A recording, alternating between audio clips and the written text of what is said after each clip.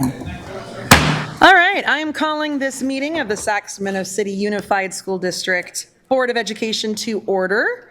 We'll start with our roll call vote. Member Jean. Here. Member Kayada. Here. Member Benjamin. Here. Member Navarro. Here. Member Rhodes. Here. Member Singh. Hello. Member Ibarra. We have a quorum. Do we have any public comment? No public comment.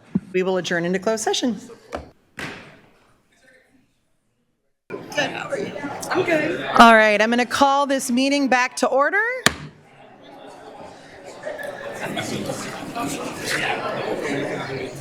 And we'll start with our Pledge of Allegiance. Madam Superintendent? Please rise.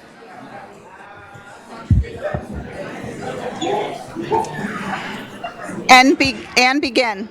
I pledge allegiance to the flag of the United States of America and to the republic for which it stands, one nation, under God, indivisible, with liberty and justice for all. Luna.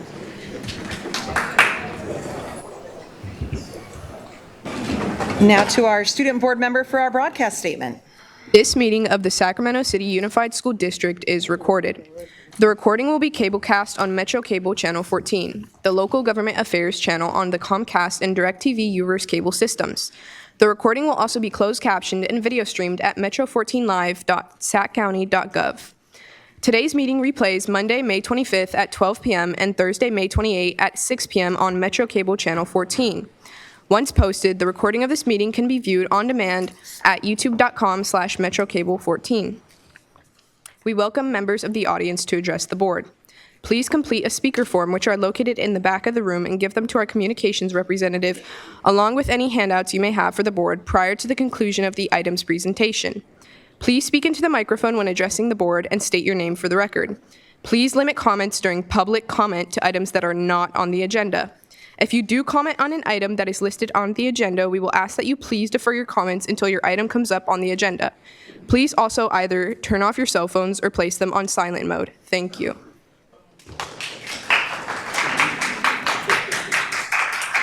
Four 4.3, student stellar student, introduced by board member Kayada. Okay, I would like to invite Bailey Kwok to come up to the podium.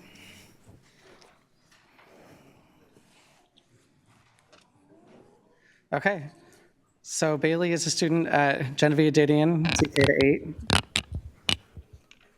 And at the end of her first year, her first grade, Bailey was diagnosed with a brain tumor and immediately underwent surgery to remove it.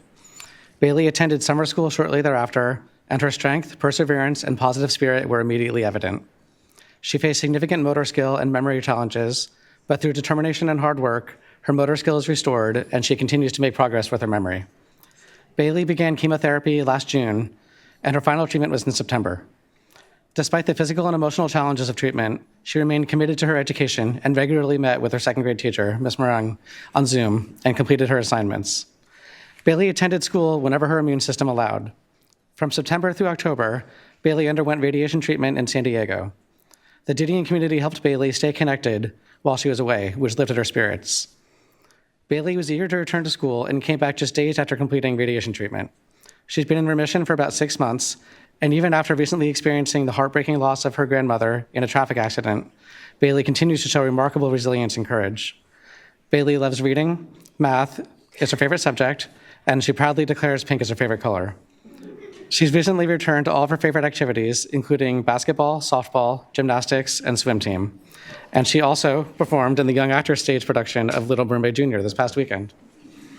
Bailey's courage, determination, and joyful spirit make her a truly deserving recipient of the Stellar Student Award. Her journey has impacted everyone around her.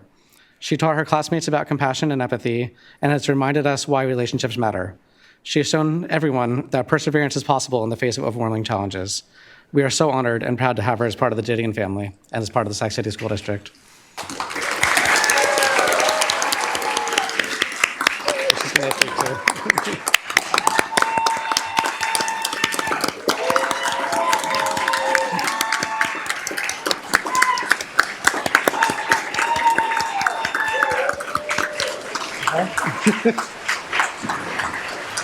Okay, and Bailey had a few words to share as well.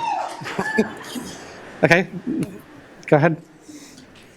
Thank you, Miss Meringue, for teaching me in class and while I was in San Diego. Thank you, Mr. Rader, for being such a kind and great principal.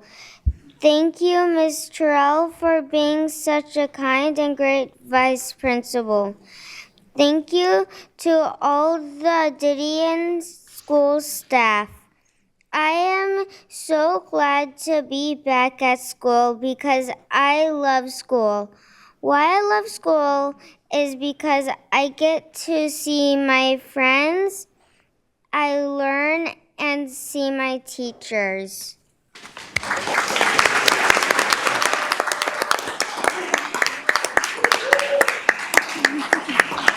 Okay, Okay. we're going to take a picture, but first her dad has a few words as well, and then we're all going to come down and invite the family and friends as well. So thank you to the school board. I just wanted to say a few words really quick. So first, how proud we are of Bailey for how strong and brave and how she's been able to maintain such a great attitude throughout all of this. I know she wouldn't have been able to do it without the support from Didion, her teacher, Miss Meringue, who not only was with her during treatment as her home hospital teacher, keeping her just in step with the rest of the class with curriculum, but also keeping her connected with her class, with her Friday Zoom calls and sending messages back and forth while she was in San Diego. I also want to say thank you to our administrators that are here today, so Mr. Ader and Ms. Terrell. They've built such a great culture and community at Didion. Bailey was able to go to school with complete confidence when she was bald, and if she wore her wig to school, if it got hot, she could take it out without worrying about anybody being mean to her. She's had the smoothest transition, and I know she wouldn't have been able to do it without all the hard work that Mr. Ader and Mrs. Terrell have laid creating the community at Didion. I think, Taylor, you read Bailey's story. It's been a really hard year for our family. And I think something that really helped us as we navigate through everything is just finding things to be grateful for, really counting our blessings. And I just want to say that being a Didion parent and Bailey being a Didion student has truly been a blessing. And I'm not sure how we would have navigated through all this without their support, not just for Bailey, but I know they support every student there, and we're very grateful. Thank you.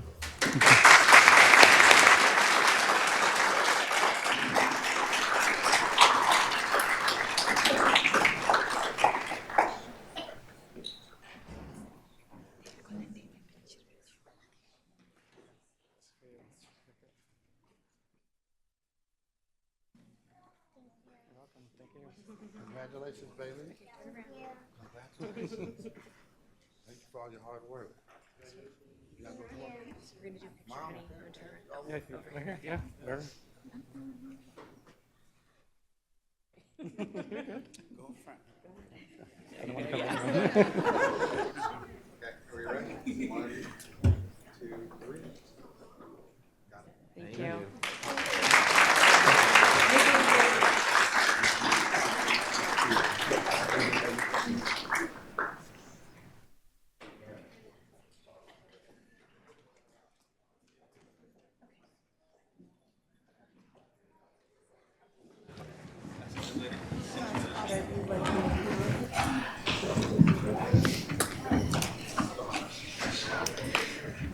What a beautiful moment and inspiring story to start our meeting. The reminder of community and family and the role that our school communities play. Moving on to 5.0, announcement of action taken in closed session. Good evening, President Jean. There are 2 announcements coming out of closed session that'll be read by your superintendent. Thank you. By a vote of 7-0, the board approved the appointment of Katrina Ramos as principal of Isidore Cohen Elementary School.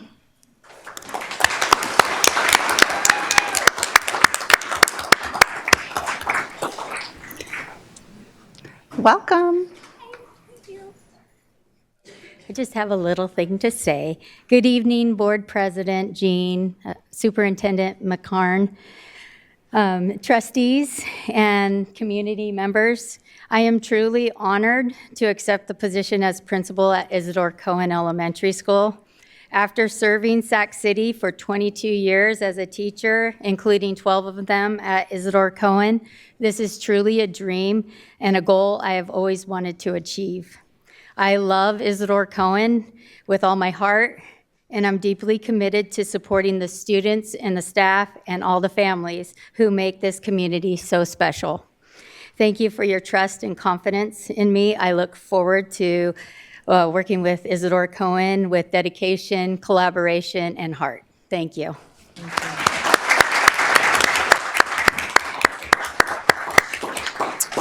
Thank you, and welcome. We're so excited. By a vote of 7-0, the board approved the appointment of Frances English as Assistant Superintendent, Special Education, Innovation, and Learning. And we understand that there is some heavy traffic on the freeway, or maybe even an accident, but we wish Assistant Superintendent Frances English well and welcome her to our district.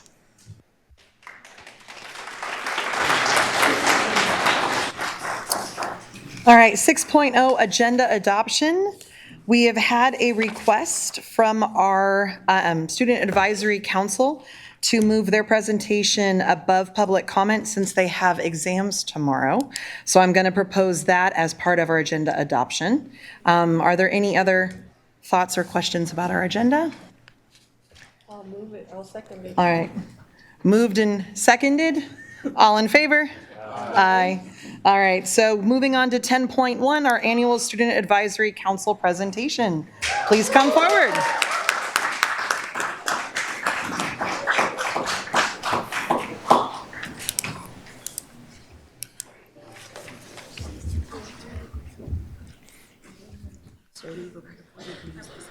Okay. Are we ready?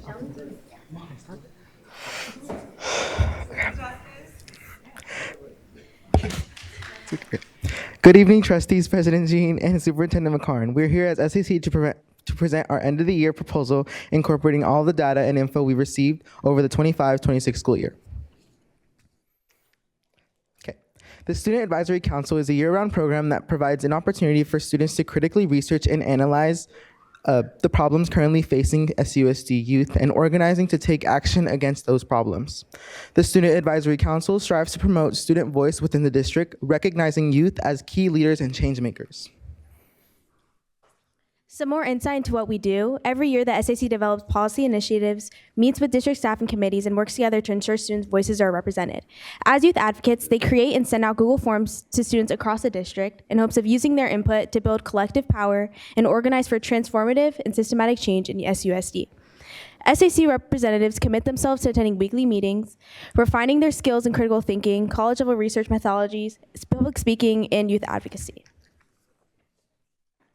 We will start off with our 2025 to 2026 cohort. We'll move on to partnerships, youth participatory action, research overview, project areas 1, 2, and 3, and then we'll end off with moving forward. Our 2025 to 2026 cohort includes students from C.K. McClatchy, George Washington Carver, Hiram Johnson, John F. Kennedy, Luther Burbank, Rosemont, School of Engineering and Science, and West Campus.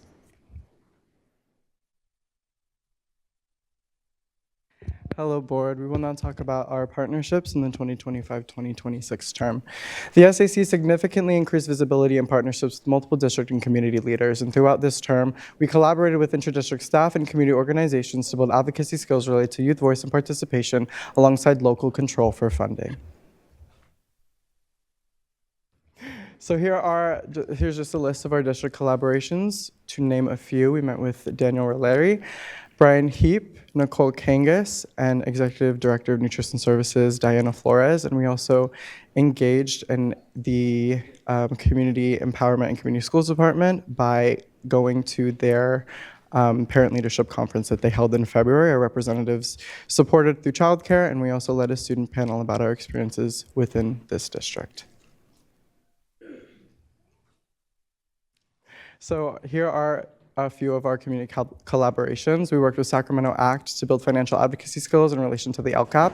We met with Terrence Gladney, and he gave experiences to the SAC within his district-wide activism in the context of the district's institutions. And we also met with student leader at the Met, Lawson Miranda Brightman, and she presented to the SAC on the effects of cultural appropriation in our school sites to Indigenous groups that the district serves, particularly focused around Hiram Johnson High School, and the SAC is in extreme support of Lawson and her efforts.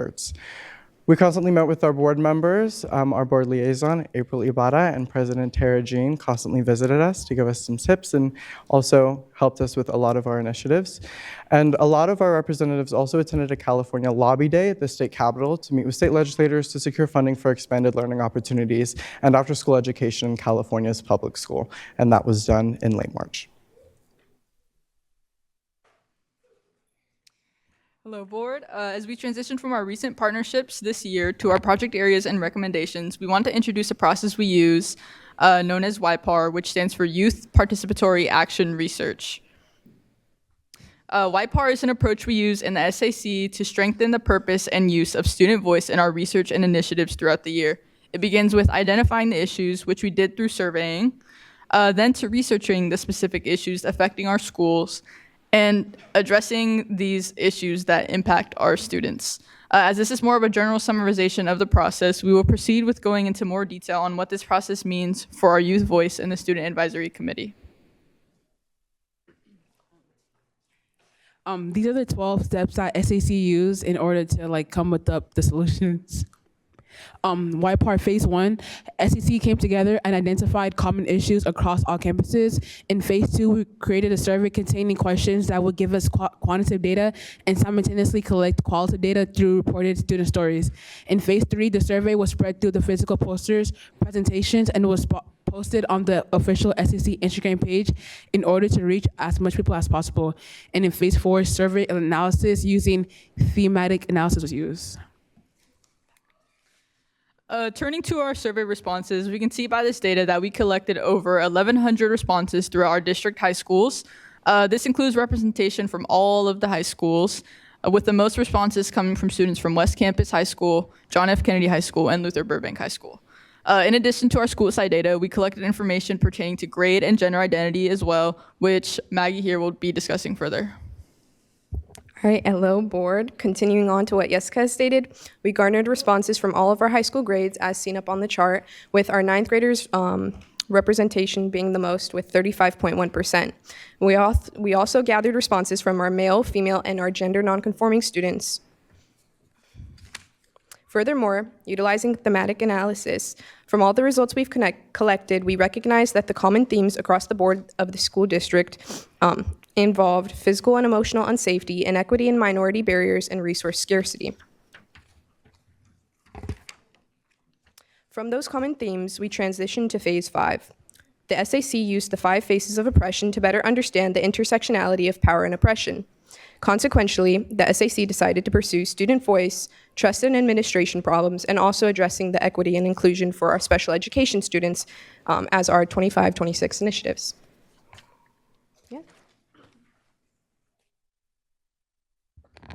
So for our first project, Area 1, it is about equity and inclusion within special education.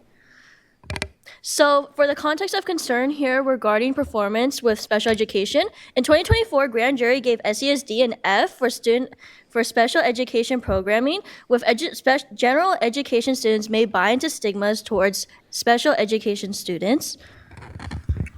When asked what a major issue is at their school in our student survey, a student from John F. Kennedy High School stated that people look and laugh at students with special needs. At other school sites, such as CK McClatchy, special education students have to clean up trash after the general education students. We are not upholding our legal responsibility to provide a least restrictive environment towards our special education students in the district.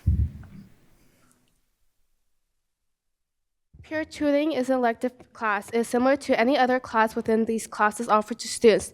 General ed students are known as peer tutors, not TAs, as we support the students and teachers as well. These peer tutors are mostly juniors and seniors. They're tasked to assist and connect with the special education students. The special education students participate in many classes with their peers, from gen ed students. We worked with a teacher from Burbank, Mr. Polo, who helped coordinate and also establish the peer tutoring program. He gave us advice and recommendations on ways to implement these models on different schools within SCUSD. And at West Campus, the Best Buddies Club holds lunchtime activities to create social pairings between special and general education students. Special education students also attend shared PE and music appreciation classes. To address this result, we recommend establishing a peer-to-peer mentorship program connecting special education students and general education students for both academic and social purposes. As exemplified by Luther Burbank, the implementation of elective periods for general ed students within the special ed classrooms should be a widespread opportunity through all high schools.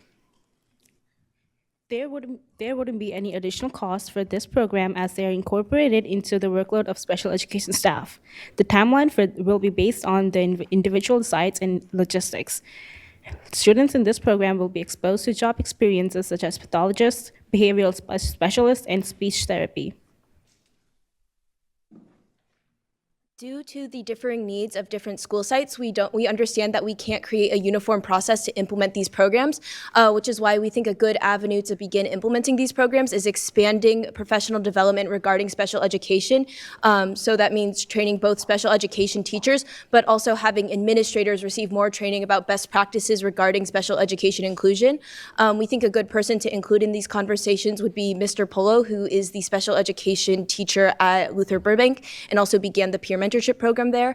We'd also like to see parents and students involved in these conversations, and we'd also like to see certain staff under either the special education or culture and climate department assigned to help monitor these programs and also staff development.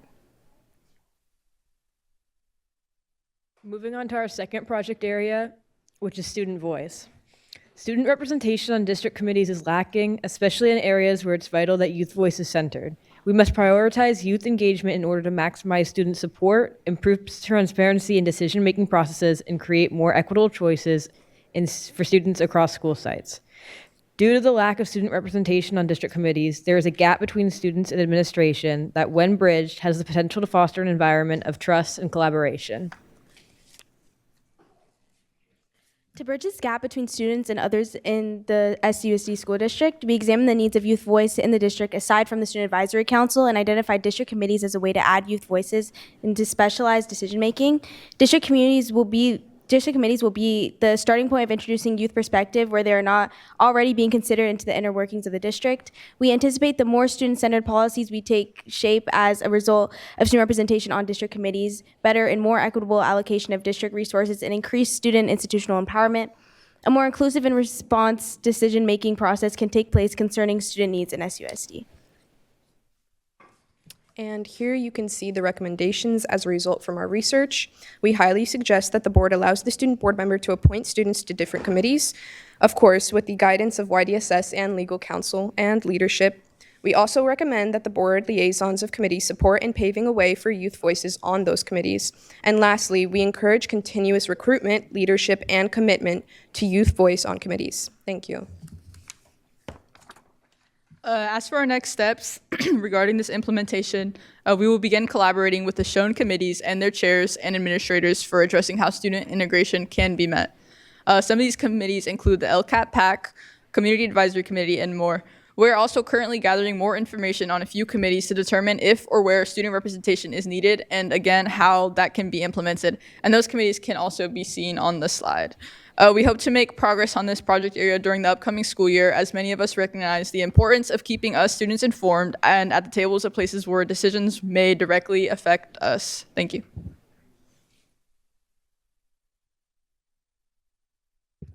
Ending off with our final initiative, type-based SACs, I would like to first address our context of concern.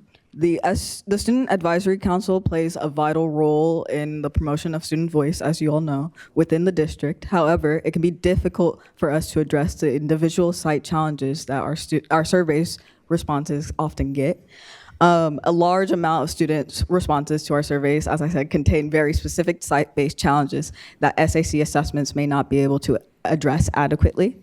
Sites lack youth-led leadership opportunities that interact with district policy the same way SAC does. And we believe that re-implementing an updated version of site-based SACs would create better communication between the district and students while also addressing individual site-based challenges. Some actions we took to fully comprehend and plan how these site-based SACs would look like has been examining practices of current and past student advisory councils. We did this by talking to past SAC advisors and YDSS. The biggest issue we saw was the separation that occurred at both the district level and site-based SACs. So we developed a system where they intersect. When we presented the plan, Youth Development Support Services showed strong support. We propose the addition of school-based SACs for the 26-27 school year at the 5 comprehensive high schools as a start. These after-school programs would work on specific school site initiatives they choose and support other school advocacy programs. These programs would have up to 5 paid student positions as well as the need for a per diem teacher at each 5 schools to advise. As we continue through this year, we will continue working with YDSS to develop and implement these site-based SACs. In order to fully see these site-based SACs flourish, they will need to increase the amount of students involved in school site and district policy. An indicator of this would be a large increase in student applying to the district level SAC, us. Having successful initiatives and make a site level impact. How will we be moving forward? So the next steps for the SAC is our 26-27 cohort. We have had 50 plus applications for the next year, and as of yesterday, we have decided on who is going to be part of our cohort. We have had the most diverse applicant pool in terms of school sites, so schools that haven't been represented in our committee have been now. And if you want any updates or student advocacy help, follow sac.susd on Instagram to see stuff about our committee. And thank you.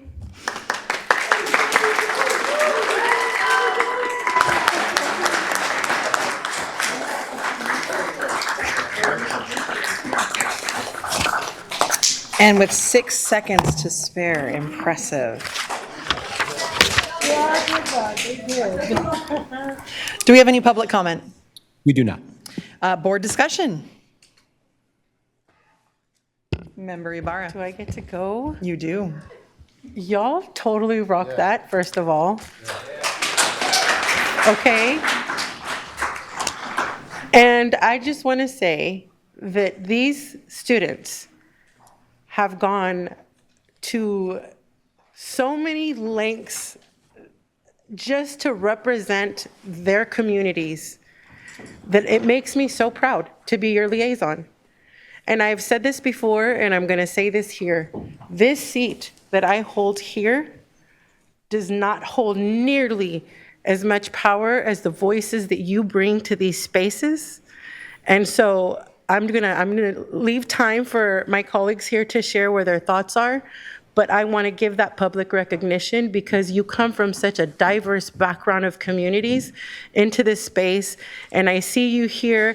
I see you in clubs and meetings that aren't connected to SUSD, and I see you connecting and expanding in ways that really show the determination to really want to highlight student voices in all of the spaces that you can occupy. So keep up the good work, and I'm going to share the time because I don't want to be the only one up here talking.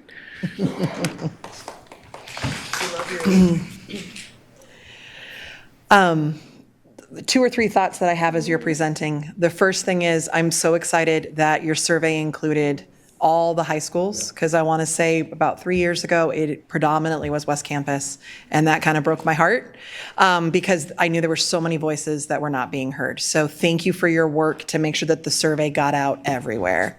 Next, I am so excited about the advocacy I know you all have been doing in each of your school sites to bring the issues that you're seeing there to this district conversation, and that you have then encouraged so many others to be brave enough to step up into this kind of space and do this work.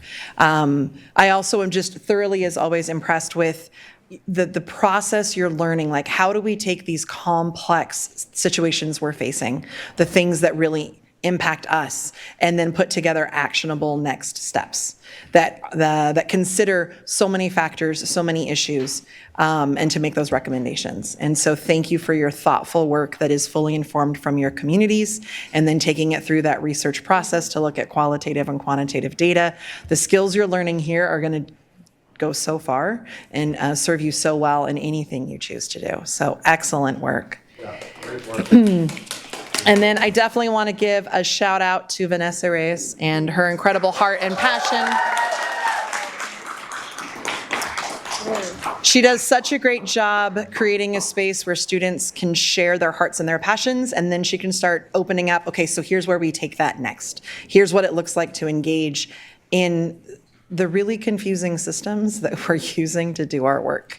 And that the fact that you are expanding and growing and thriving and pushing our system is just fantastic.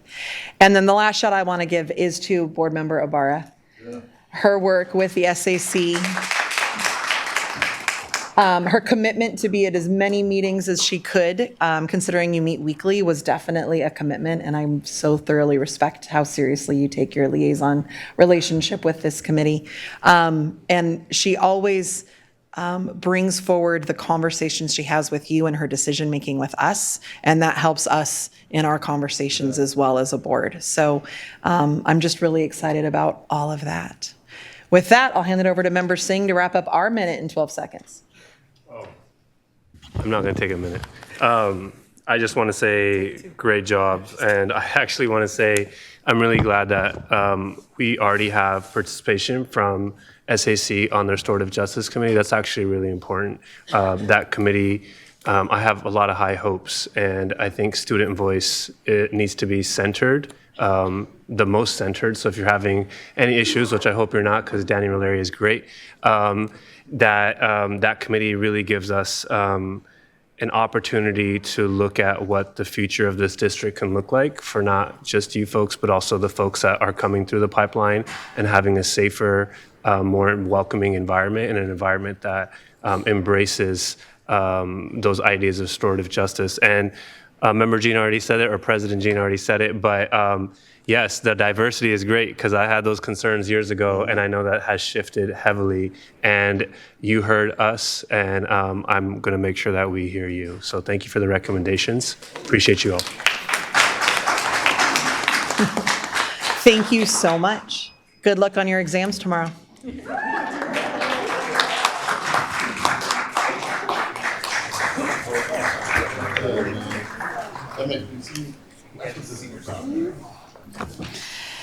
All right. Thank you all for that flexibility. We will now move back to 7.0 public comment. Do we happen to have any public comment tonight? We have quite a bit.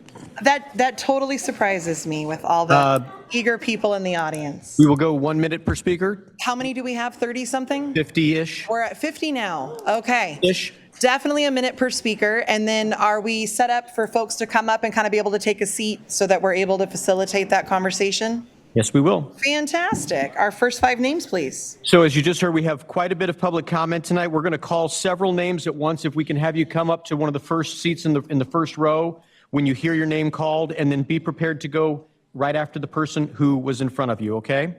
We'll begin with Garrett Kirkland. Mr. Kirkland has 2 cards for 2 minutes, followed by Lozen Miranda Brightman with 3 cards for 3 minutes, and then Jessica Torres and Justine Chu Griffith. Hello, Garrett Kirkland, Hiram Johnson High School. I want to briefly address the recent story regarding a mural on Hiram Johnson's campus. I did agree to speak to a reporter for over an hour and did for covering what the district and school had done, were doing, and still have left to do with our logo, the HJ arrow, to comply with the new legislation. I never intended to become part of a public conflict when we have so much to do in this district. Still, I am about accountability, and I understand that my comments clearly came to across as a protest. I'm sorry for how that looked, and I'm sorry for how that felt. I did not intentionally do that when we have so much to do. Nor were my comments made in opposition to student advocacy. I referenced Lozen only when I was asked if the attention at board meetings was coming from Hiram Johnson students. This was never a protest. I am sorry for any stress placed upon her by my comments or through social media comments as a result of this. I have a daughter and a son who both graduated from this district, and I would want them both to speak up and follow the process to advocate for what they believe in. The young lady's work is admirable, and I never thought I was in conflict with her. In addition, my comments about one of our murals were not in opposition with any Native American advocacy. I understand that it felt that I was disregarding the sentiments shared, and I'm sorry for that. There has been a lot of discussion about respecting student voice over the last 2 weeks. What the students of Hiram Johnson High School know is that I'm the only one speaking up for them. While I strive to be considerate of all people, my first priority is representing the students and community of Hiram Johnson High School. They should be involved in this process. Their pride in our campus should be acknowledged, and the fact that they haven't been included yet is an oversight that I was addressing. This is not to say things don't change or evolve. The students in the community of Hiram Johnson High School are open and willing to work with people. We just have to be included in the process and should be. The district has followed a process when working with other schools around names, mascot, logos, and in our case, imagery. Hiram Johnson High School, its students and community deserve the same.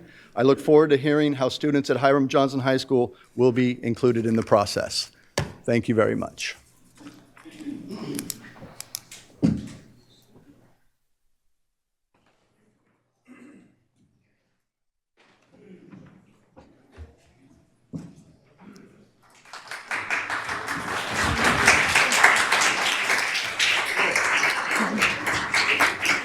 Hi, everyone.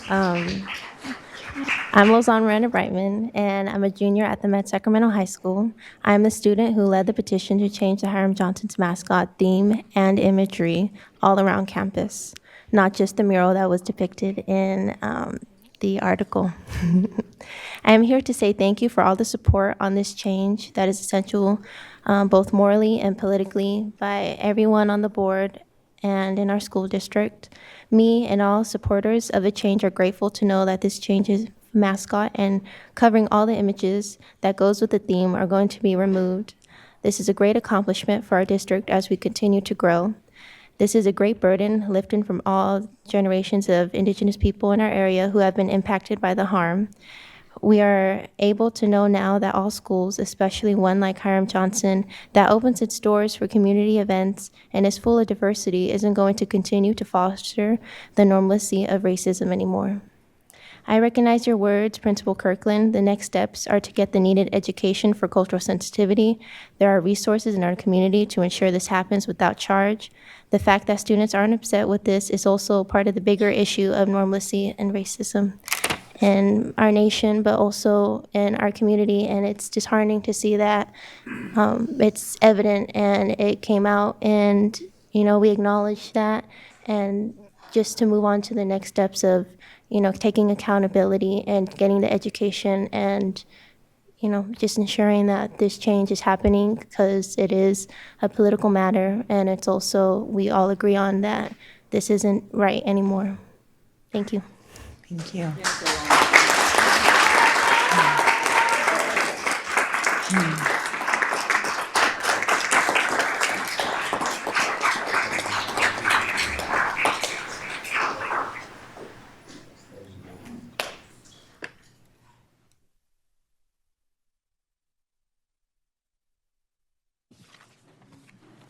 We have Jessica Torres, Justine Chu Griffith, and then Daniel Spinka.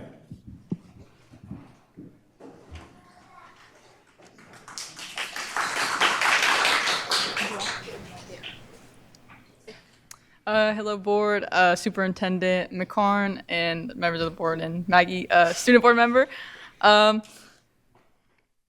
just wanted to come up here in support of Lozen and her efforts in the removal of the imagery at Hiram Johnson and other high school for that effort, or other schools for that effort. As we continue to push for our initiatives in the Student Advisory Council and everything that we had just presented to you, we also wanted to emphasize our support for, emphasize our solidarity in support of Lozen and her efforts to, like I said, remove any necessary imagery from Hiram Johnson and other schools. We've recognized the backlash that Lozen has faced as a result from her efforts, and we just want to say that we are here to support her and whatever she needs, and the community is here for her as well.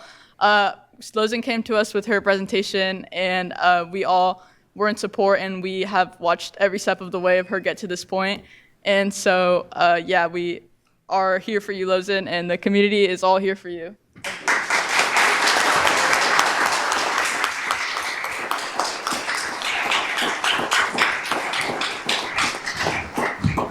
Hello, my name is Justine True Griffith. I'm a senior at West Campus, and I am a member of the Student Advisory Council. I am also up here in support of Lozen. I think as a district, we say a lot how much we care about things like pluralism, multiculturalism, diversity, inclusion, and centering students and community voice. And I think it's really great that we're finally making these changes, but I also think it's kind of hard to hear that it took a student putting themselves really in the front lines of this issue, and also us not meeting state compliant laws in order to make this change. That being said, as an SIC, I think we're all incredibly proud and inspired to see students step up on an issue, and it's also amazing to see like actual action being taken. I just think the circumstances of this change are difficult because, again, I think as a board we need to be more responsive in stepping up to support our students and being more vocal about what this district stands for and what changes need to be made, instead of letting our students and community take the entirety of the heat.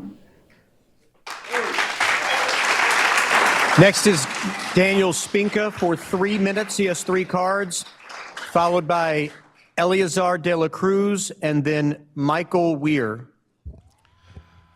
Hello, my name is Daniel Spinka. I'm the Career Readiness Director for Sacramento City, and I'm going to read an open letter from school site and district administrators around the school district, as well as a letter that several of you board members have signed as of 11 o'clock this morning.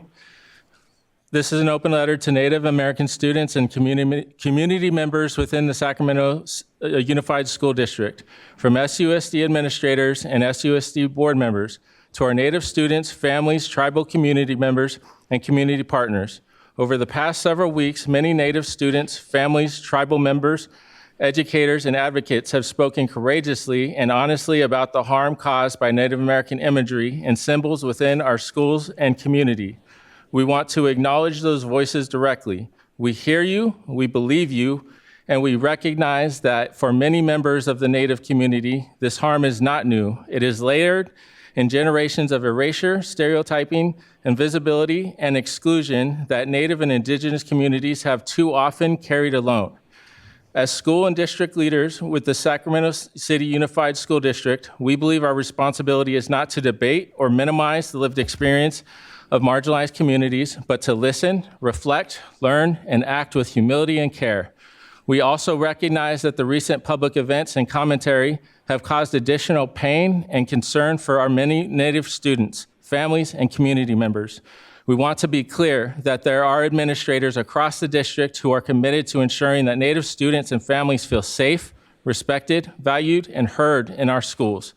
This letter is not about division or punishment. It's about community accountability, relationship building, and restoring trust. We know that trust is not rebuilt through statements alone. It is rebuilt through presence, listening, partnership, and sustained action.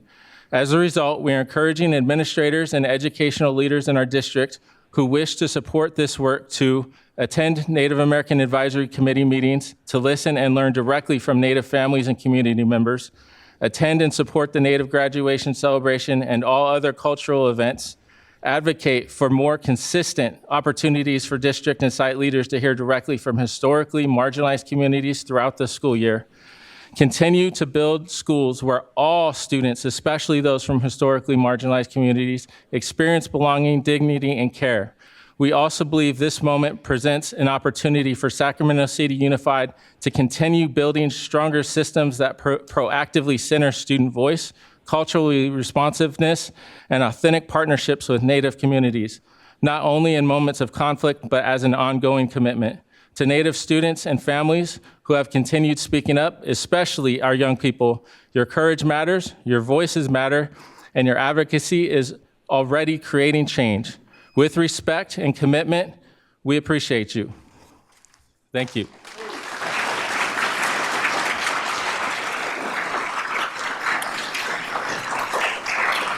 Eleazar de la Cruz, followed by Michael Weir, then Corin Calvert and Owen Negacia.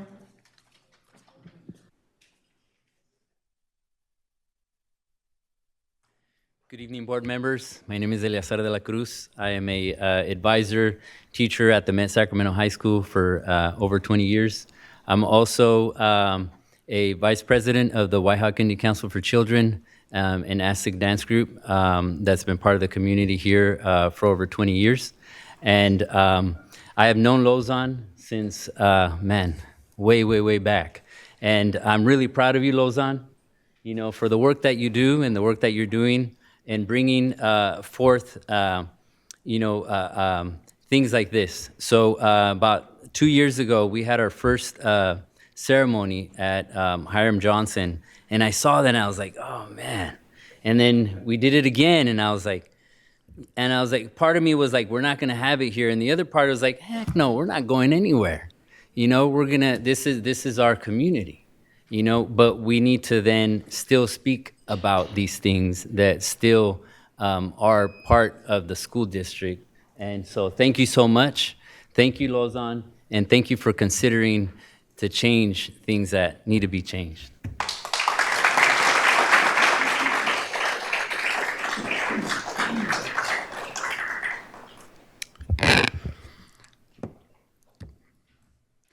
Good evening, Superintendent McCarn, President Jean, and members of the board. My name is Michael Veers. I am a Youth Services Program Associate from the American Indian Education Program. My role and the roles of many of my colleagues in this district is to create a safety for youth scholars to explore, learn, and practice skills that will propel them forward into their futures and shape the world we all share. The safety to explore the power of voice and policy was broken this past month, and the silence in response has been deafening. When standard media protocols are bypassed for unauthorized campus interviews, using a local newspaper to minimize a youth advocate, the district's silence serves to further damage the trust the Native American families hold in this institution of learning.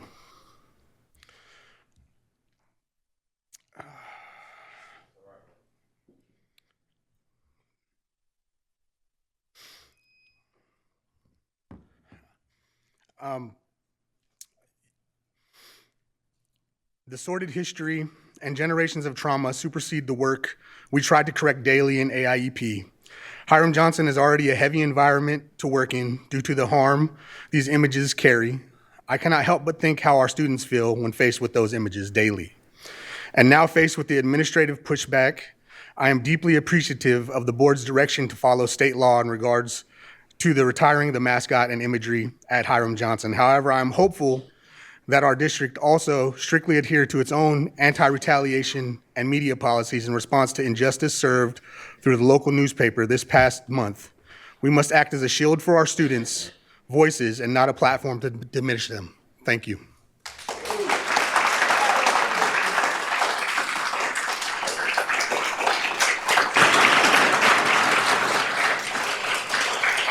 So when you hear your name called, once again, if you can come up to one of the front rows there so that we can keep people moving along, one right after the other. We'll have Corin Calvert next, followed by Owen Nagitha and Surya Sukrasert. Hello again. My name is Corinne Calvert. I go to the School of Engineering and Sciences, and I'm a member of the SAC. I guess I want to use my time here to really remind the room and the board that community is key. As the district and the board navigate difficult financial decisions and headlines warm of possible receivership, strong community systems and support of them should be a necessity. According to SUSD, roughly 1 in 14 students experience housing instability during their educational years. As economic uncertainty grows, including layoffs across industries and a rise of 13% of Sacramento citizens experiencing homelessness, the possibility of those statistics growing is worrying. More students and families could be faced with increased instability at school and at home. In times of uncertainty, connection is key. In my time here among the community, I've heard the frustrations regarding the communication gap between families in the district, and we're seeing the issue between site adults and the district as well. It's important that every part of this district, principals, teachers, district leaders, and board members advocate for the needs of youth. In positions like yours, it's unjust to say things or act in ways that discourage peaceful and necessary youth involvement.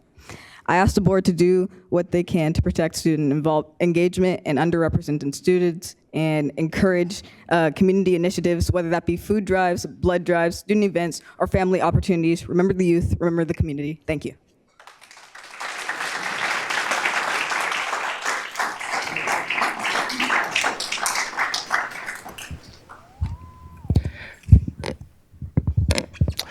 President Jean, members of the board, and student member Kemper, it is a shame that when students have concerns, they are ignored. Without us, where would you be? Where would any of us be? Administrators normalizing harmful environments and promoting them is absolutely abhorrent. Administrators often do not have our backs. We have our backs. To collaborate, students must not be pushed aside. What Lozen has faced, again, is disgraceful. And advocates must be centered. When they come to the board, when they come to their trustees, when they come to administration, they must be centered. What Lozen has faced only demonstrates what many students have gone through on a day-to-day basis. Board of Trustees, Superintendent, and student member Kemper, I urge you all to center students, because without us, we would not be here. Thank you.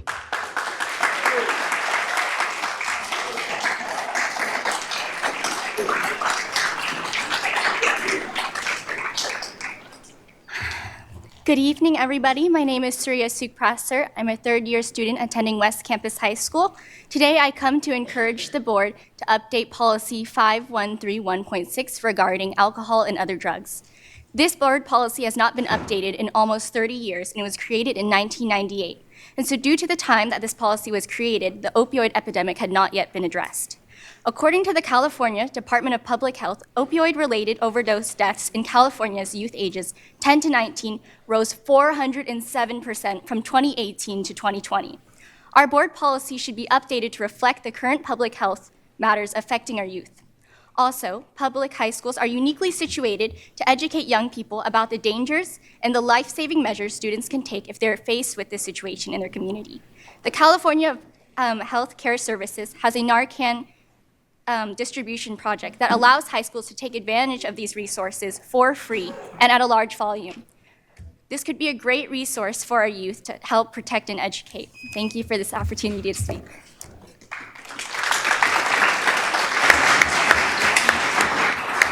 Next group of speakers, when you hear your name, if you can come to the front, please, and then go right after the person ahead of you. Jason Cook Harvey, followed by Elizabeth Turner for 2 minutes with 2 cards, Monica Tarbaskovich, and then Tim Gamble.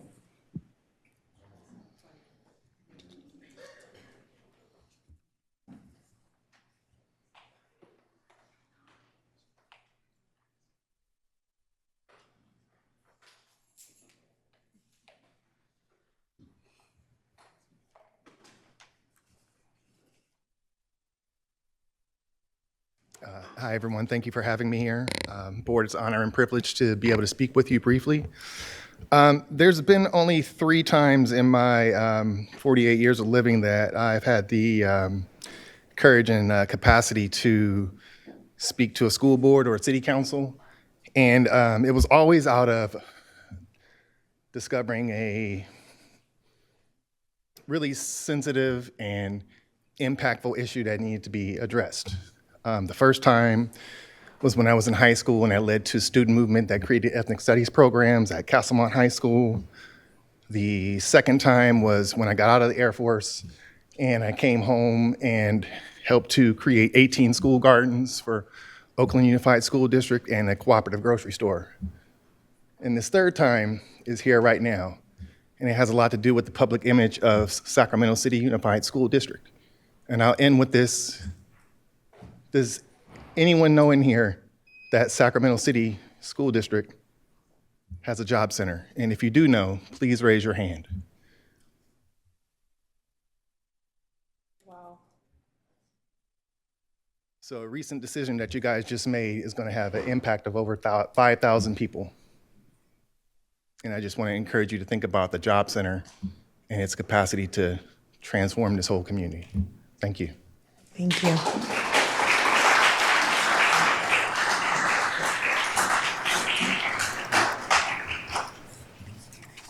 Hello, my name is Elizabeth Turner. I'm the Vice Chairwoman of the PTA at A.M. Wynn Elementary School, the SDC class representative, a member of the garden team, and most importantly, I am the mother of 2 students. On May 20th, with no warning, I was informed that my older son would be moved to a different school, that there would no longer be a 7th or 8th grade SDC class at our school. I was told unequivocally that I needed to get him to orientation and pick up PE clothes at Will C. Wood Middle, a large public school to start in this August. A.M. Wynn isn't just a Waldorf school, it's the only Waldorf school in our district with an SDC class. This decision isn't just moving our kids to a new school, they will be changing to an entirely new curriculum. Pulling them out of that program, it's preparing them for the challenges of high school and beyond. These are the students who struggle the most with change. They are some of the most vulnerable students in any school. But here at A.M. Wynn, they have found a true home, not just with their peers, but with the dedicated teachers and staff. We have been told that our children might get to stay together in the same class at the new school, but that's no guarantee. And it's far from the only issue.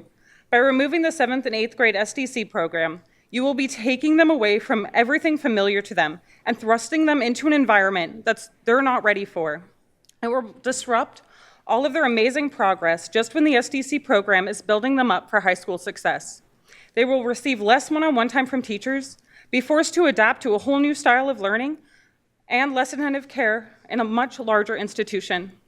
They are having the gift of a Waldorf-based SDC education taken from them 2 years before they should. And it's not just my son and his classmates, but every child who comes after them. I have had the privilege to watch my son grow and thrive at A.M. Wynn and the changes it has made in him. And I really don't want for him to have to leave and not get to graduate 8th grade with his general ed peers just because we're easier to remove. Thank you.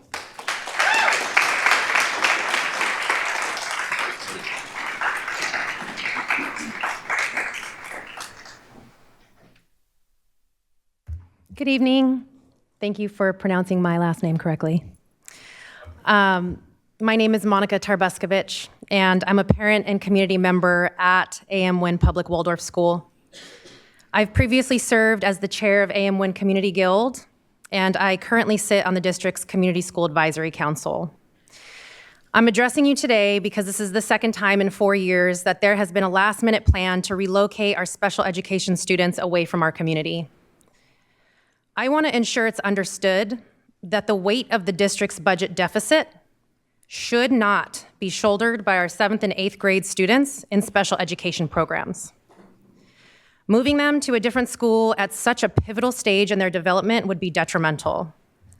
The impact of losing these students would reverberate throughout our student body and among our teachers. A.M. Wynn is more than just a school, it is a true community. And we are committed to advocating for every single one of our students, particularly those who are the most vulnerable. And I am under the impression that you are all here to do the same. Thank you. Next group of speakers, if you could come up to the front row and go one right after the other. We have Dahlia Green, followed by Jessica Martin, then Valerie Walsh, Nate, no last name, and Lucy Lewis for 2 minutes with 2 cards. I'm at 1 or 2? You have 1. Okay. Good evening, Board President Jean, Superintendent McGarn, and esteemed members of the board. My name is Dahlia Green, and I am an 11th grade student at Health Professions High School. I'm here tonight to speak in support of the dual enrollment agreement with the Los Rios Community College District. Through dual enrollment, I've taken 14 college classes and I've earned over 30 college units while still in high school. These classes have completely changed the way that I see my future. Before dual enrollment, college felt intimidating and far away. Now I feel confident in my ability to succeed in college and pursue a career in healthcare. I also see the change in other students around me. They start talking about college and they view dual enrollment as something more than just college credit. They use it as a strategy to gain more confidence and motivation for their clear, bright futures. That is why the dual enrollment agreement is so important. Priority registration would help every student in SUSD, not just students at Health Professions, get into the classes they want and need without long wait lists. I respectfully ask the board to continue supporting this agreement and helping create more opportunities for students like me and future SUSD students. Thank you for your time and thank you for listening to Student Voices. Thank you.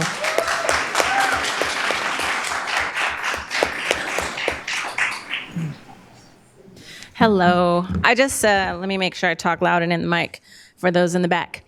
I just first want to say that this young lady reached out to me because she knows that I'm the proud principal of Sacramento New Technology Early College High School, where everyone goes to college. And so just give her an extra hand right now because that was awesome. Okay. So my name is Jessica Martin, and I serve as the principal of the school with a very long title that I just mentioned, where every student participates in dual enrollment as part of our early college model. Tonight, I want to stand in support of students who are advocating for expanded access to college courses during the school day through a finalized MOU between SCUSD, SCTA, and Los Rios Community College District. As someone who has built and led a successful dual enrollment program, I can tell you firsthand that these opportunities change lives. They increase college access, reduce future college debt, build confidence, and help students begin seeing themselves as college students long before graduation. But right now, too many students across the district still do not have equitable access to these opportunities during the school day. Meanwhile, neighboring districts have already finalized agreements with their community college partners and are rapidly expanding access for students. Our students should not be falling behind because the adults have not yet been able to come to a resolution. And respectfully, this should not still be happening after years of discussion. I know these conversations are complex, and I know both the district and SCTA care deeply about students and want to get this right, but every semester that passes without a resolution is a semester of lost opportunity for students who are ready and capable of doing college level work right now. And we also have to acknowledge that this is an equity issue. These delays disproportionately impact our most marginalized students, who are often the very students expanded dual enrollment opportunities were designed to support in the first place. So tonight, I want to urge both sides to continue meeting until a solution is reached. Our students deserve urgency, access, and action. And finally, I want to publicly offer my support.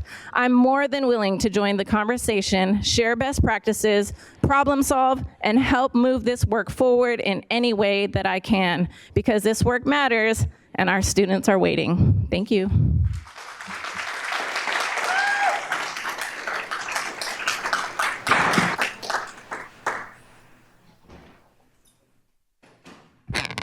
Good afternoon, Board and Superintendent McCarn.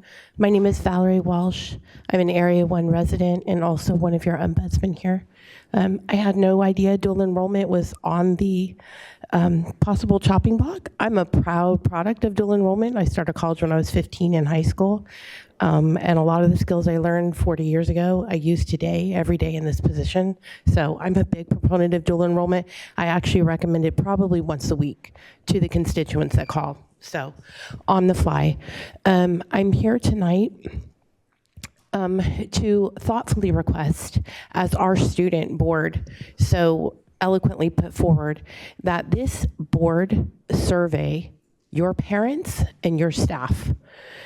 The restructure plan that's been put forward is missing a lot of pertinent voices. And I mean no disrespect to the talented team that's put it together, but they only have the information that they've been given by management, the same management that's got us to this point. All the other neighboring districts send out surveys, so I would like to respect that you please send out surveys to your parents and staff. People are afraid to speak forward due to retaliation. And the other thing I want to mention is please review Cal Warren. Your layoff notices were not in compliance with the January 1st update. Thank you.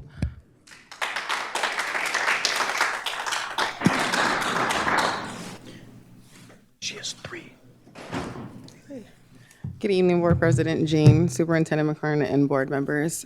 I understand that the Attendance and Engagement Department is on the chopping block, and I just wanted to explain on how important I feel that attendance in our community should be, and all the hard work that it goes into being when it comes to attendance. It's not just sending out flyers, it's not just making phone calls to families. It has to do with community service, walking door to door, talking to parents, bringing in students and principals and counselors as far as seeing what the students are needing.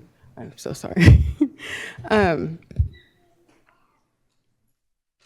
it's not just rallies that attendance has. So attendance plays a big role in our department, and I know one thing that you guys wanted was to build our attendance and having kids come more in when it comes to ADA.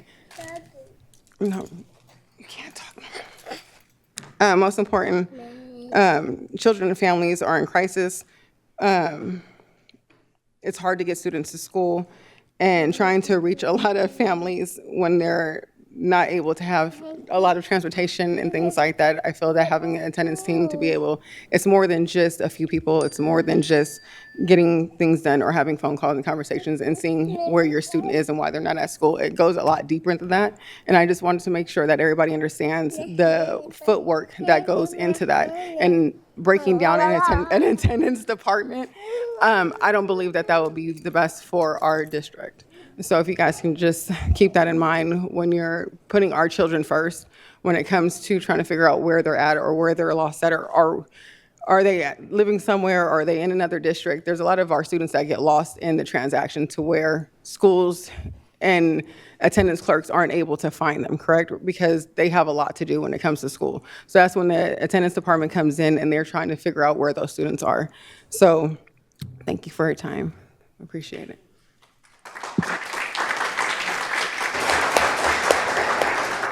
So we have Nate Dobb, followed by Terrence Gladney, and then our final speaker is Steve Bruno with 9 cards for 9 minutes. All right. Thank you. My name is Nate Dobernick, representing the McClatchy PTSA. I want to bring you some good news today. We've been coming to this board very regularly, saying that we've been doing a lot of outreach and advocacy to try to get the Sacramento RT's Ride-Free program sustainable. And hopefully you've heard the good news that Sacramento RT has identified funding for that program for 1 more year. So we're good for this year. However, our advocacy will continue. We're going to continue going out to the city, the county, the other cities, the other school districts, including this one. What we will be advocating in the future is, as I mentioned before and my colleagues have, we need to build a durable, robust, and sustainable program. As mentioned, 2024, 4.2 million rides. Do some simple math. That's 110 rides per student in this district. Obviously, it's mostly high school students, and that brings me to your last item tonight, your attendance thing. We need to keep that attendance. It's almost 90% for your high school students. Let's keep the ride-free program from SAC RT going, get those numbers up or keep going. Thank you. Thank you.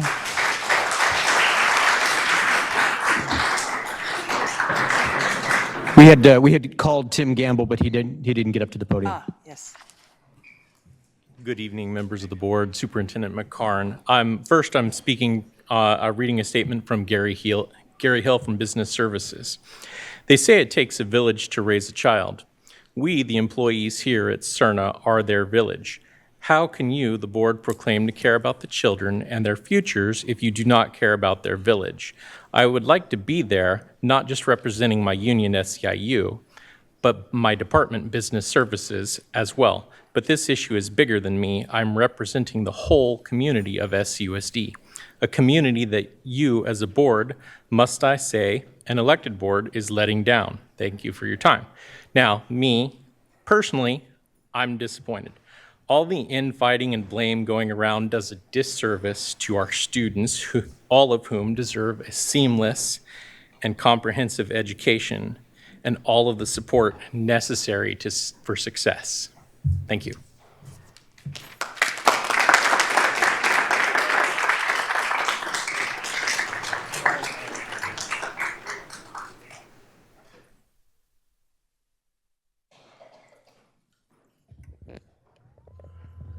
Good evening. I want to start by thanking Board Member Kemper, Student Board Member Kemper and Owen for their work. We are because you guys are. In about 48 hours, I'm going to be headed to Washington, D.C., along with Kai Johnson from Theodore Judah, as well as 2 other spellers from the region to immerse ourselves in Bee Week, which is the Scripps National Spelling Bee. That was made possible because of the brave investment of the Community Schools Department. Of course, previous to that, I asked you guys for your support. Through God's will, it was able to happen. $200 is what it cost Theodore Judah to allow every single student at their school access to that opportunity, and Kai is a recipient of that opportunity, and he will represent not only his own school, but our entire district. Less than $20,000 is the district's cost share, which is minuscule compared to what we look at where we are in our fiscal situation. We have a lot of adults who were hesitant, and there's a lot of apprehension about undertaking that because everybody has work and things that they need to do. But the sentiment after the experience was that they wish they would have done it sooner. It's those sort of brave investments of our time and energy that allow true opportunities. And as someone said earlier, when we put adult comfort levels aside and prioritize our students and do things like uplift community partners like my organization and others and the people at our school sites that allowed this opportunity to take place at the school site, then we can create those opportunities. We have to stop doing what we have done and make those brave decisions to do something new and challenging, because that's what we challenge our students to do every day.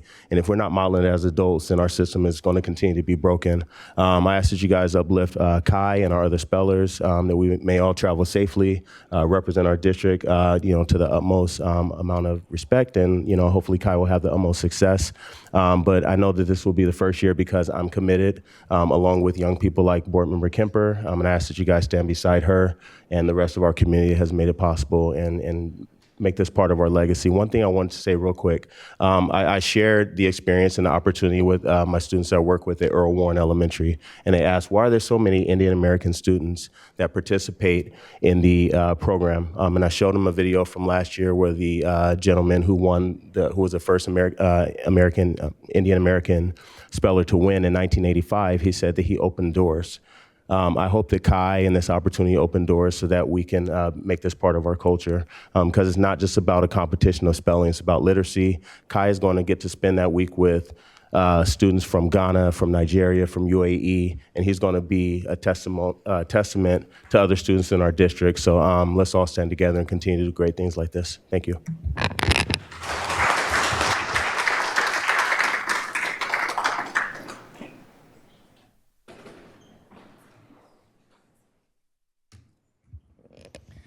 Good evening. I've asked some other employees to join me up here so that you can see the faces of some of the people who are depending on you, so that you can see our humanity and remember that we aren't just line items or ink on the page. As Valerie mentioned, a lot of employees are afraid of retaliation, so I really appreciate those who were willing to get up here with me. Many people said that they weren't comfortable doing so. I want you guys to remember that we are individuals with families, hopes, dreams, aspirations, fears, and feelings. We're real, and we deserve to be acknowledged as such and treated with dignity and respect. As elected officials, you have obligations to the students, the community, and the employees. I've heard a lot of discussion about doing what's best for the students, but little acknowledgement that the best way to provide for students is to hire and retain quality staff. We need good teachers in the classrooms, good site staff supporting them, good people ensuring that our curriculum is up to date and meeting requirements, good staff feeding the students, good staff maintaining our facilities, good staff keeping us all safe, and covering all of the other many aspects of running a school district. Frankly, I could have gone on all night with all the different things that people do around here. It's amazing. To recruit and retain the best staff, this has to be a place where people want to work. They need to feel valued, respected, and that their jobs are stable. If they don't feel that way, they will leave, which necessarily affects the services that we offer to students and the quality of their education. Every single employee contributes to student outcomes in some way.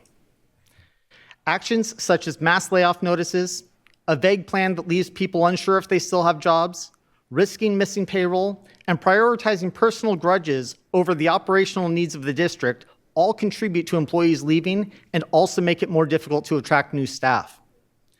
The unpredictable nature of the changes we've been seeing leave a lot of people, myself included, questioning the true motivations of these decisions. For instance, is it truly a coincidence that the 3 board members who spoke out against the FCMAT findings are also the 3 board members whose seats are on the ballot in November? If a board member is looking ahead to a 2028 run for city council, is he more focused on what's best for the district or what's best for his image? At my board meeting at my other school district last night, I took the time to speak to the employees of the district. We had just come to agreements with our unions. And I let them know that the pay increases that they were seeing, although it was better than we thought we'd be able to do a couple months ago, they're not earning the salaries that they that reflect the value that they bring. The value they bring is immeasurable. Their salaries reflect the budget that we have. And I was letting them know this because I want them to know that I see their value and I appreciate it. We often get overlooked as humans, and we deserve that respect. So I would like you to, I'm asking everyone to take a moment to remind you that we are human. So my name is Steve. I have cats, a dog, and a pigeon at home. I have a wife on disability. I have 2 people who are not family members living with me right now because they're young people who needed a jump start in life. Just, I want you to know, I'm a person. Hello, board members. Hello, Superintendent McKern. I am Vina Underwood, and I am a daughter. I'm a mom of 2. I'm an ex-wife that still cares for my ex-husband who has a brain tumor, who also has prostate cancer, and I definitely still care for him. I was married to him for 38 years, and he depends on me. And I am going to be laid off, but I'm still going to care for him. And I also have a dog, and I have a mom who is still living, and I'm very blessed that she's still here. She's 89 years old, and I still care for her. My name is Yaro. I'm a Ukrainian refugee who came to this country 10 years ago. I have a wife, 2 kids, 2 cats. I'm a former wedding photographer and videographer. I love to work with technology, and I love to work with people.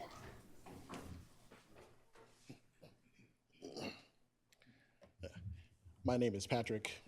I'm a father. I'm a son. You're also quite tall. Also a little bit tall. I have a beautiful wife and 2 beautiful daughters. One who's pre-verbal, and beyond that, they are the superstars of my life. And I love technology.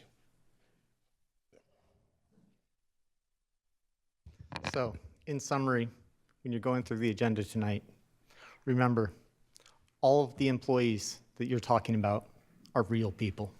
Thank you.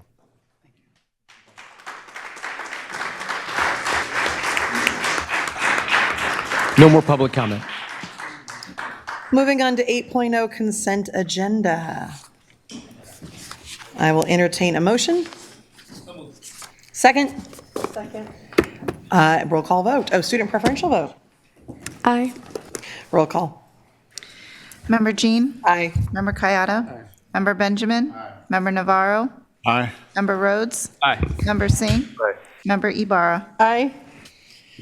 Moving on to 9.0 communications. 9.1 employee organization reports, SCTA.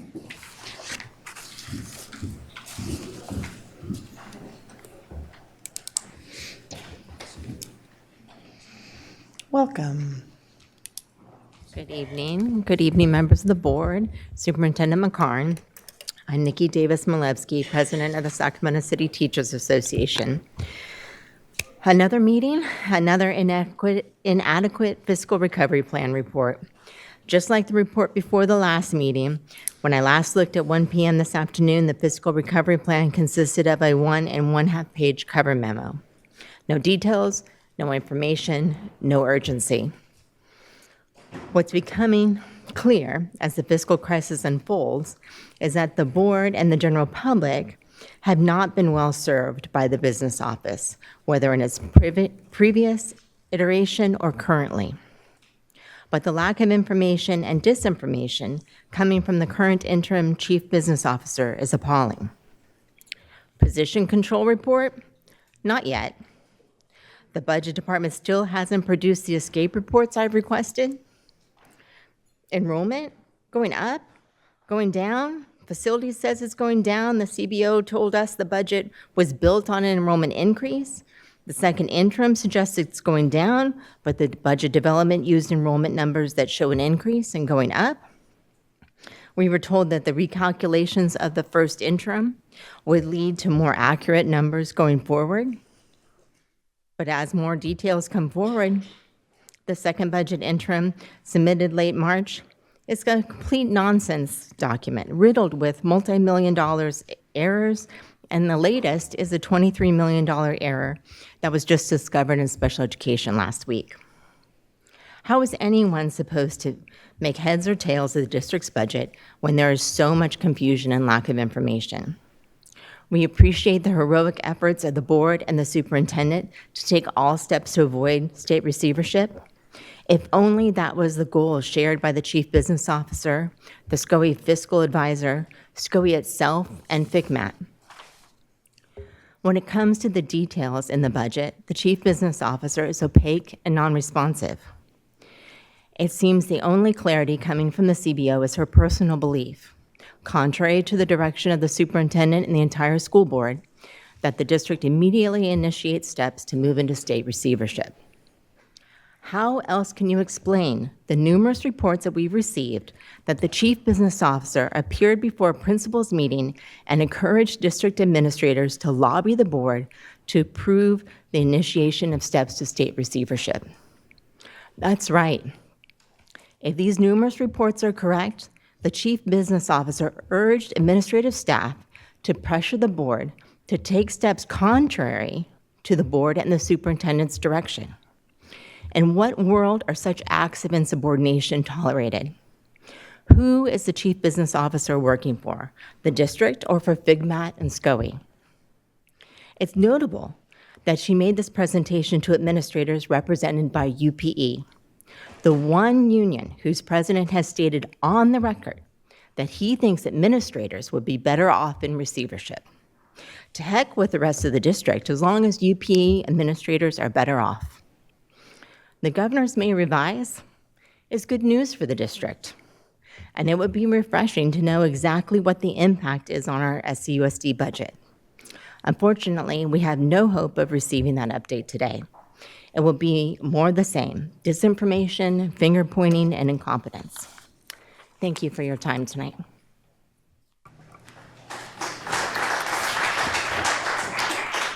SCIU?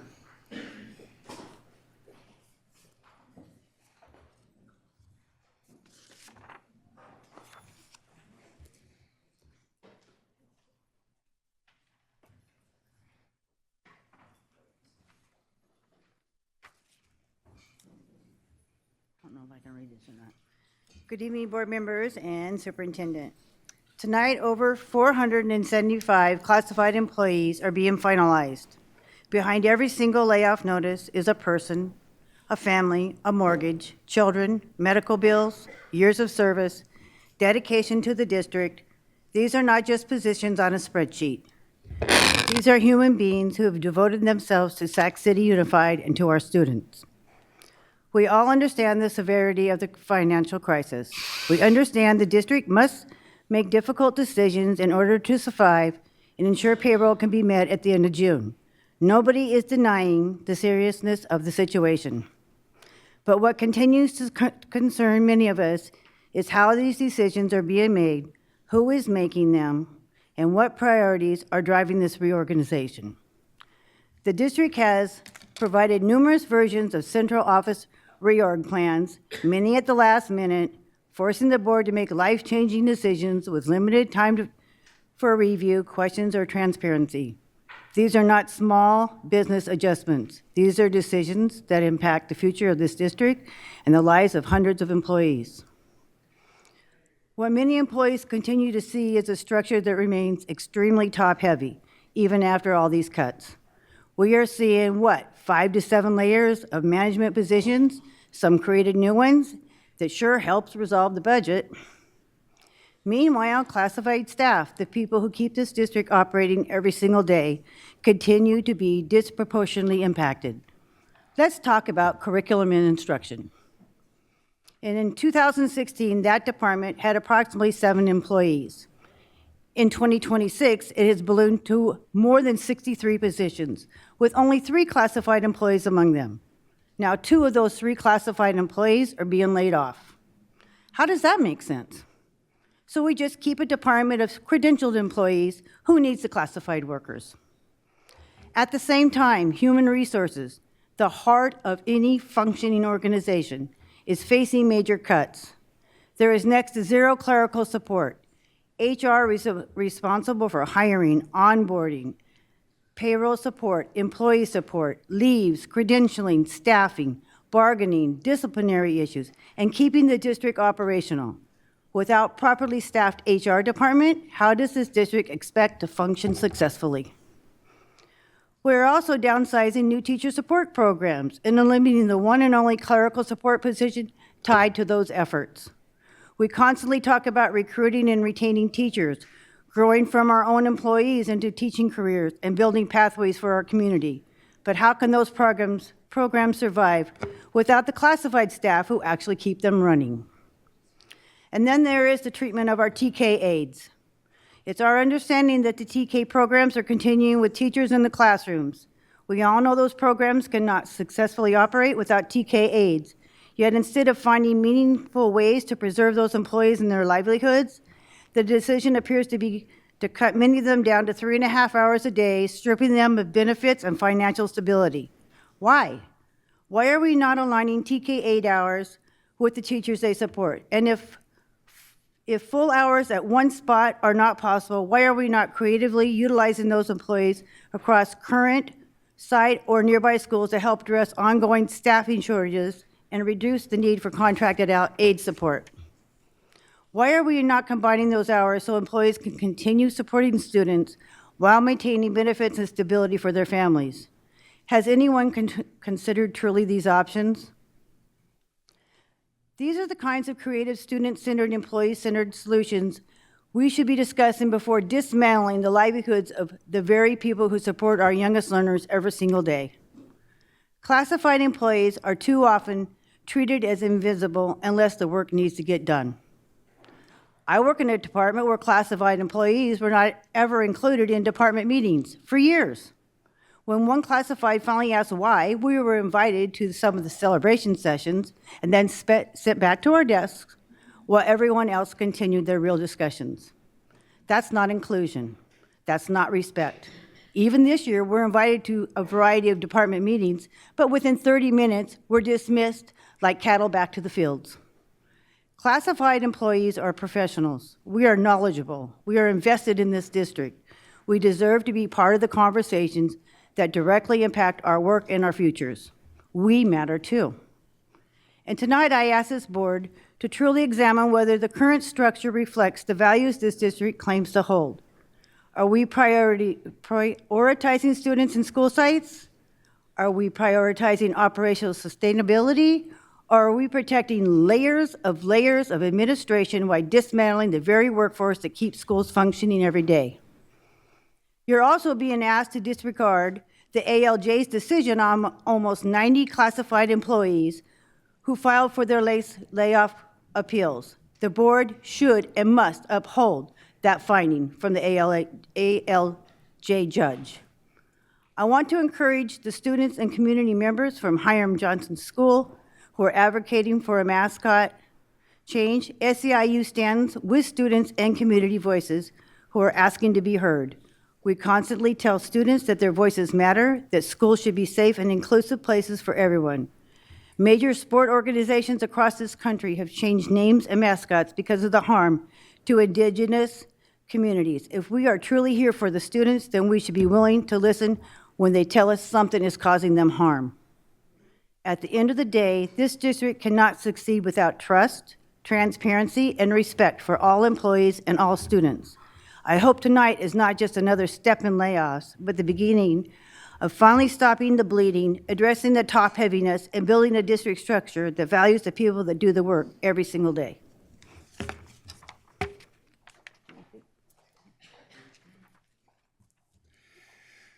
Before I came to Sac City, I worked in a few large corporations. Their HR departments, you met twice. Once you were hired and when they walked you out the door. That's the only time you saw HR. That's not how our HR department works here. I don't think it ever has. HR is the heart of what goes on around here. They're the ones that work for the employees, keep their benefits going, keeping them working. I know you have asked for the reorganization for 4 cabinet members. And what I've seen, they've made good choices. It seems to make sense. But I also think HR should be in there also. The work that they do, the work that every single one of those hardworking employees is amazing. Okay, now, I am about to read a letter that was given to us here it is. We are reaching out for human resources classified employees because we are deeply concerned about what is happening within our department and the impact it will have on our jobs, our union rights, and the integrity of the district processes. We have been informed in a secret department meeting that HR employees will be reclassified into confidential positions. We are being told that we may keep our jobs, but that we will be required to interview for these newly created positions. At the same time, we are hearing that staff have been instructed not to share this information regarding these changes. We want to be very clear. We like our jobs, we need our jobs, and we want to continue serving this district. However, we do not want to be forced into confidential positions as a condition of continued employment. Many of us accepted and remained in these positions because they are classified bargaining unit positions with union representation and contractual protections. Removing employees from the bargaining units through reclassification raises serious concerns for us regarding employee rights, transparency, and the integrity of the process. We are respectfully asking the board to review these actions carefully and ensure that employees are being treated lawfully, ethically, and consistently with collective bargaining agreements and labor protections. We are also asking, why are employees being required to interview for positions they are already successfully performing? Why are long-standing bargaining unit positions being converted into confidential positions? Why are employees being discouraged from discussing these changes? What protections are being put in place to ensure these actions are not perceived as union avoidance or union weakening? We understand the district is facing difficult decisions. However, employees should not be pressured into surrendering union representation in order to remain employed. We are asking the board to intervene, review the process transparently, and help protect the rights and stability of the employees who have continued to serve this district faithfully. Respectfully, concerned HR classified employees.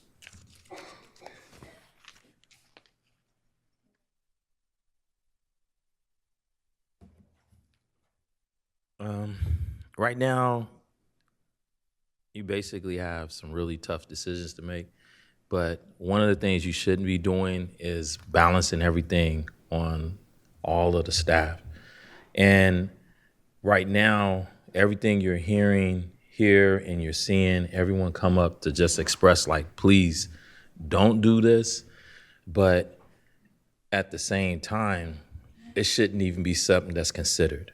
Because each employee that you lay off, or each classified, or each position that is balanced, is students behind that, there's families behind that, there's families that's within that community that are suffering. And this is a time that you can show your leadership. You make the sacrifice, or you make these decisions, not balancing it on the workers. Because right now, what we're seeing is that this is being balanced on our backs. We're already making sacrifices. Then you wake up and, oh, you know what? You're getting laid off.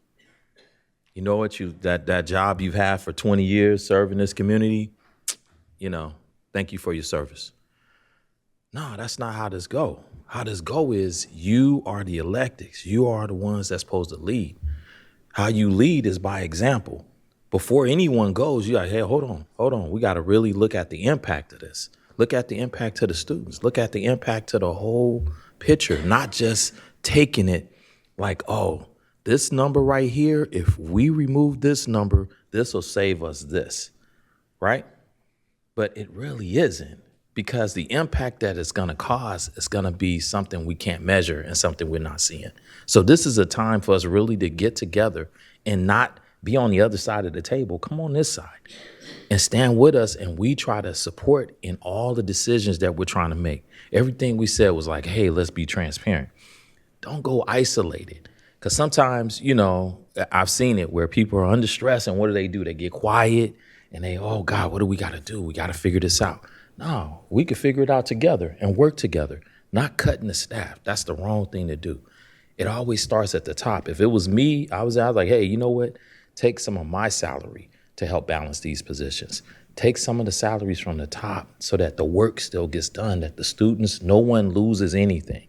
That's what we need right now. We need calm heads at the top, not quick thinking. That's not good, because that's going to end up causing a ripple effect that we can't measure. So thank you.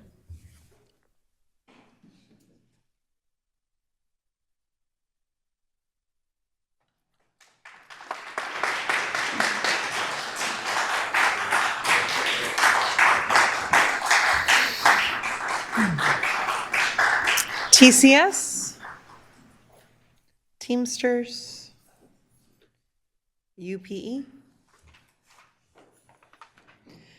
Moving on to 9.2. I'll go ahead and go to 9.3, President's Report.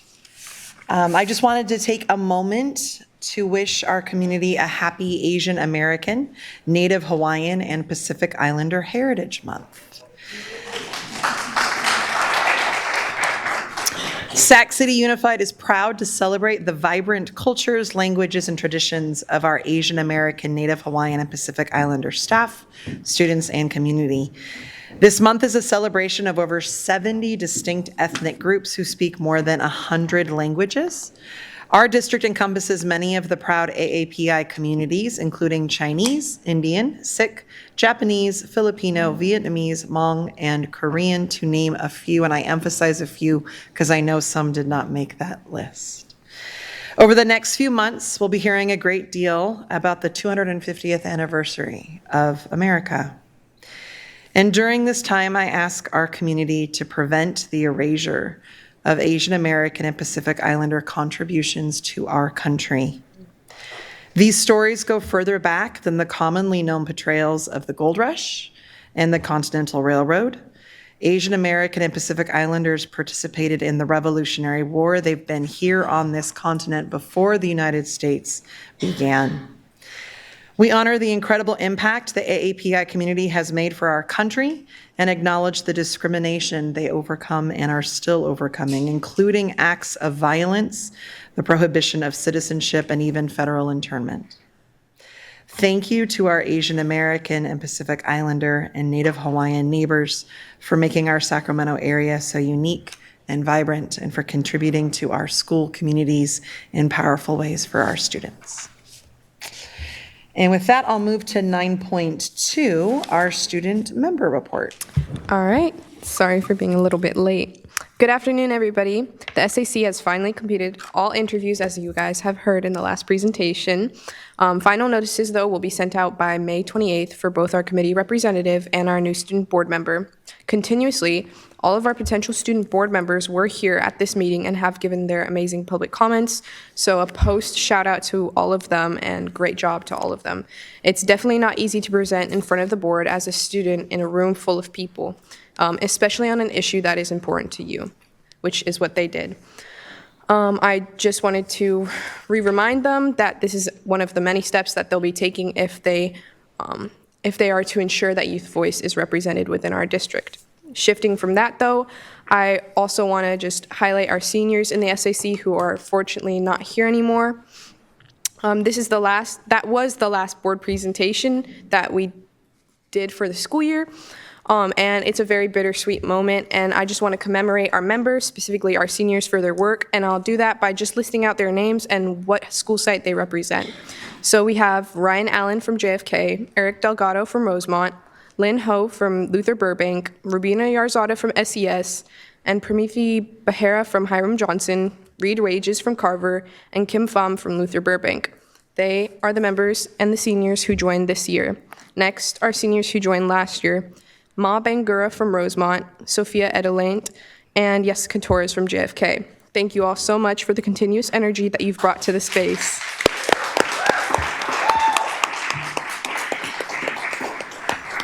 Lastly, I just want to endlessly recognize and show love to Justine, who isn't here anymore. Justine Chu Griffith from West Campus. She was our previous board member and one of the veteran SAC members who I have had the honor to serve in the SAC beside for 3 years now. And I am so grateful that I had the experience to share with her, and thank you just so much to Justine for all the work that she's done within the SAC and outside of the SAC. And I know that her future is just endlessly bright. Now to return back to the work that the SAC has done this year, we spent months refining our initiatives, and while this year's methodology is a little bit different from previous years and a shift from our previous resolutions, it does not equate to any lack of passion behind it. Though, selfishly, I do hope in the future that the committee is able to pass another resolution. So as the SAC continues to work and solve the struggles that youth face within the district, I hope that the board continuously uplifts the work that the SAC does and ensures that every decision and every effort is made with our students in mind. So thank you so much.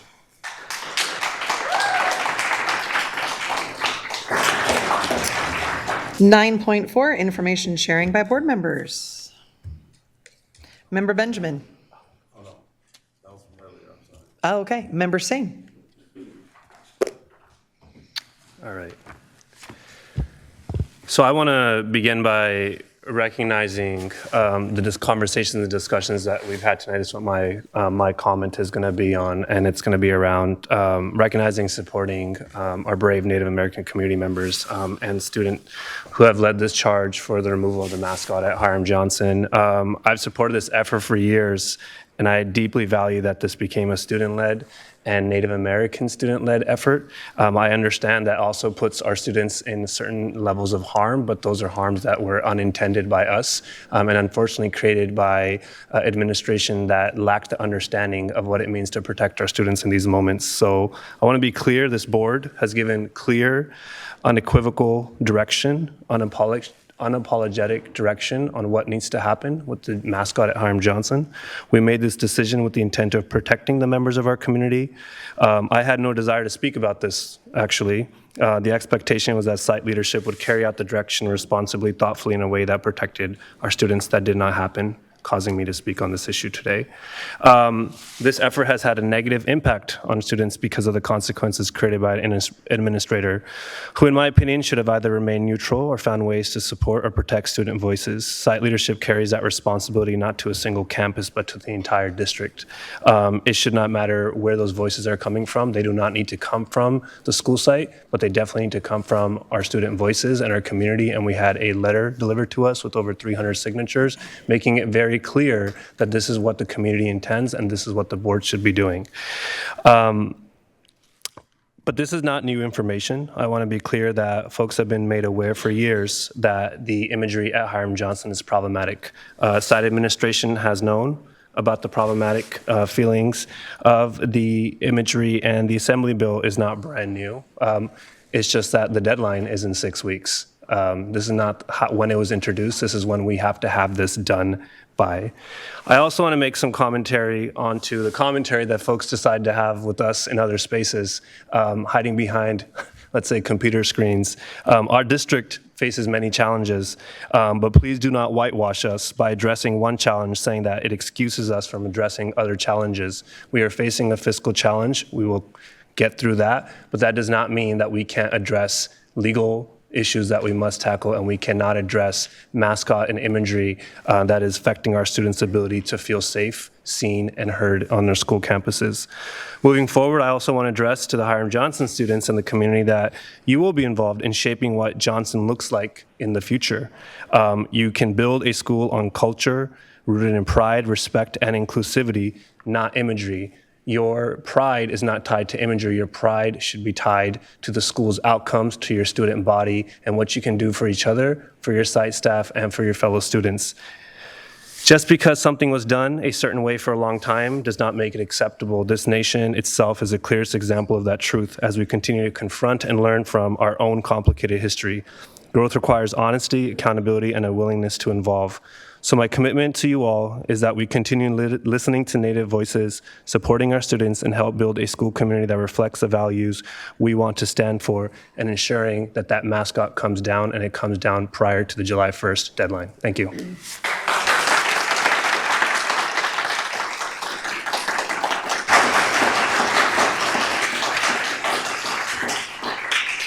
Member Ibarra. Good evening. I had originally prepared something to write, and then I realized that that's not me. I speak from the heart. There's a couple of things I want to address today, but first I have a due diligence here. I have shared my experiences with a handful of administrators who have done me and my community wrong. And those truths remain truths for me. You don't have to trust them or believe them, but they're my lived experiences. There's another truth here, though, and I want to take this opportunity to say that at the same time that I've been done wrong and my community has been done wrong, there are way more administrators that reflect the opposite of those experiences. And we're a district that believes in restorative justice practices and social emotional learning in our schools. And so I believe as a leader and an adult in this space, it is my due diligence to also model what that looks like. And it is because of good principles that I've had the fortunate experiences with that I've learned how to correct that behavior. And so I am here to publicly acknowledge the harm that I may have caused because of generalized statements that I made in sharing those experiences. That was not okay. And I am sorry for that. Because the truth is, when I visit sites, and that's often, you may not hear about it or see it thrown all over social media, but I make myself accessible. And I have conversations with site principals almost weekly. And I see the hard work that you all are doing, both at sites and here at the district level. I want to thank the principals who have taught me these practices to recognize the harm that I had done. And I hope that you do not take this as me just trying to make a public show here, as it feels sometimes in these board meetings. It is a heartfelt sentiment. With that said, I also want to address the harm that has been done to students in the conversation around the Native American imagery at Hiram Johnson High School. A lot of you may know, and some of you may not, Hiram Johnson is a school where over 93%, almost 94% of students do not identify as white.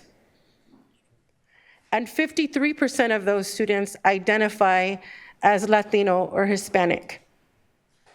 Now, I don't want to give more attention to negativity, but there was a statement made that said we needed to focus on educating and learning. So I'm going to ask you all to educate yourself on what it means when you think about the demographics of what I just shared. If you're a student who identifies as Latino or Hispanic, there's a 40 to 60% DNA that you hold that is indigenous.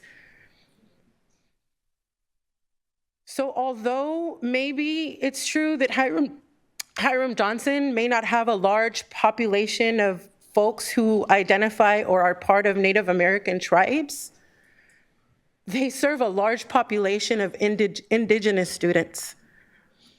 And when harm is done to any student, my role as a trustee becomes a lot smaller than my role as a mother. Me convierto en una fiera.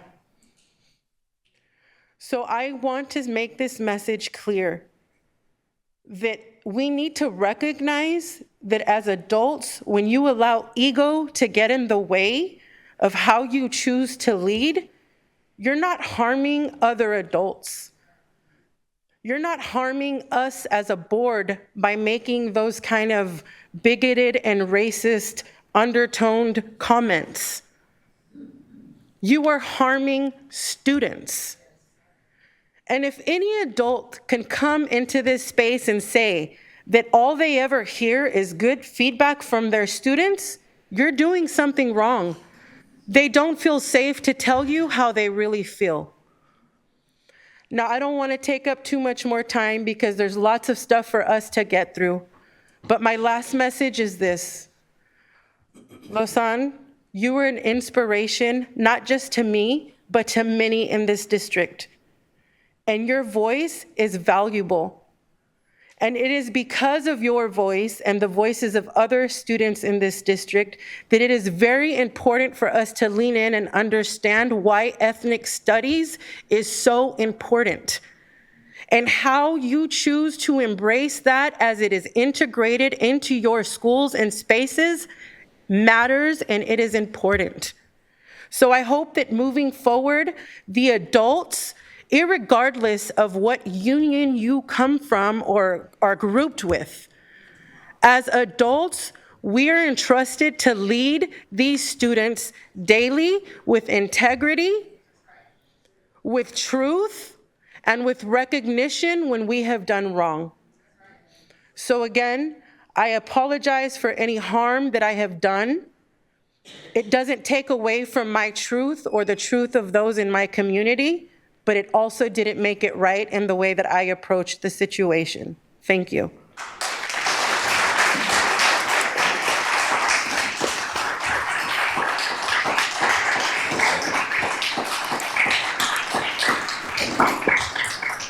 Member Kayada. Very difficult to follow that but I do just want to put this out there because this is important for me. I wanted to wish my son a happy 12th birthday because today is his birthday, and I'm unfortunately not with him tonight. So happy birthday, Torsten. Happy birthday. Happy birthday. Member Rhodes.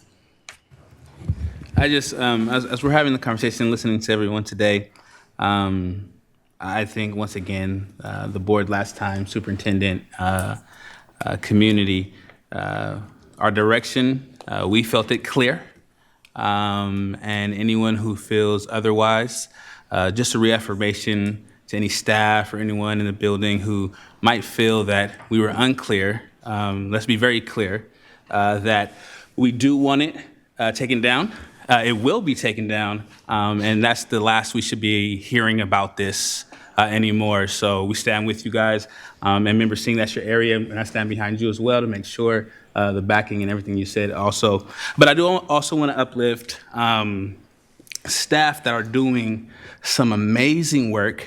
Our community schools folks are doing amazing work throughout the district. I want to give a shout out to Sarah Lynn, Brian Peck. Earlier this week, they took 6 community schools out to the A's, paid for all of the food and their drinks, and they got to do a parade. And just the joy in the space shows that even in hard times that we're facing, that there is light and there's connection, and they're doing that work. So I really appreciated being there in the space and being able to take in all of that joy. And we look forward to more. I know that they sent it out to a lot of community schools. Not everybody joined in. I would love to see more community schools be part of those opportunities. And so the community school liaisons and folks that are working at community schools, when those opportunities come up, please put our students inside those opportunities, and please find ways to incorporate them.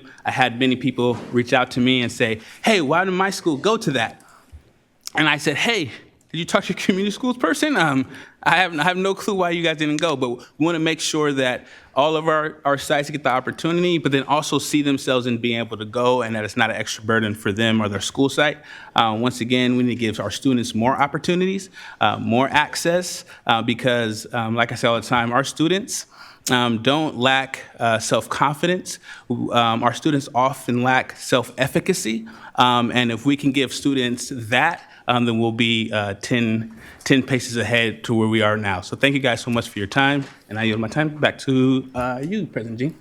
Thank you. I just want to say thank you to Member Singh and Member Ibarra for your powerful words. Moving on to 10.2, approve the contracts report. Are there any reports we wanted to ask questions about? Good luck on tomorrow's exams.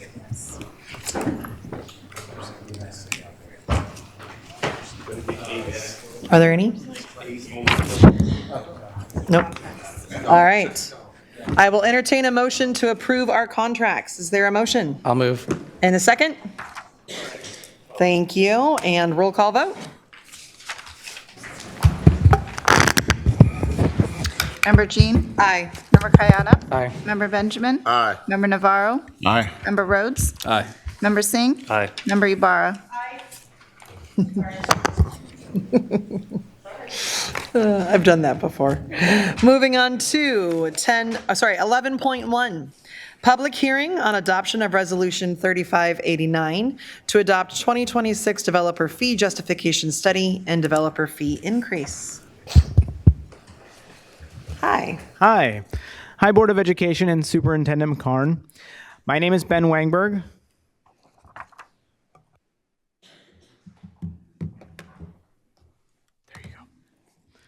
I am the Facilities Planning Manager. With me tonight is Doug Floyd from Koppel & Gruber Public Finance. Many of you may remember Doug presenting to you 2 years ago, and that's because every 2 years, in even years, the State Allocation Board meets to review school impact fees and determine if they can be raised. This year, the State Allocation Board recommended an increase in fees promoting the school district to conduct a developer fee justification study. So again, we contracted with Koppel & Gruber to determine if SCUSD was eligible to increase our fees as well. Doug is here to present on his findings. Doug? Thank you, Ben. Good evening, board members, superintendent. I just want to first note and underscore that developer fees are really one of the few and primary sources that are available to fund school facilities for school districts in California, with other sources being local voter-approved obligation debt through your Measure D, as well as through state funding, which, as we all kind of know, state funding has been quite unreliable these days. So really, developer fees help fill in the gap for school facilities funding needs. And I'd like to just lead off with a definition. So these developer fees are fees that districts can charge on new development projects. So think new housing, new commercial, industrial projects that are being built throughout the district. And the intention of these fees is to offset, at least in part, the impacts of those projects on school facilities, because new housing brings in new students, and those students will need to be accommodated for through these school facilities. The fee revenues are limited to being used for school construction projects, so construction of school facilities or reconstruction of school facilities, including refurbishment and modernization. They can also be used for interim housing and central and support facilities. So facilities. I lost my, there we go. So we've gone over this.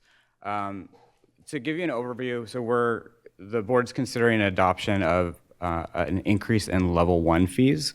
We call these level 1 fees because they're the base statutory fees that school districts can charge. And as Ben alluded to, these fees are limited. The state limits the amount that fees can be charged for school districts across the state. And in even numbered years, the state allocation board can increase the fees to account for cost inflation. And they last did that earlier this year and adjusted the rates to $5.38 per square foot for new residential construction and 87 cents for new commercial industrial construction.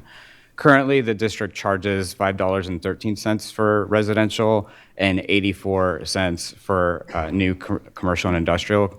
And those rates were approved in 2024. So this is just following the state allocation board's actions.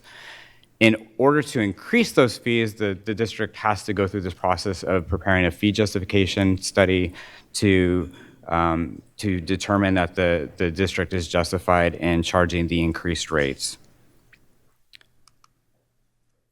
So that got a little bit cut off, but the study requirements, those are determined under state law, and we call these, or the state calls them nexus requirements, and we basically have to show how these fees are tied to these new development projects. So we have to identify the purpose and use of the fee, the relationship between the fee's use and the new development projects on which they're imposed, and determine the relationship between the fee amount and the facility's cost attributable to the new development.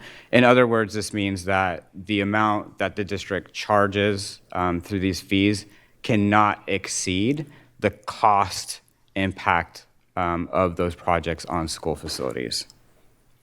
And in determining or satisfying those relationships, law also requires that we project amount of new housing in the district, estimate the number of students generated from the new housing, and estimate the cost of providing the necessary school facilities for those students.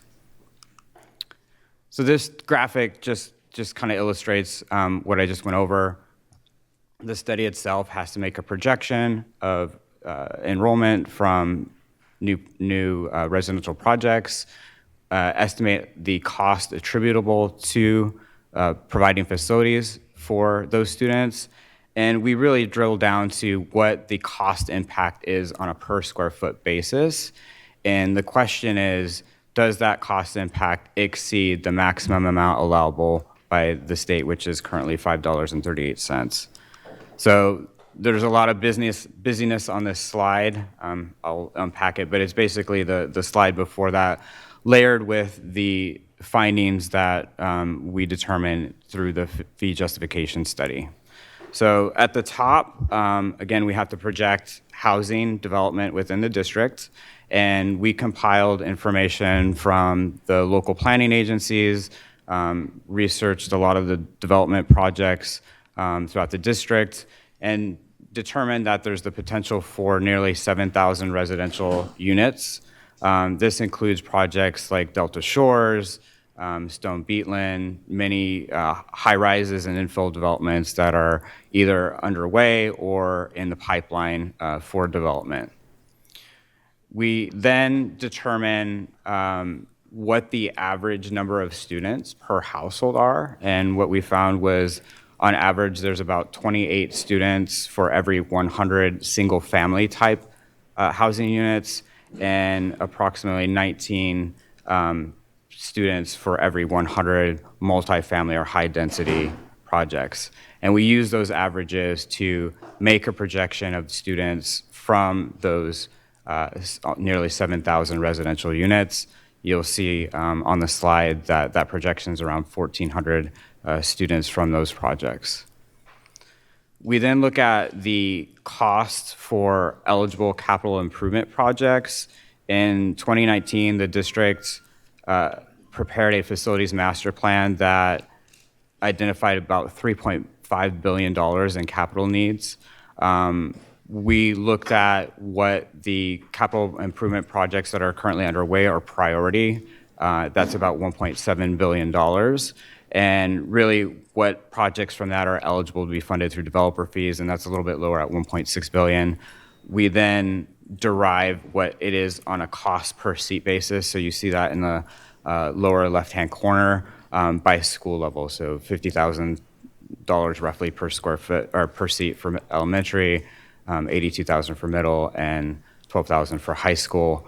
You know, simple math is just applying those costs per seats by the number of students, and the cost attributable to housing those students is about $62 million.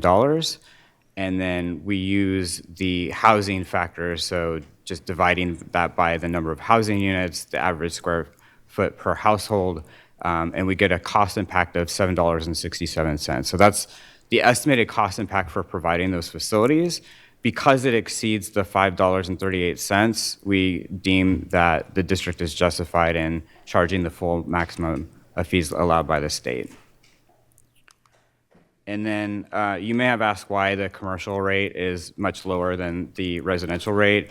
It's because the commercial fees are an indirect impact. So when new commercial industrial development is built, it generates employees, and employees generate the need for new housing. There's also an inter-district element where students that live outside of the district are brought in to the district enrollment through employment opportunities. And then we look at what residential homes would also be paying. And there's a net cost impact, which I'll show you on this slide. We do this by different commercial industrial categories. That's through the state law. And what you'll see here is the cost impacts exceed the maximum fees per square foot across the board, except for rental self-storage, which we always have a challenge justifying, but that's due to the fact that there's usually few employees on a per square foot basis for rental self-storage. This slide just goes through the legal process of bringing this to the board. There are certain notices that have to be published, alerting the public that you'll be holding a public hearing tonight. And after the public hearing, the district will ask you to adopt a resolution improving the rates. And then if that resolution is approved, the fees would go into effect no sooner than 60 days later. So I think I'm just there on time. So I thank you, and I'll open it for any questions. Thank you. Do we have any public comment? We do not. Any board discussion questions?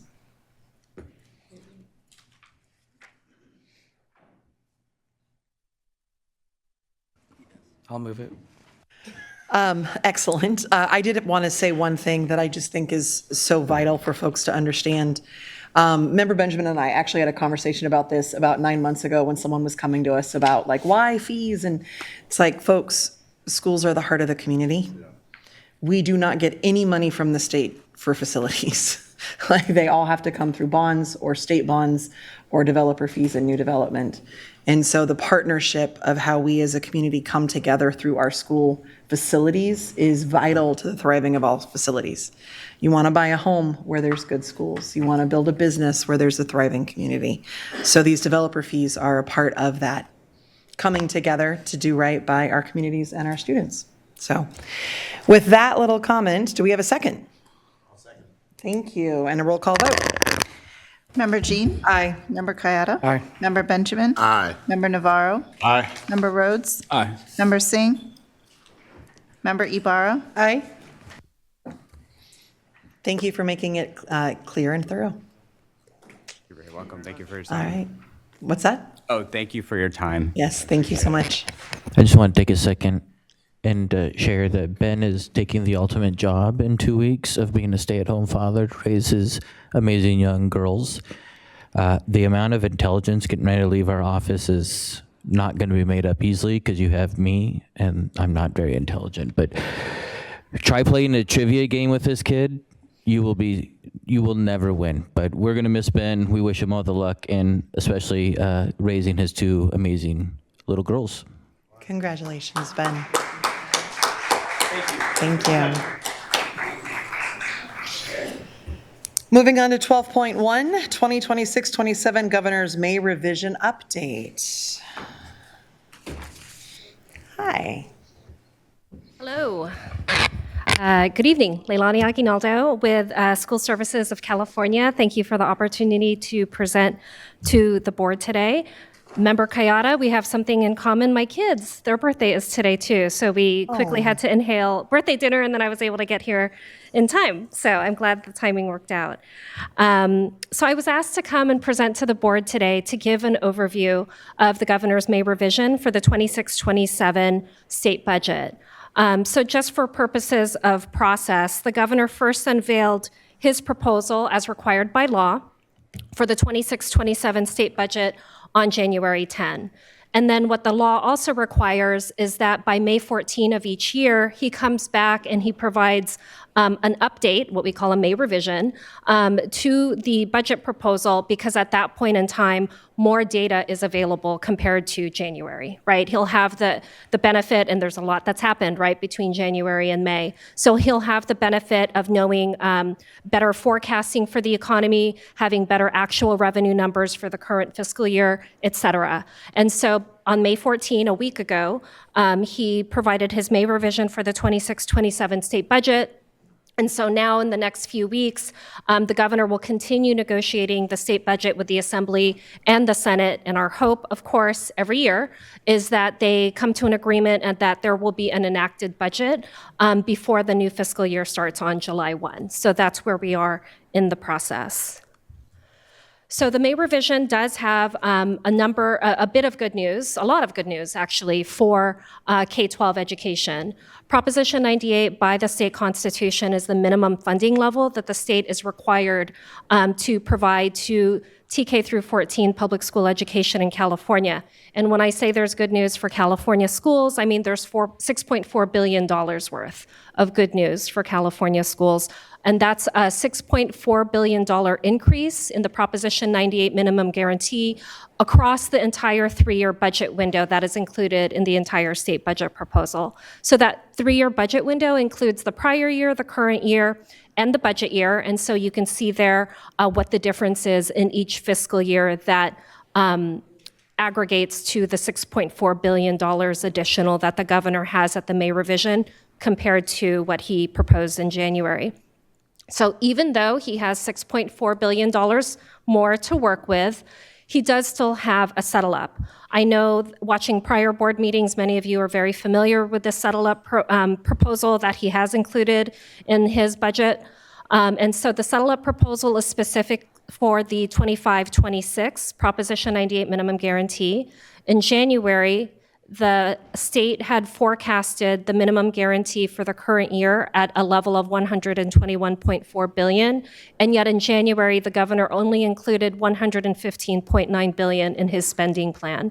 So it was a settle up of $5.6 billion. So in the May revision, the governor has increased the minimum guarantee for the current year to a little more than $125 billion, but he is still under appropriating the expenditures that he's including in his budget plan, so that it is a $3.9 billion under appropriation in the current year. What the governor has said is that if revenue estimates do materialize, or if they exceed expectation, then the funds that schools will be owed will be dealt with in the following year, right? It will be part of the negotiations for the 2027 Budget Act. So this time next year is when they would decide on the use of those, on how those funds would flow to schools. So at this point in time, with the May revision, the statutory COLA is set. There's 8 data points that are required by formula, by law, to determine the statutory COLA. When they adopted the enacted budget a year ago, there were 4 of the 8 data points. In January, it's 6 of the 8 data points. And so that's why at that point, the COLAs were projections, right? And so now at the May revision, the statutory COLA is set. Again, the statutory COLA is not something that is negotiated. It is determined by law. And now at the May revision, we know that it is 2.87%. And so you can see here on this slide what the fluctuation has been. With the statutory COLA, it is a little bit less than what they had predicted a year ago, but it is a little bit more than what they had anticipated in January. And this statutory COLA does apply to a number of programs that go to schools outside of the local control funding formula. So the programs that receive the statutory COLA, for example, include the Equity Multiplier, Youth and Foster Care, the Mandate Block Grant, et cetera. However, and this is something that is pertinent to Sac City Unified, because I believe the district does offer state preschool program and some childcare programs as well. And preschool and other childcare programs that are funded by the state will receive a lower COLA than the statutory COLA. So preschool programs and other childcare programs will only receive 2.01% of an increase in the budget year. However, there's good news. There's good news for the local control funding formula. And the LCFF provides the bulk of the district's general fund revenues, okay? So this is great news, because in addition to the statutory COLA, the May revision includes a proposal to further increase the local control funding formula above the statutory COLA.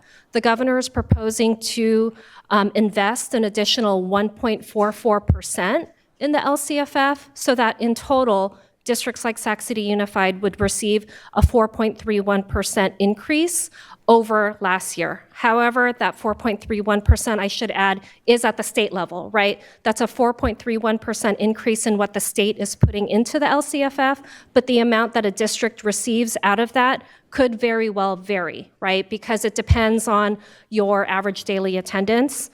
And so, for example, if a district is declining in enrollment, then ultimately when you do the calculation, it could amount, when you discuss it in dollars, the increase year over year could total less than 4.31%.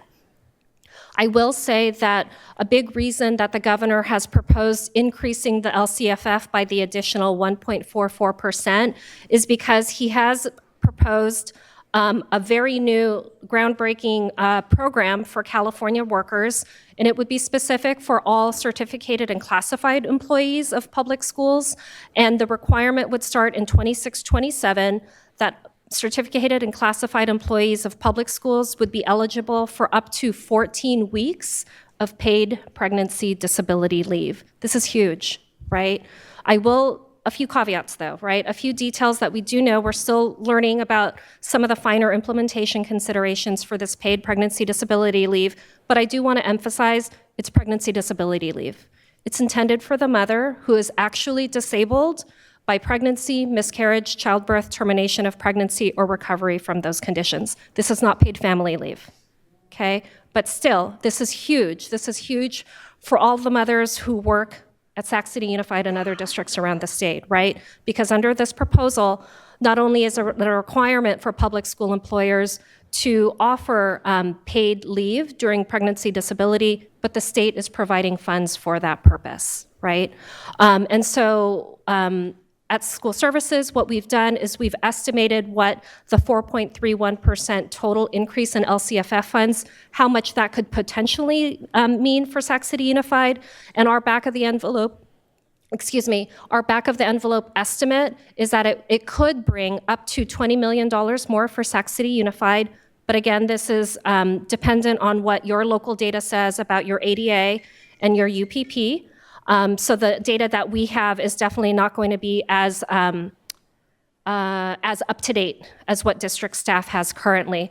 But the other thing to consider is, along with these additional funds, right, you'll have to remember that there will be some additional expenses because of the requirement for the paid pregnancy disability leave. The other investment that is huge at the state level and will also be very beneficial for a district like Sac City is the increase in the special education base rates that the governor has proposed. Current year, the what we refer to as the AB 602, the special education base rate that all districts receive, is $917 per ADA. In 26-27, the governor is proposing $1,340 per ADA. That's a huge increase. I think we estimated it's about a 46% increase. So this is really good news for all districts, including Sac City.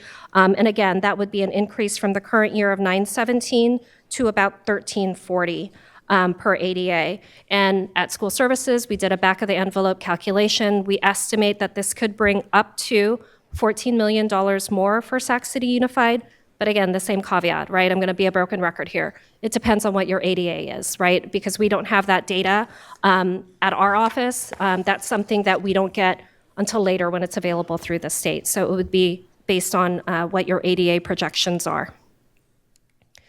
Another good thing in the budget, so the previous two things, LCFF, special education, those are all ongoing investments. The other thing that the governor first proposed in January was a one-time student support and professional development discretionary block grant. In January, the governor was proposing to invest $2.8 billion one time.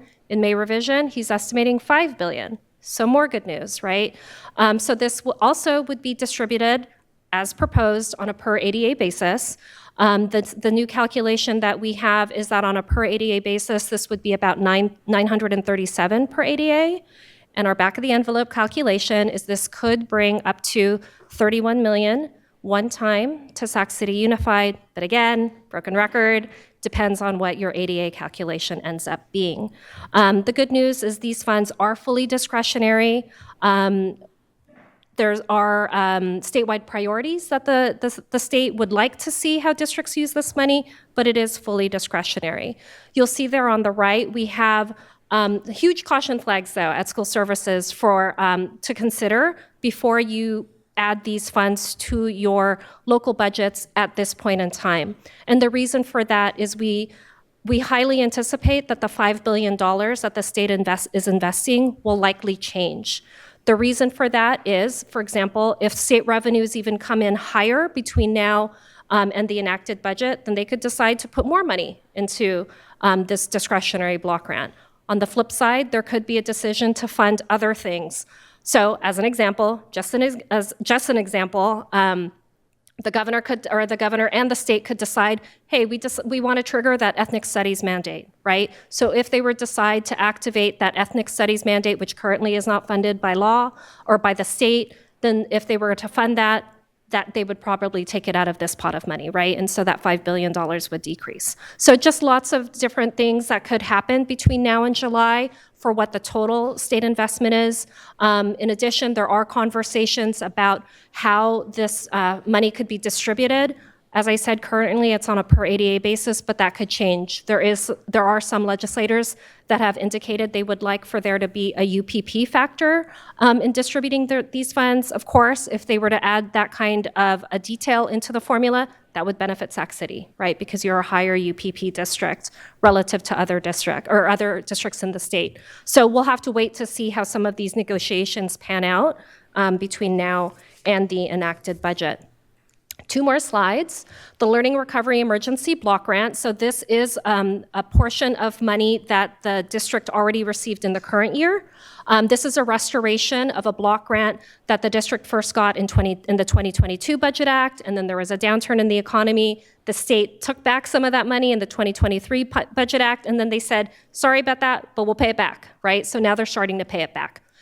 In 25-26, you received a third of what the state owes you, and now the governor has proposed that they pay off the rest of the remaining funds that are outstanding. And so we included a per ADA calculation there, but for this one, it's a pretty firm estimate that the district would receive $5.3 million when this Learning Recovery Emergency Block Grant is restored. The reason we can say that with more certainty is because the distribution is based on your 21-22 ADA and UPP. So there's no fluctuation there, right? It's reaching back in time. And so we came up with the $5.3 million because we know that you received, I believe, $2.65 million in the current year. So we double it, $5.3 million in 26-27. And then the final proposal that I wanted to highlight for you all today is the community schools proposal. I learned in preparation for today's meeting that the district currently has about 17 community schools. Those are all funded with one-time funds, right? Which is great. And I have no doubt that these are great investments and great programs in the communities where these community schools exist. However, when you receive these funds, these are one-time funds that you received for these community schools programs, right? The expiration date is going to be coming up in a few years, and so that's been a source of stress, right, is how are we going to sustain these programs? And so this is another great proposal that the governor has included in his budget. He proposes $1 billion ongoing for the community schools program. Eligible schools would be any school in a district that has at least 65% unduplicated pupils. This would be very beneficial for a district like Sac City Unified. I looked at a list. A lot of your schools would pass that threshold. You know that better than I do. So this would be good for expansion of the community schools model, and you would also receive ongoing funds for your existing community schools. A few more details here. Happy to answer any questions, and that brings us to the end. Thank you. Do we have any public comment? We do not. Board discussion. Member Ibarra. That was very informative. Thank you. I do have a couple of questions. The first one that comes to mind is I'm hearing you talk about the increases that can benefit the district, but then you mentioned COLA. So my mind is shifting me to assume that some of this is going to have to contribute to that COLA increase. Am I wrong? I want to make sure I'm understanding the question. So the So like, let's go back to and I'm listening. I'm just going to grab my water. Yeah. There was one of this, hold on. Is it 4? Was it number 4? Which one was it? It might have been 4. I want to say it's 4. That one? That one. So it's saying 2.87 is statutory COLA, and then we're going to get an additional investment. But I want to understand what that means. Mm-hmm. Because I understand we're going to get more funding, but then we're going to have to give that funding to contribute to COLA? I see what you're saying. Okay. So the statutory COLA of 2.87%, that's something that they're required to do by law, right? So that's a statutory COLA that applies to a number of other programs, not just LCFF, like your equity multiplier funds, right? But this year, the governor is proposing an additional ongoing investment of 1.44%. And those additional funds that he's investing into the LCFF are meant to help districts with rising costs, offsetting declining enrollment impacts, and also absorbing the cost of that new pregnancy, paid pregnancy disability leave program that he is requiring if the proposal goes forward starting in 26-27. So there's going to be costs associated with that, and he wanted to make sure that districts receive funds to pay for paid pregnancy disability leave. So that kind of answers my question. So yes, we're getting extra money, but it also has to be used to contribute to the things that he put on the table. The paid pregnancy disability leave. Yeah. Mostly, Yeah. So it's a great disability leave program, right? But he also wanted to make sure that districts had funds in order to pay for that. Because if he didn't do that additional 1.44% increase, for example, then that would all be borne by your general fund budgets, right? Okay, I just wanted to Yeah. get that clarified. And then one more question for you. On the community schools proposals, it sounds like we would be able to, so I just want to make sure I'm understanding this correctly. We would be able to continue receiving for the schools that we already are grantees for? Yeah. And then it would open opportunity based off of the unduplicated pupils, that the percentage that they're shifting, it would open opportunity to expand that to more schools? Yeah. Wow. Right? So yeah, that's why it's so great, right? So under the current program, school districts had to apply on behalf of their schools, right? And I don't know where all of your community schools are, but you had to apply so that certain schools would receive the community schools funding. Under this proposal, because they are very big supporters in the Governor Newsom administration of the community schools model, the requirement is solely if you're 65% unduplicated, you opt in, the district would have to opt into the program, and then you would start receiving ongoing money for it. There are accountability requirements tied to that, so it is ongoing money, but starting in 2033-34, there would be a new certification process. So you'd have to make sure that the school meets those certification requirements. Once you meet those requirements, and you're good for another 7 years, right? And it would be a 7-year cycle for that certification process. So, okay, yeah, great opportunity. I have one more question and then I'll stop. And I know this is a long shot and you might not have the answer. So I know that when we originally applied for community schools funding, I don't know why they thought it was a good idea, but we were the only district that received implementation funding without having to, or without, I guess they didn't think we needed the planning grant. I don't know, right? But I feel like that actually put us at a disadvantage and caused us to have to be very creative as we were implementing community schools. And so do you know if there's like a way for us to go back and be like, hey, I don't know that you can go back in time to access, well, actually, I know that you can't go back in time, right? Because those cohorts were already set and those applications deadlines have already passed. I will say, did I include it in this slide? No. Okay, on top of the 1 billion, there's about 400 million that districts that have community schools will receive on top of the 1 billion ongoing, right? Okay. So, and those funds, that 400 million will be divided up, right, for all of your eligible community schools, and those funds are intended to be planning grants, especially as you ramp up and new schools come online as community schools, then one-time funds will be available to help with that planning process. okay. So, and then we would be hopefully eligible to apply for that, is what it sounds like you're saying.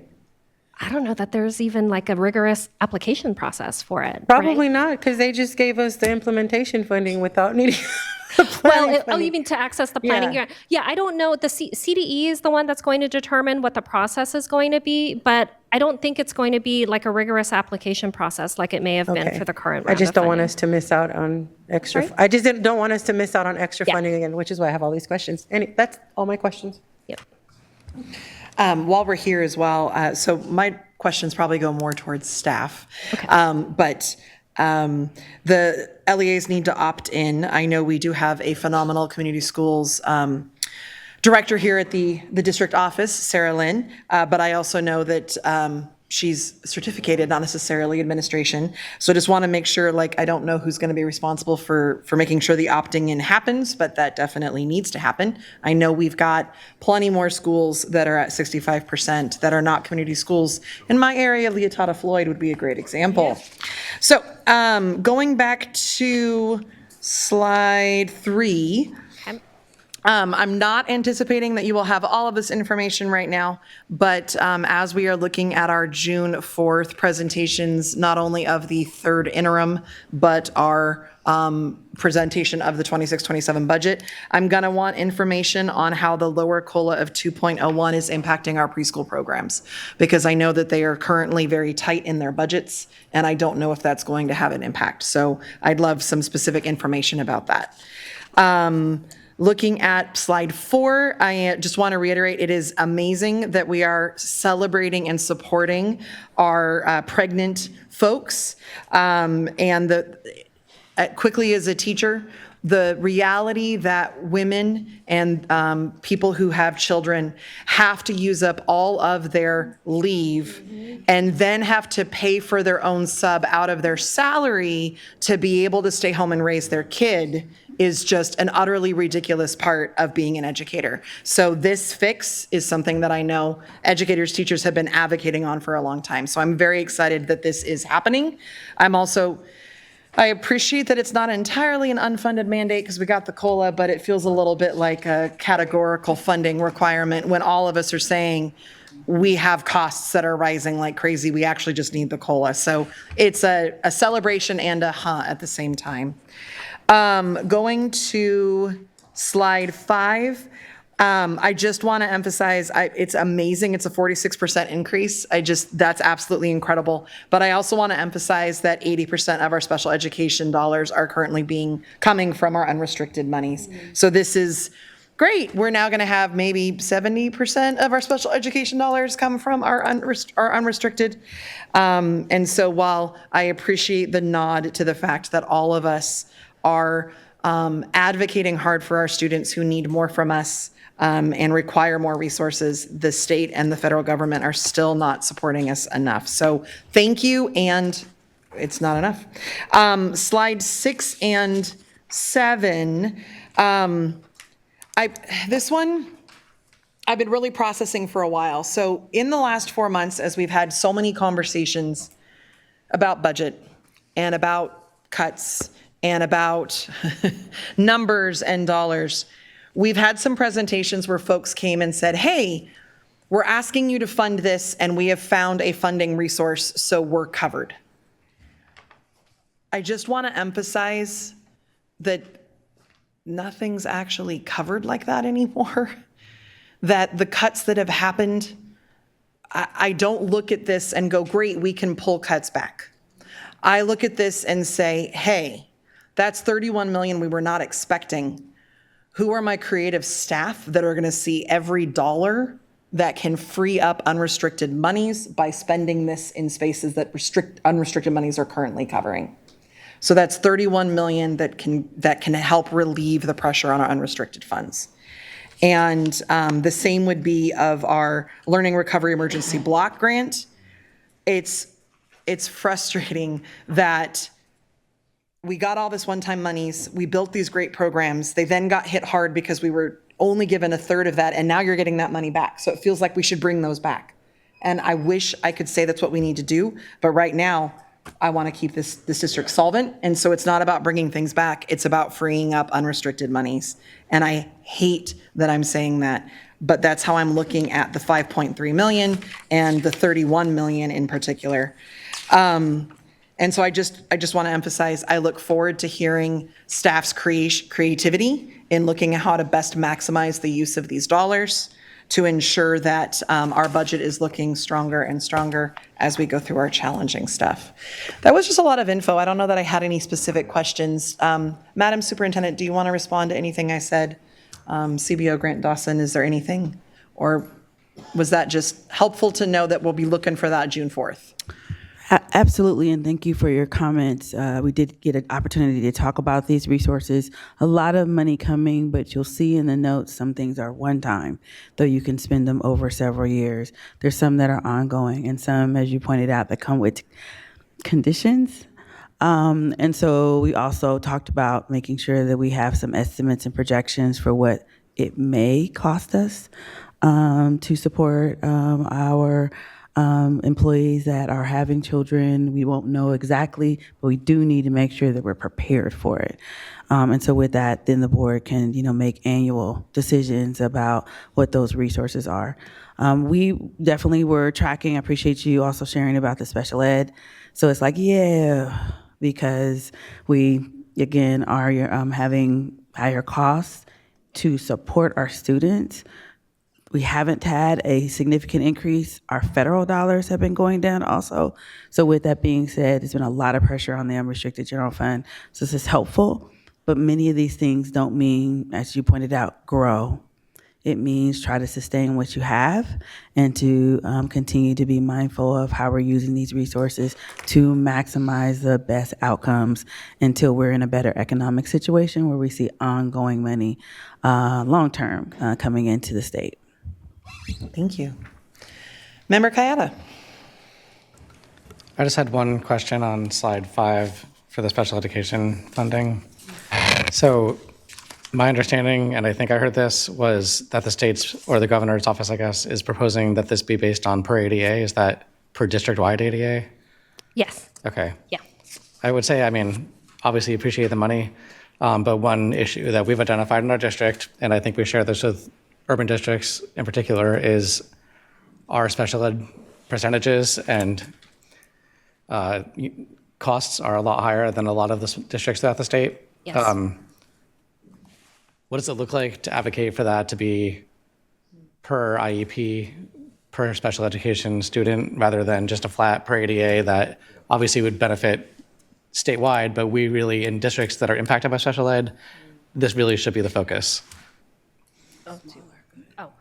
So if it was funded on per student with disability or per student with an IEP, I think that would actually generate less money perhaps, because right now it's based on per ADA, so it's based on your total district enrollment, of course, adjusted for attendance, right? As opposed to being funded just based on your count of students with disabilities. Although I do understand, and like you said, Member Kayada, this is a challenge that all, particularly urban districts around the state, are facing, because as you're experiencing declining enrollment, your percentage of your students with disabilities is inevitably increasing, right? And so that is a challenge that many urban districts are having. But yeah, I would say that if they changed the allocation to do it based on, per student with IEP, that may actually bring less money to the district if they were to do it that way. What did you? And I think the other thing about this one, so there's so many language components that we have to pay attention to. This one in particular says funded ADA, not our actual ADA. So I would anticipate that was a meeting in the middle, because actual ADA would have been lower.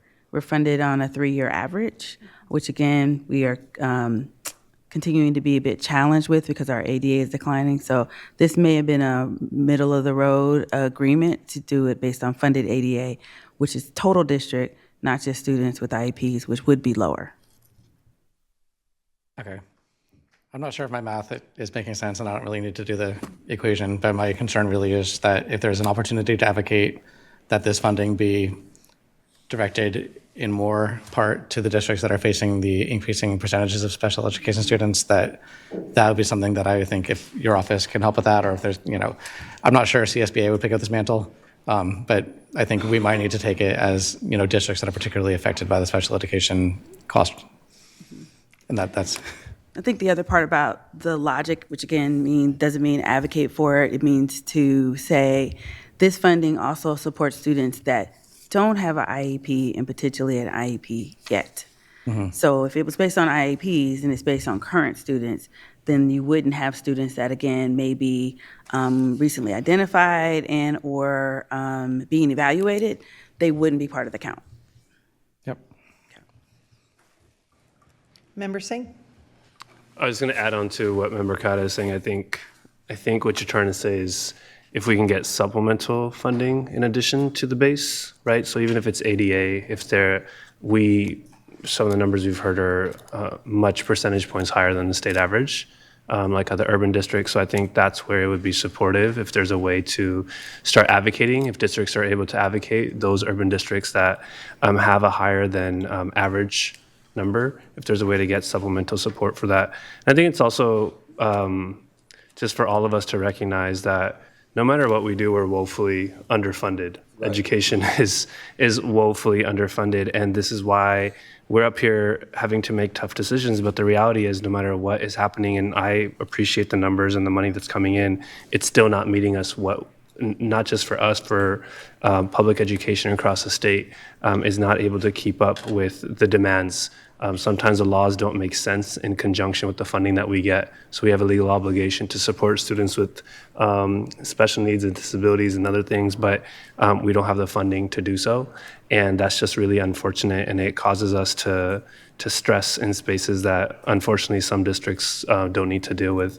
I think my question is, and I'm sorry if I missed this, but if the governor was to uphold the promise of all the money that has not been given to us through Prop 98, which I can argue legally should be given to us ASAP, what type of, how do you think that would play out kind of long-term for our district? There's a pretty big gap here, and I was slightly excited when I listened to the governor's report, but then it started making less sense as I listened. And when the slides were released, then I stopped listening and just started reading the slides. Because if someone can explain, there's money that's being put into what sounds like a rainy day fund.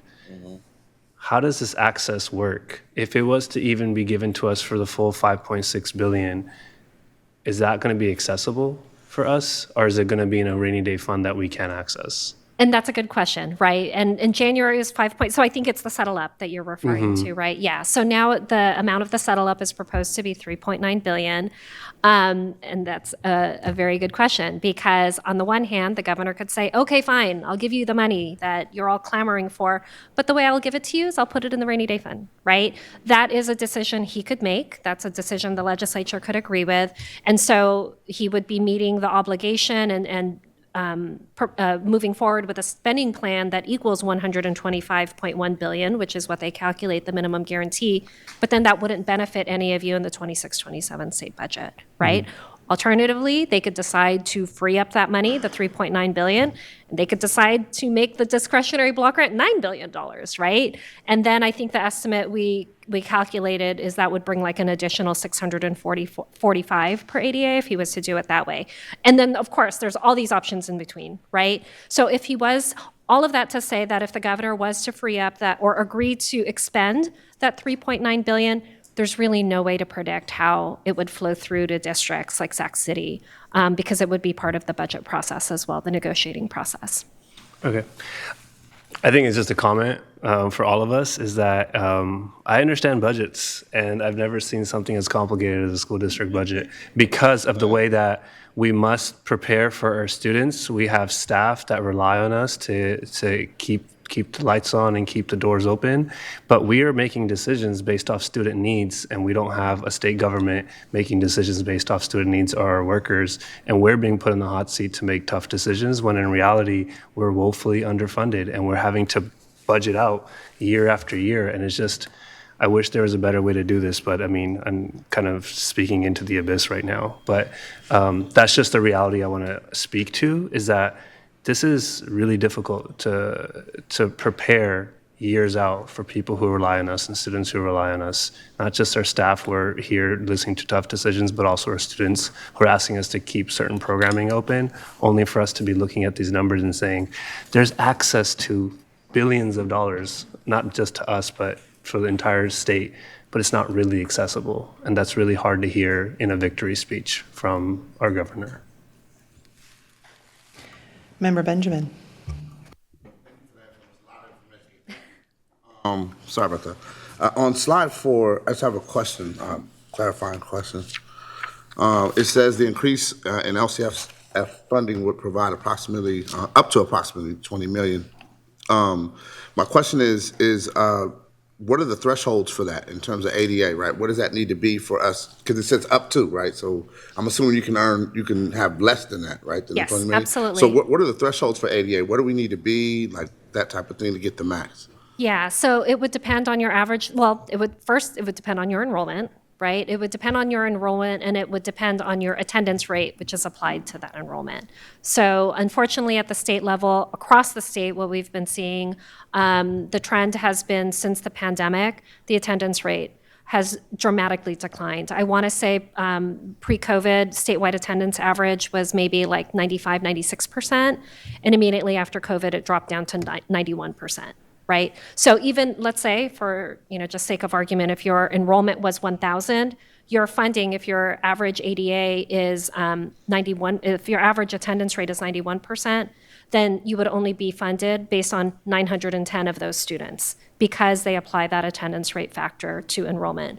So the good news is since as we've gotten further from COVID, we've seen statewide attendance rates have been improving, but it's still a process, right? And I don't know what the local numbers are here at Sac City to know what the attendance rates have been the last few years, but that's what the primary factor would be, enrollment and then the attendance rates that accompany that. Okay. Okay. Thank you. And we'll share on June 4th, but we've already calculated the preliminary numbers for us for next year. And so based on our ADA and the decline, it's 15 million would be our increase. Correct. Thank you. One thing I do want to know, I know we've had presentations in the past about a grant that we have about improving attendance and whatnot. I believe we've had to reapply for that grant, and we're waiting to see what will happen with that, because if we get it or not, to be able to continue that work. Okay. All right, thank you so much. Moving on to 12.2, our fiscal solvency plan updates.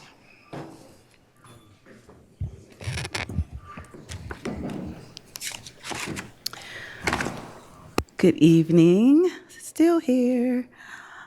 Okay, so we're going to jump right in. We do have a lot of content to share with you. Do want to start with our cash flow. Again, we continue to provide the updates to the cash flow each month. And so we want to take your attention to the bottom row. We were before you March 30th, where we projected our actuals through March 30th. And so with that being said, at that time, we were projecting $11.4 million of that our June balance would be $11.4 million.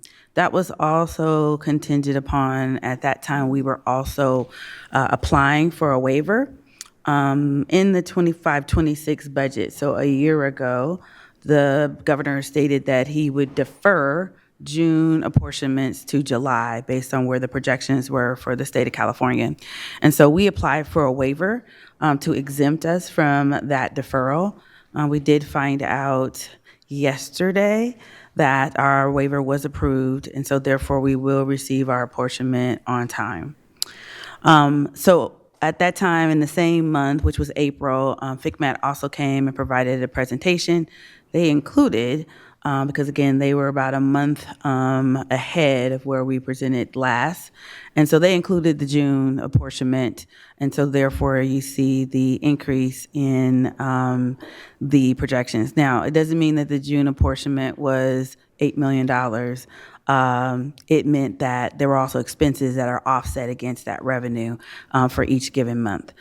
So now that we're here with our actuals through April, our projection holds at around that 20 million. It's a little bit up from the last projection, and that's primarily because we did see lower expenditures in April. We are at a place that we're closing out the year, final requisitions. We still have now 2 more months of payroll for the year.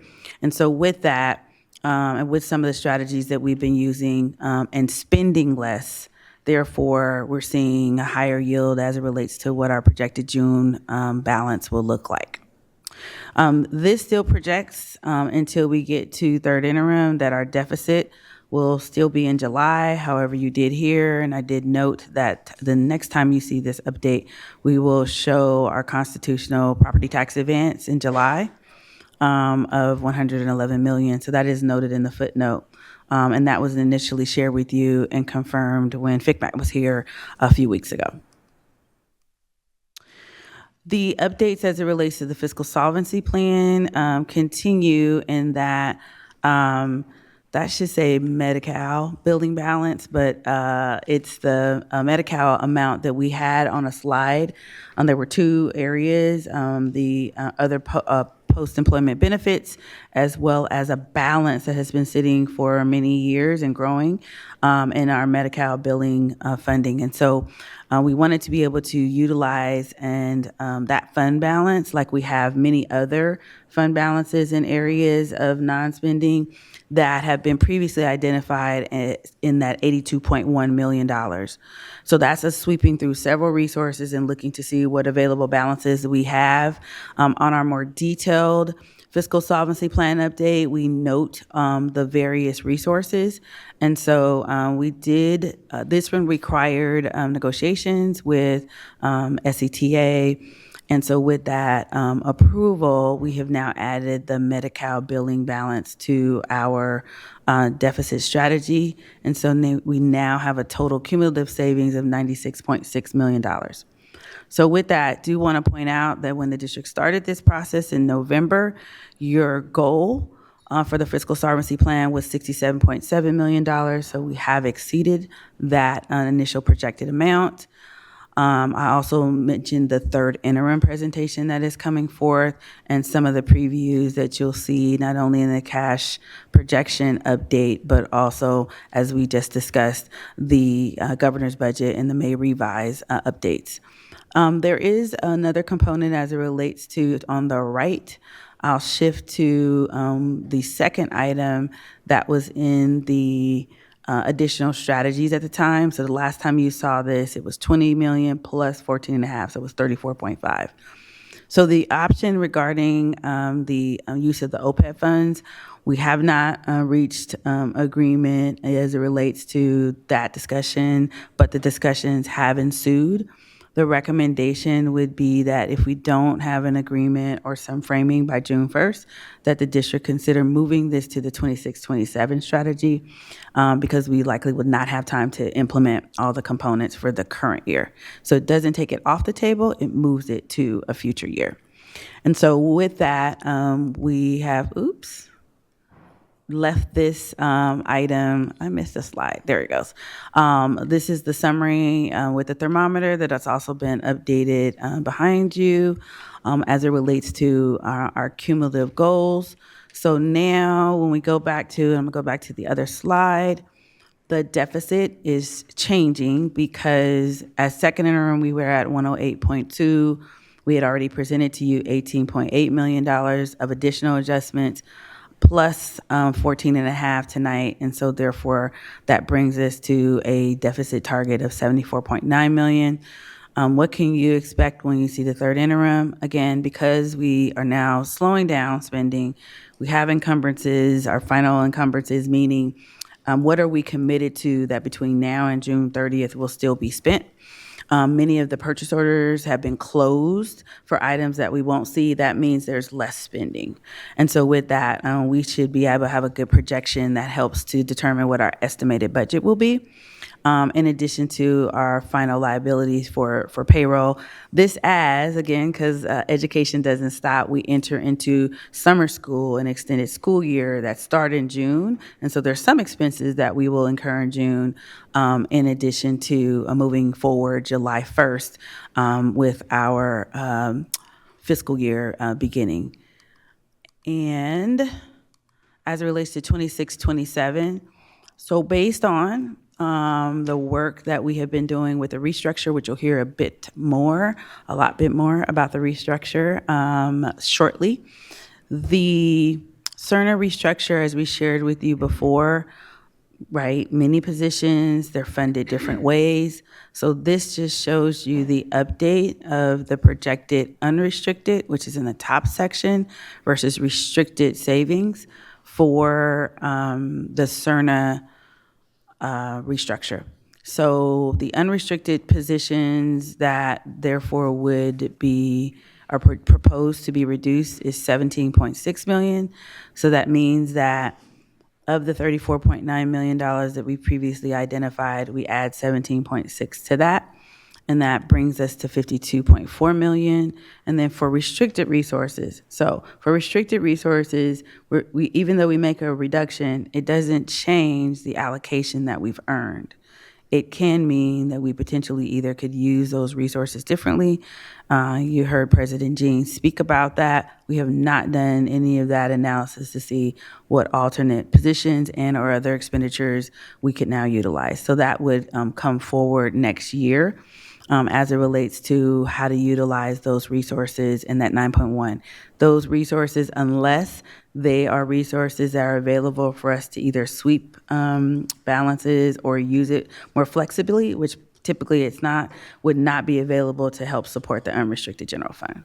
Okay, and so with that, we haven't changed the deficit and the target, but will as we look at how this will be implemented in the multi-year projection. So when you see the multi-year projection next, you'll see these projected reductions in the multi-year projection because we're talking about next year implementing these reductions in salaries and total compensation. So do also want to point out that with the $52.2 million that we've identified for 26-27, the projected reductions as of November 2025 were $68.4 million. Okay. So now we're going to get into the restructure and org chart update, and Erin and Mary will take you through this section.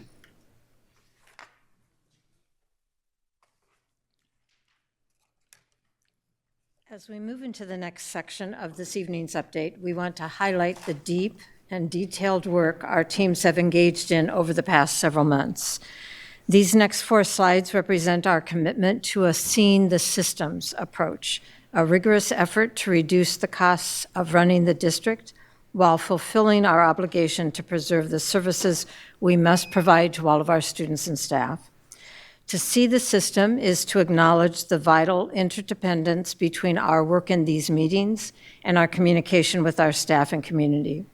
We recognize that many are listening this evening, and we want to leverage this opportunity to speak directly to you, our trustees, while providing the clarity our staff and community need to move forward.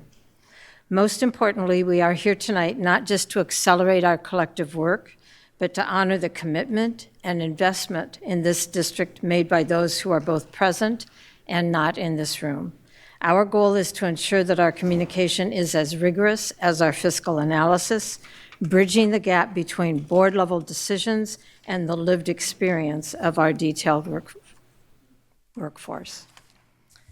This slide is a synthesis of the framework we use to evaluate every function within the district to ensure maximum alignment and efficiency without compromising our core mission. You've endorsed that this structure not just be a simple budget cutting exercise, but that it is a process of seeing the system through intense study, reflection, and analysis. We continue to conduct in-depth responsibility analyses for every department, reviewing mandates, operations, and core programs to determine what is absolutely essential. Through multiple rounds of scenario building, iteration, and feedback loops, we continue to focus not just on cutting numbers on a page, but on intentionally redesigning a central office that is leaner, legally sound, and most importantly, sustainable for the long-term success of our students. After sharing our last recommendation, we received additional direction and feedback that prompted us to take one more deep look at our structures to identify any administrative cuts that would improve our bottom line while not compromising our core mission to keep cuts as far away from schools and students as possible. This slide provides the hard data on the scale of our restructuring. In total, you'll see in the upper right-hand corner, we have reduced approximately 194 positions across our central office. While we have consolidated and reallocated 39 positions to align with our strategic needs, this results in a net reduction of 155 positions.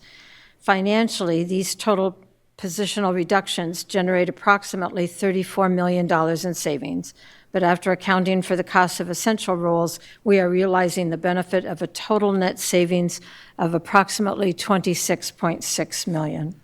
These are not just numbers. They represent what we know you have aspired to see, which is a much leaner, more focused central office dedicated to fiscal sustainability. The results of this seeing the system work represent a fundamental shift in our district operations. By applying further board direction and community feedback, we have restructured the superintendent's cabinet from the 6 current members to 4 proposed members in the coming year. Our final analysis focused on how consolidating leadership at the top could be scaled and cascaded throughout the organization, a strategic rather than arbitrary redesign. As we move into the data, you will see that this approach has resulted in our deepest proportional cuts occurring at the leadership level.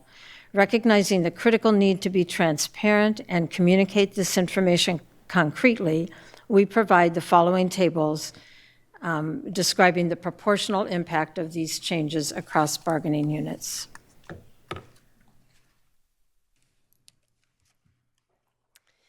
Moving from the structure to the numbers, the results of this final analysis is a significant net reduction across our leadership tiers. This includes 5 chiefs, deputy chiefs, or deputy superintendents, 1 assistant superintendent, 15 directors and executive directors, 13 coordinators and administrators, 9 managers and supervisors, and 6 administrative assistants. While this list isn't exhaustive, these figures are vital for transparency. We have prioritized analyzing the impact of these cuts to ensure that, as directed, administrative positions bear a significant share of the reductions. This tracking has helped us hold us accountable to that expectation and ensures that we are leading the contraction from the top. Our comparative analysis provides exactly that. The highest proportion of central office reductions are occurring within our highest paid units and the positions within them, specifically UPE, TCS, Teamsters, confidential, and non-represented groups.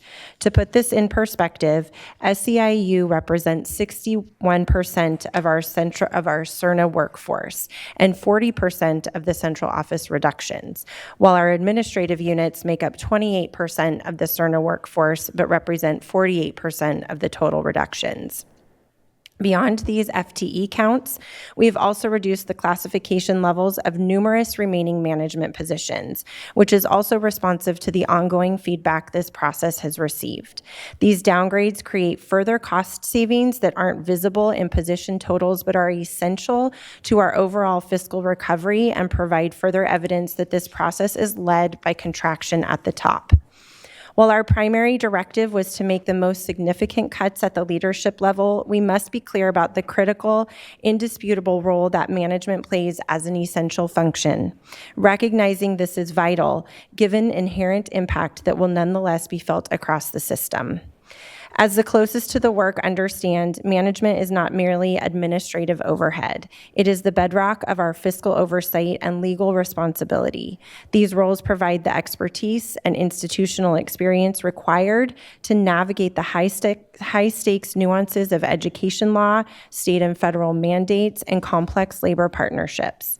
In their absence, the innumerable decisions required for on-the-ground action can become a bottleneck and halt progress. This system view is precisely what informed which positions were not cut. By maintaining this strategic core, even at the minimal levels presented to you today, our goal is not to protect a hierarchy, but to preserve the operational integrity of the entire district. Our focus remains above all else on serving our students. We hope the system can withstand these significant leadership cuts because we have been strategic in preserving the oversight necessary to keep resources in the classroom. However, we recognize the compelling question on everyone's hearts and minds: what will be the impact of these changes? Addressing that question is an immediate and top priority. We must prepare for the actual felt experience of these reductions. There is no way to reduce our footprint by 150 positions in the central office without a very real impact and consequently very real challenges.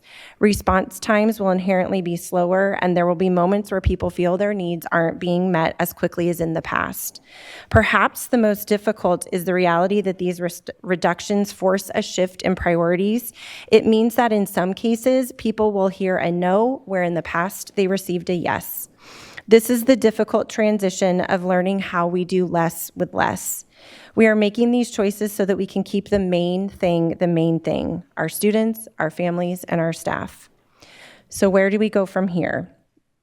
Because we have taken a human-centered approach, we require the time and a dedicated process to discern, articulate, and strategically plan for the specific impacts of these changes.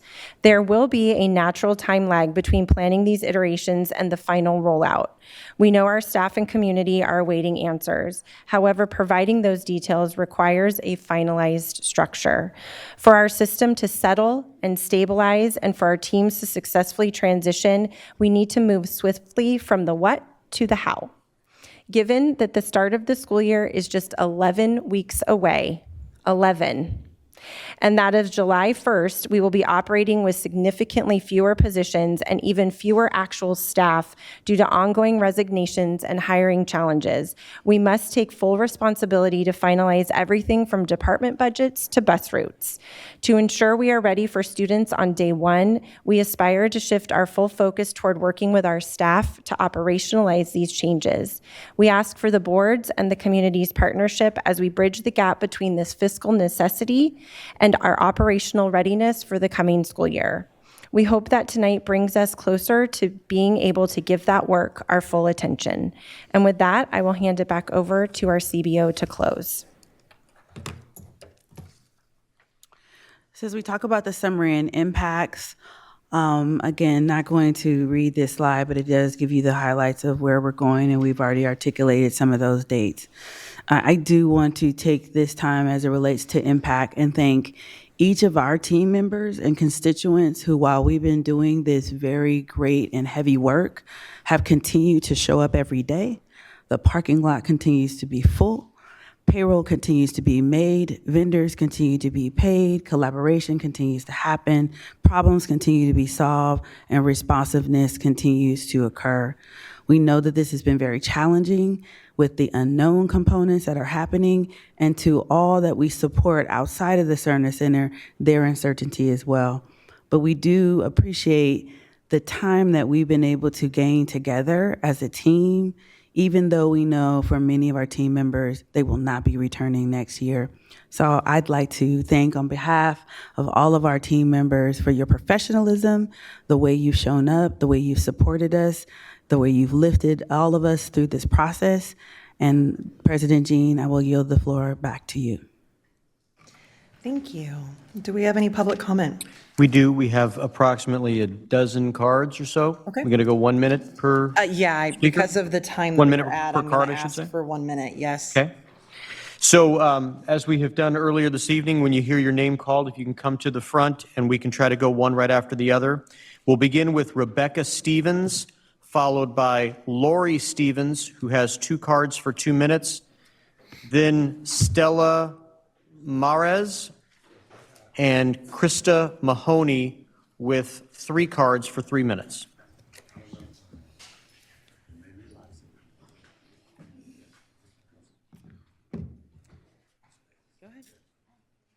Hello, board members and Superintendent McCarn. My name is Rebecca Stevens, and I'm speaking on behalf of TK Aides in the Sacramento City Unified School District. I'm here with my mother, Lori Stevens, an awesome TK aide from Mark Twain Elementary School. Do you realize aides are mandatory to be in classrooms for TK as it states under California Education Code 48000, which mandates that TK classrooms must maintain a ratio of 1 adult for every 10 students, with TK aides being included in this code? You also said you're going to restructure these positions, but what you're really doing is cutting hours to save money and make up the deficit by taking away their medical insurance. But let me ask you this. What happens when I or my mom get hurt? This would cause a huge distress to my family, my friends. Also, because of the restructuring, my mom won't be able to fund my theater program, my school spirit, my outfits, or my school spirit outfits, or my sports. I want you to know and take into the consideration that this has an impact on not just the TKAs, but the people they are supporting too. I am very saddened and disappointed by this decision, so please reconsider this restructure. Thank you. Thank you.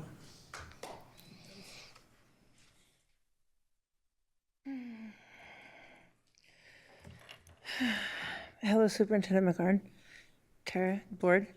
I want to thank you for coming to our Echo Rise showcase the other night. And April, thank you for always coming to all of our events that we do in Mark Twain.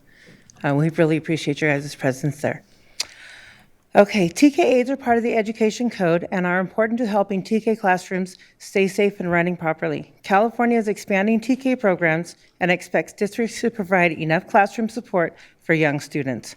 Cutting TK aid positions goes against the direction the state is moving in.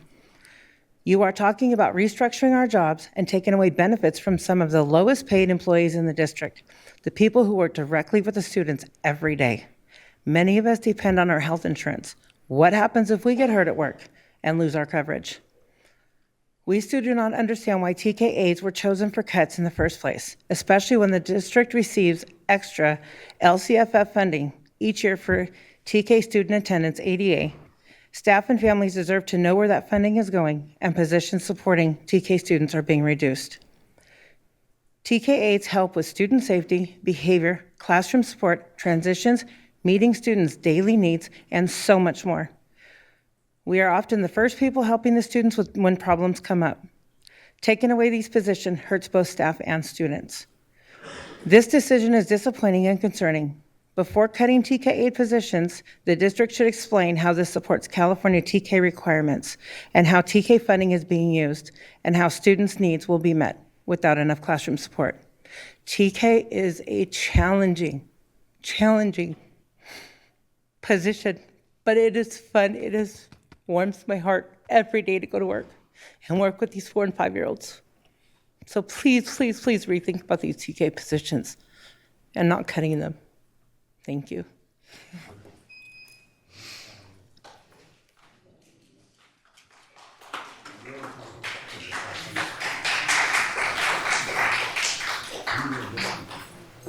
Stella Mares, followed by Krista Mahoney.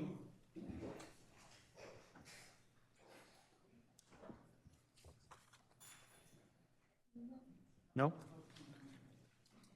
Okay, we'll move on to David Wong, and then, oh, okay, sorry.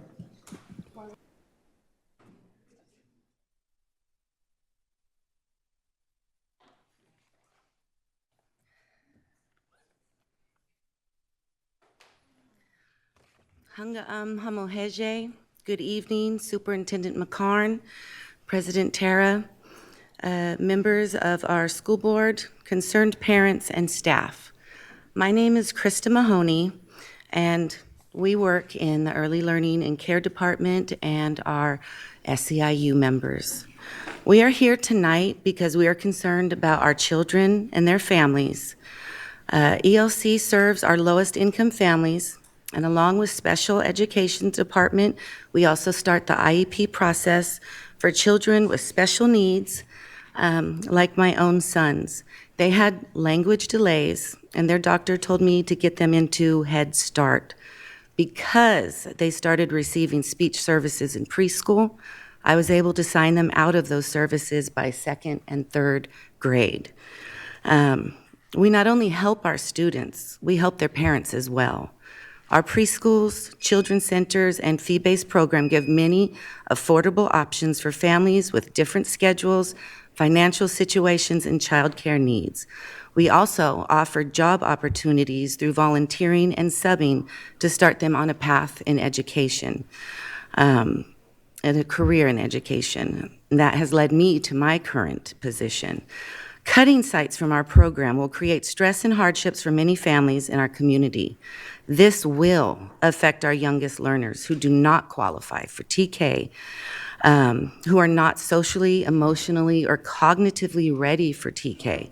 ELC is the best option for the children in our community.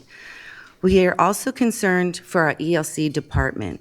These layoffs and transfers will severely undermine our program. Even though we generate restricted federal and state preschool funds and revenue from our fee-based program, We need trained staff to do our own enrollments, to process our fees, and enter all of our Head Start paperwork. And we need our trained management to write our grants, to create reports, and to keep our program compliant with Head Start. We're also concerned about our ELC staff. Many of us live from check to check because we do not get 8 days of unworked pay. However, we are here every day supporting our program and classrooms. There are days I must come to work when I'm sick just to find substitutes so we can stay in ratio. This is when we're short-staffed, and that is with our current staff. I am worried and stressed just thinking about how we will comply with Head Start's regulations when so many of our staff are laid off. So, if you do not want to affect our students and families with these layoffs, please consider we need trained staff to keep our Head Start program up and running. We urge you to listen to SEIU to protect our classified positions, because eliminating them will not solve the district's budget crisis. We urge you not to target our workers with lower incomes while protecting upper management positions. If you cannot do this in a timely manner, then we sadly urge you to consider starting the state receivership so that those who are left working can get paid for their work. I thank you for your time and consideration. Gayama Wangao, go with good thoughts and good feelings. Thank you.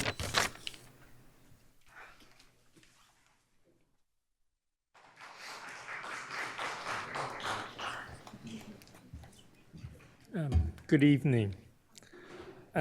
David Wong, shopster from Luther Burbank High School.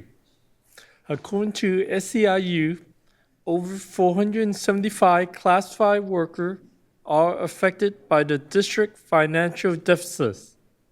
I have been assisting 3 people, Ricardo Ratcliffe Jr., Instructional A, Amar El Hora, also Instructional A, and Eduardo Afabo, a food service assistant. Ricardo and Amir have been working beyond their contracted hours. They submitted timesheet for per diem compensation. The district has failed to provide compensation for Ricardo and Amir. I and Greg Polo, a special education teacher, have been sending emails to the special education department trying to resolve this issue. My last option is to file a grievance on behalf of Ricardo and Amir so that they will receive their compensation. Eduardo, a food service assistant, will have his work hour reduced from 6 hours to 3 hours. He will lose his health benefit for himself and his family. The work still exists. The district is just having people work less hours and do not provide health benefit.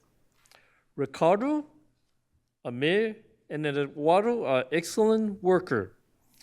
They do not deserve to be mistreated. Thank you for your time.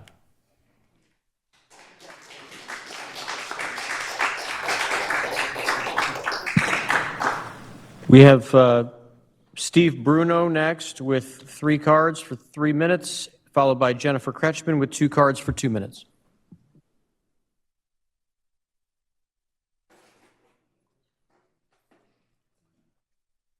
I think there was a mistake because I only had 1 card on this topic, but thank you. I just want to say, as I said earlier, the employees are people, and we need answers. We need you guys to finalize the reorg so that the people who are going to stay here know they have jobs, and the people who are going to be let go have a definitive answer and can start doing what they need to do. You heard them say that we are having trouble because people are leaving and we're having trouble hiring people. This confusion only adds to that. Please get this finalized soon. Thank you.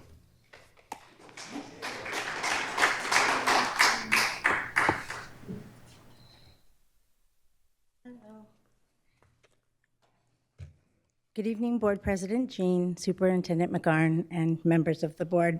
I'm actually here to finish what Lucy started earlier when her daughter took over. So I'm reading from her script. One of the very few ways to earn money as a public education entity is through increasing student attendance. Lucy has been part of the current SCUSD Attendance and Engagement Department, also known as the CARE Team, for over 4 years. We do not just run a high-level messaging campaign telling kids it's good to come to school. We do not just sponsor whole school greatness rallies. What it takes to really make an impact is the deep person-to-person work that gets a child into their classroom each and every day. The chronically absent student is not going to attend because they want to earn a pizza party. More often, they are a child whose family is in crisis, whose body is not well, who does not yet feel safe, whose adults are stretched thin. The attendance team is the people who knock on the door. We sit with parents whose kids won't get out of the car. We walk a family through the SARB process. We work with school sites to hold the engagement support plan meetings. We connect a child to mental health, the family to housing, and to food.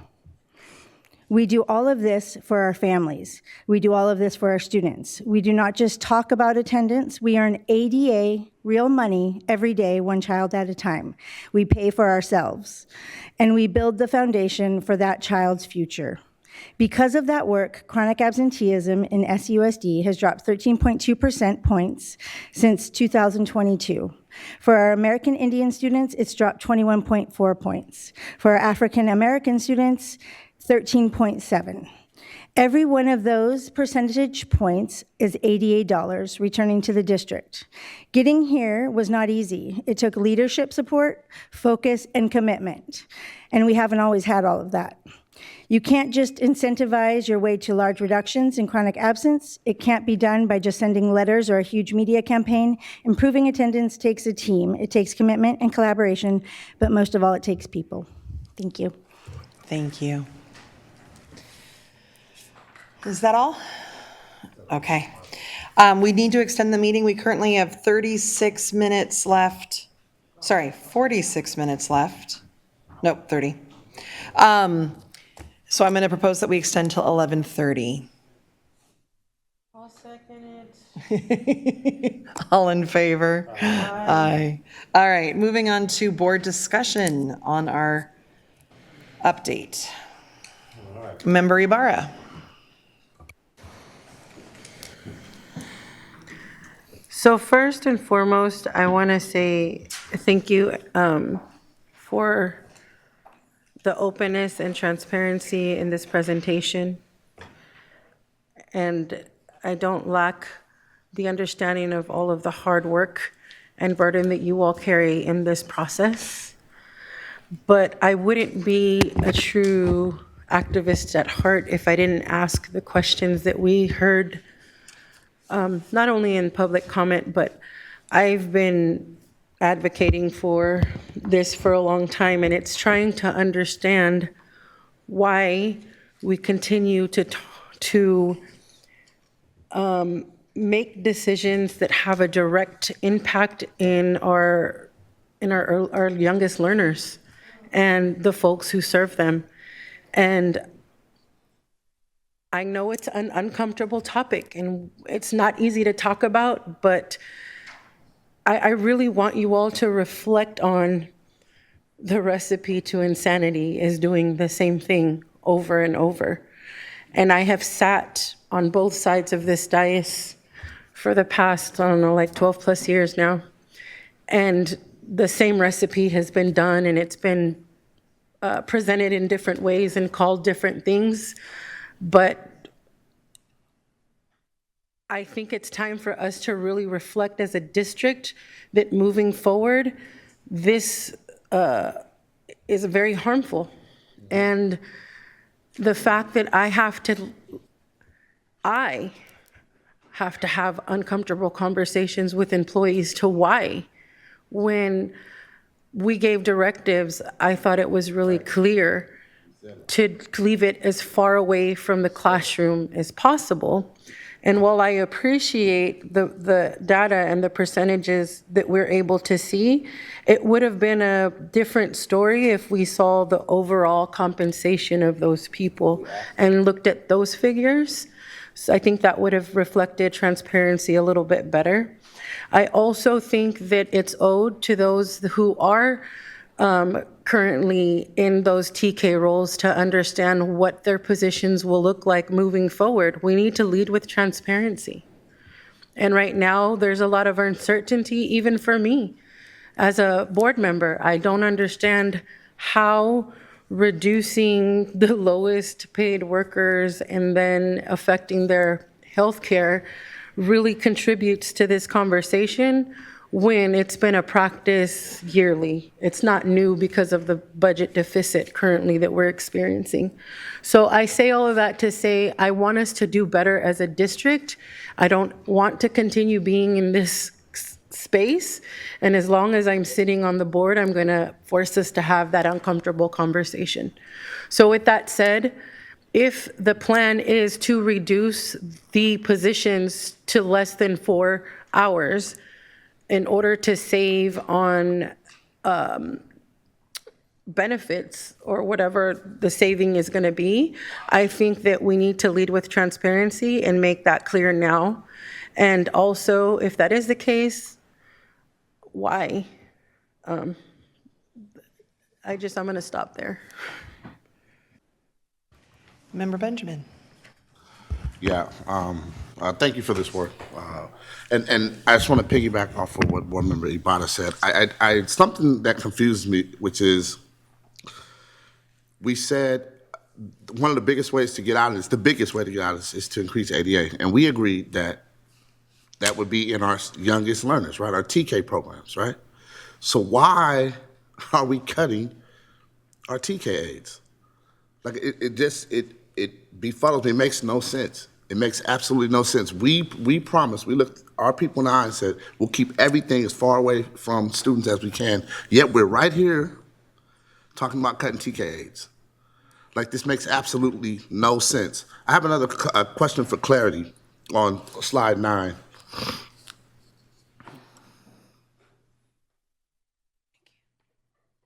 So these, because we always talk about projections, that's pretty much all we've ever got is projections. My question is this, this doesn't include, I think you mentioned this doesn't include like the advanced property tax, right? At 111.1? Right, that's cash. Right, so that's cash. Mm-hmm. Okay. Will that cash, will that cash be added to this to make up for this budget deficit? So no, so the budget needs either revenue growth or expenditure decline. Okay. The cash helps because when we were on slide, this slide, and we talk about by the time we get to July, and I shared with you the board communication about cash flow and how by July we're negative. That 111 million helps cash. It doesn't help the budget as it relates to where we are with revenues and expenditures. Okay. Okay, okay, that's fine. So then back to slide 9. So then what about the May revised numbers? So slide 9 is 25-26. Okay. May revise is for 26-27 because there are no changes to 25-26. Okay, thank you for that. Sorry. Okay, thank you. All right, are there any other comments or questions?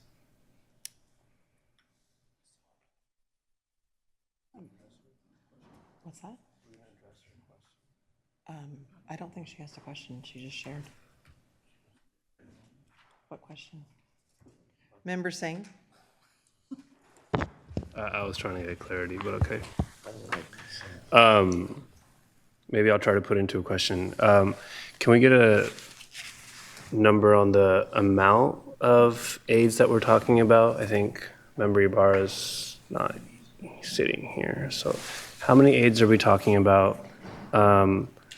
What what were we currently, how many hours were they at currently, and what were we cutting down to?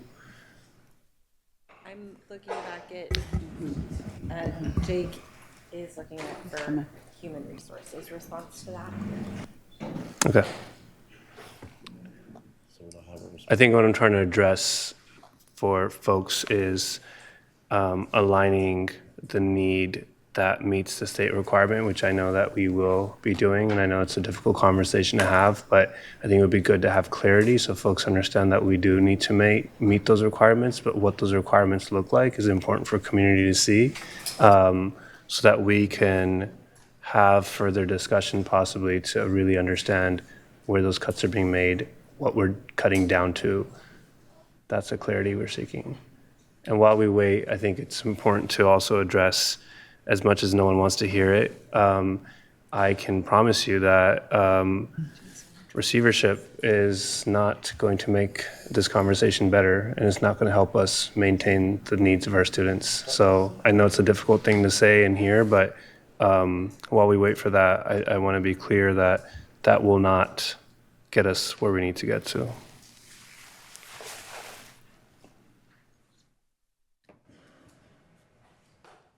While Jake is looking up the number, I can tell you that we have a TK aide in each one of our TK classrooms. I can't just remember off the top of my head how many we have, and we're expanding for next year. TK is 200 minutes a day, and currently, I believe the aides are 6 hours a day. So there's 56 TK members that are impacted. Okay. I don't know right now if there's vacant positions to be considered on top of that. Okay, 56. All right. So, and what are they at right now? Sorry, Mary, you just said it. How many hours? TK aides are 6 hours per day right now. 6 hours per day. Okay. 56. Okay, that's helpful. I just wanted to make sure, Member Ibarra. What do they make? About 20. Member Kayada. So I missed a little bit of it because I had to use the restroom, couldn't wait any longer. But I just want to, the comments I did hear from my colleagues regarding the aides and the other questions that we received in public comment that they followed up on, just wanted to share that I share those sentiments that we should make sure we do this right. And I think also, speaking for myself, I've been pretty clear that the way to solve this budget is never going to be on removing people's benefits by making them part-time employees. So to the extent that we can balance the need to find work for people that allows them to maintain full-time status, and also to meet our budget needs and our legal mandates, I think those three things need to be done so that we can say that we've done this right and we don't end up in a situation where we cut people either by forcing them to get out of their jobs or have to, go below living paycheck to paycheck because we've taken away their benefits and some of their pay. And also that we're able to meet the needs of our students who have legally required service levels. So with that said, I just have, one general comment on the first half of the presentation. It's just that it appears that, we've been working on this for a while, but the way I'm hearing our update tonight is that what we've been doing, at least for 25, 26, is starting to work. The plans that we put into place are starting to materialize. 26, 27 is still looking very scary, but I think the direction that I think this board has sent and what I'm seeing here still reflected in our plan as it rolls out is that we need to be appropriately aggressive with our projections to ensure that if we need to take out a loan from the state, we do, but we should do that at the last possible minute because receivership is definitely going to be a worse option for us. So I would just say very much looking forward to the third interim when we actually can get a lot more of our projections actualized into our budget to get a better sense of what 26, 27 is going to look like as some of these changes that have been so difficult to go through start to materialize in terms of cash and budget. Member Benjamin. Yeah, I just have two questions. So you said 56 is 6 hours. What are they making? What's their wage? What's their hourly? What are they making?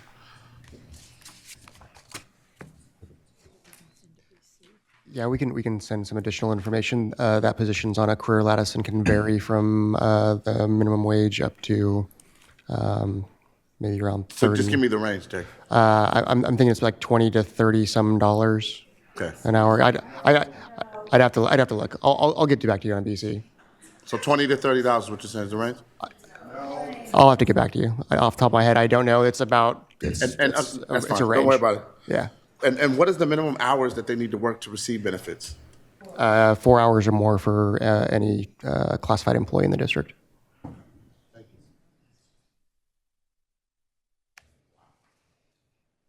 Is there any other questions or comments? Okay, thank you. Oh, is that an action item? What are we approving? Just in case we want anything. Okay. All right, moving on to 12.3. Adopt Resolution 3585 regarding alternative to proposed decision of ALJ and implementing certificated preschool layoffs. Right. All right. Good evening. So I want to start off by pointing out I'm here in my capacity as the attorney who litigated the layoff hearings. And I point that out because in that role, I can't also provide advice and counsel to the board. Scott Donald here is to the extent that the board has any questions in seeking advice and counsel as it relates to both this matter and the following one. He can speak to that and provide any advice and counsel that is requested by the board. So this matter concerns the preschool layoff. Thank you. This matter concerns the preschool layoff, which is part of the certificated layoffs that the board approved in February and March. As a reminder, the board approved the elimination of certain certificated and preschool administrators and teachers. Staff issued the notices to all identified employees. 93 certificated employees requested a hearing. All but one withdrew their hearing request following a negotiated agreement, and the board took final action on those positions on May 7th. There was one employee, a preschool administrator, who declined settlement. For layoffs of preschool staff, it's in this very niche area of the Education Code 8303, which is not as developed as the classified and certificated layoffs, but it generally affords rights like seniority and rehire rights. Historically, preschool layoffs have followed procedures similar to classified employees. However, the classified employees laws have changed recently. Preschool teachers and administrators were provided precautionary rights to a hearing, even though the law is silent on it.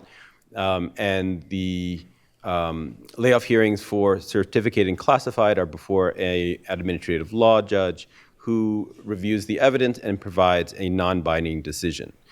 In this case, a hearing was held on April 22nd. Parties were presented and evidence and testimony was given.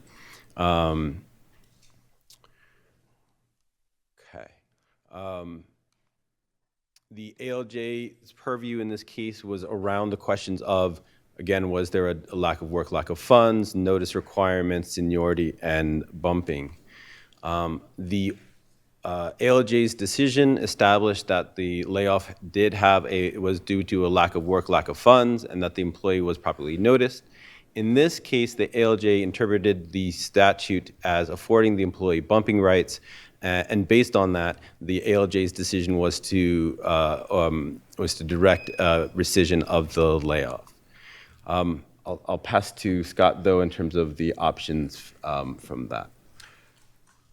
So, good evening, and just what everybody wants is two lawyers for the price of one. The ALJ findings were things that you could accept, you could reject, or you could amend. And in this particular instance, because those are the results. I mean, those are your options, and we're recommending.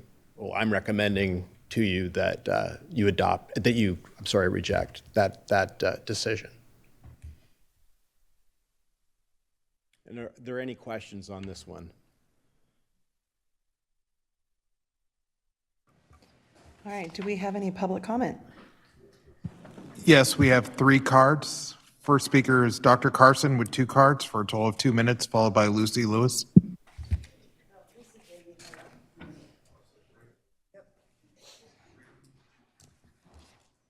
Good evening, President Jean, board members, and Superintendent McCarn. My name is Dr. Anjal Carson, and I am the respondent referred to in resolution number 3585. I understand that through this process, I may have bumping rights back into the classroom. However, I respectfully ask the board and district leadership to also consider my qualifications and experience for one of the remaining management positions within early learning and care. I have dedicated over 22 years of service to this district and to the early learning and care department. Throughout those years, I have remained committed to supporting children, families, staff, and program success through leadership, compliance, oversight, and service. The reorganized 2627 organizational chart structure continues to include administrative leadership positions for early learning and care. My experience and institutional knowledge, which not only do I have institutional knowledge of the Head Start performance standards and state guidelines and regulations, I have a doctorate degree, I have an administrative services credential, I have an adult education teaching credential, I have a child development program director's permit, I have a child development site supervisor permit, I have all the required ECE units, and I have a universal transition kindergarten certification. Therefore, my long-standing commitment demonstrate that I am qualified to continue serving in a management capacity. I respectfully ask for fair consideration for retention within administration before being reassigned out of the leadership role I have faithfully served in. Thank you for your time and consideration.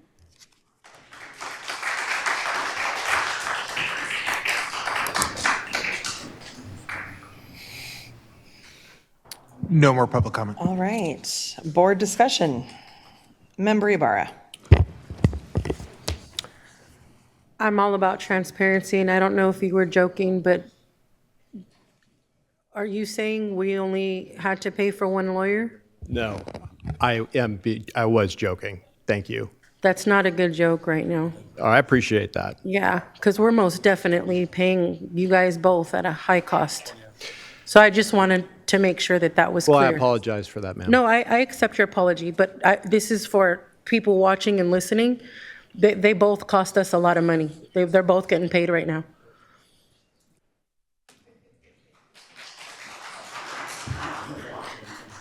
Do we have any other questions or comments?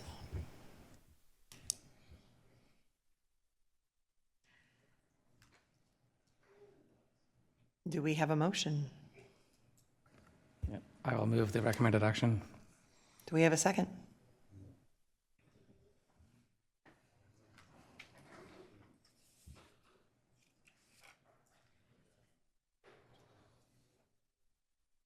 I'll second it.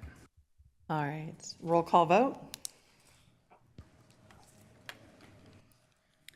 Member Jean? Aye. Member Kayada?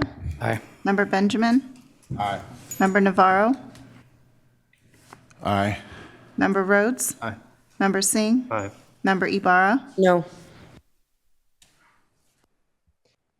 Moving on to 12.4, adopt resolution 3586 regarding alternative to proposed decision of ALJ in implementing classified layoffs. All right, thank you. And again, matter concerns the classified layoffs. Again, I was the litigating counsel in that role. And I'll be very, very quick. The board approved an elimination of 567.7 FTE. Of those, 102 requested a hearing. The remaining waived their hearing. As you'll recall, the board took final action on May 7th with regards to the individuals who did not request a hearing. I won't go into all this detail other than to point out that, as I mentioned in the previous one, the matter, classified employees are entitled to a non-binding hearing before an administrative law judge, and that matter was heard on April 16th and 17th. The purview of the judge, again, was to determine whether the layoff was due to lack of funds, whether it was notice, seniority, and bumping was correctly applied. The order by the ALJ established that the layoff was due to a lack of work, lack of funds. However, in this case, the ALJ refused to accept the testimony or evidence that was submitted that around notices and the seniority and bumping analysis. I will just say, without going into any advisor role, my experience is this was an unprecedented decision by the ALJ and is not consistent with my experience of these kind of hearings and the type of evidence that is permitted and considered. Based on that, the ALJ's order was to rescind the layoffs of those 102 employees. I will pass this on to Scott to speak to the options. Thank you, and I think this is more where I wanted to have a chance to speak with you. From my standpoint, I've done the same type of ALJ work that this person did for many, many years, and I've also stood as the litigator in these kinds of cases. I've reviewed all of the transcripts and all the evidence that the ALJ in this particular instance reviewed. There's a few things that are really important here. The main issue is a determination that the testimony that was given was not valid testimony because of the concern that it was not by a person who had actual knowledge. This was contradicted by actually the testimony of the deponent or the witness himself, who testified that he personally was involved in the process of providing notice. And frankly, it was corroborated by 100 people asking for a hearing, 93 people asking for a hearing in a timely manner. So on one hand, you had a person providing what should have been seen as credible evidence because it was firsthand evidence that he had participated in the process, had sent out the notices, and it's actually in the record. It's testimony under oath. It's testimony that was transcribed. What happens a lot of times with ALJs is they take notes, and this person may have taken notes and not really been able to know what the testimony was before her, because if she'd looked back at it later on, she would have seen that it was very clear that this person had personal knowledge. So that's to the notice issue. The other issue, which is very similar, is the determination of seniority. She didn't attack or say that the process was not credible or that the information was invalid. What she said was that the person who testified didn't have personal knowledge, and that again was not supported at all by the testimony. In an administrative hearing, the issue of admissible evidence is much different than it is in a court of law. It's far more relaxed, and she applied what appeared to be more of a court evidentiary standard than what should have been applied in an administrative hearing. And so on that basis, there's really, it was really a unsupported decision. And that's really unfortunate. So any questions on what I've just presented? Do we need to go through the rest of the slide deck before, because I need to go to public comment before we can say anything.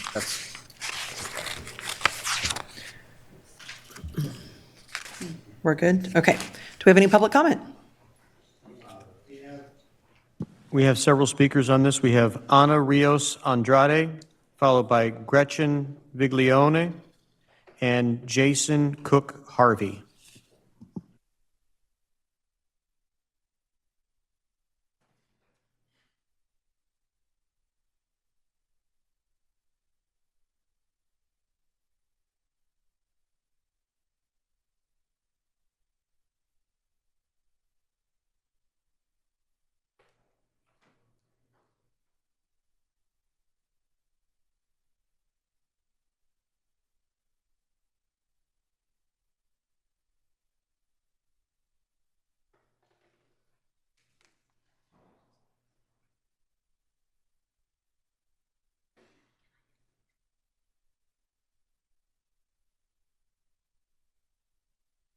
Sorry, who's going first? Evidently Gretchen is Okay, going. Is that Gretchen, correct? come on up. Okay. Go ahead and come on up. We'll call them up if they're here later, yes. Good evening, Board. Hopefully the fact that I've been here since 9 a.m. this morning because this, haven't been home, this issue is too important to stand by and do nothing. My name is Gretchen Viglione, and I'm a training specialist for parent-teacher home visits here in the district. I've served Sac City since 1998, where I began my career as a kindergarten teacher. I campaigned for most, if not all of you, on the hot days of Sacramento, going door to door, because I believed you represented change. I've also been instrumental in connecting with many of you on home visits to connect with our community. I'm here tonight to express my concern regarding the staff recommendation to the board to ignore the ruling of the ALJ judge regarding classified layoffs. I'm here of absolutely no benefit to myself, as I have not been laid off, and I do recognize the board has no obligation to follow the direction of the ALJ. However, I'm here because I believe the presentation being made to the board, and more importantly to the public, regarding the judge's decision is purposely missing some of the facts. Based on agenda item 12.4, district staff has stated that staff and legal counsel have reviewed the proposed decision and determined the decision contains errors of law and fact. I cannot speak to each of those errors as I was waiting for the completion of the PowerPoint slide, which we just saw labeled errors of law and fact in ALJ decision, which was blank. Had not been shared as of 6:30 this evening. While legal counsel may have evidence of errors in law and fact of the ALJ, I observed several errors of both law and fact on the district's part. I was present on day one for the layoff hearings in their entirety, and what I observed were errors made by district staff in sharing exact dates and documentation for the layoffs. In one incident, the district staff stated that particular layoff hearing packets were all received by April 1st, in which the ALJ noticed that several packets were actually signed and dated April 5th. District staff then backtracked to say, well, almost everyone received a packet by April 1st. When the judge asked which employees may not have received their packets, district staff responded that they could not recall. I'm quite concerned that the board, and again, the public, has been misled in the reasoning that district staff recommend option 3 to ignore the ruling of the ALJ. Based on my observations at the hearing, that PowerPoint should also have a bullet stating district staff made errors which should have resulted in the rescinding of layoff notices. If the board chooses to move forward with these layoff notices, I hope they do so with full transparency that I know is valued by every one of you, and that the district does have question about they are at fault.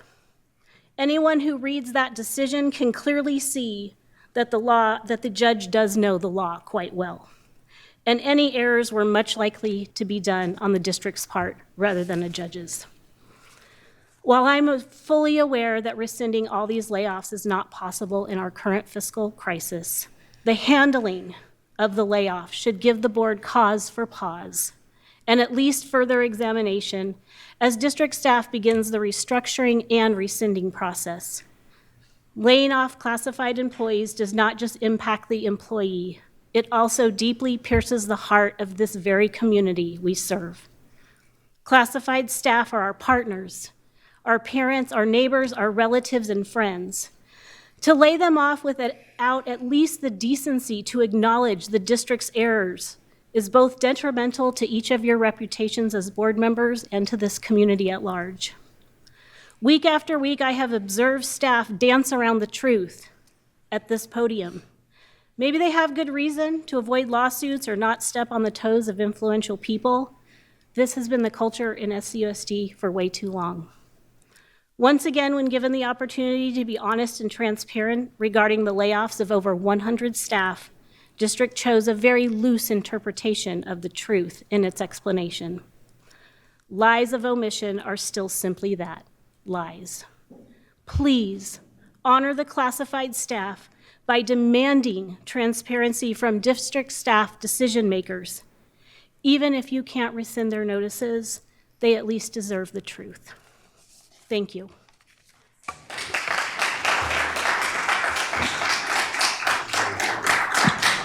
Okay, last call for Ana Rios Andrade.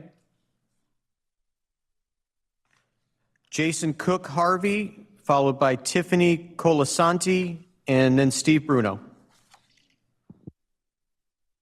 All right, back again. It's an honor and privilege to be here. Thank you for this opportunity to be able to speak. And I just want to take a moment to say that when I asked the question when I spoke earlier about how many individuals knew that the district had a job center, I was really disappointed by the number of hands that went up. But it also speaks to me about how there's been a lack of support for the job center. I think that there should be someone from the job center, especially because the funds that are used to keep the job center going are a match to the Sacramento City Unified. You know, these are Department of Labor dollars that come with a lot of scrutiny. And so for me, in my experience, I came into the position and by month number 3, it was short 100K. And that was really disheartening for me to hear. And so I'm just really concerned about that.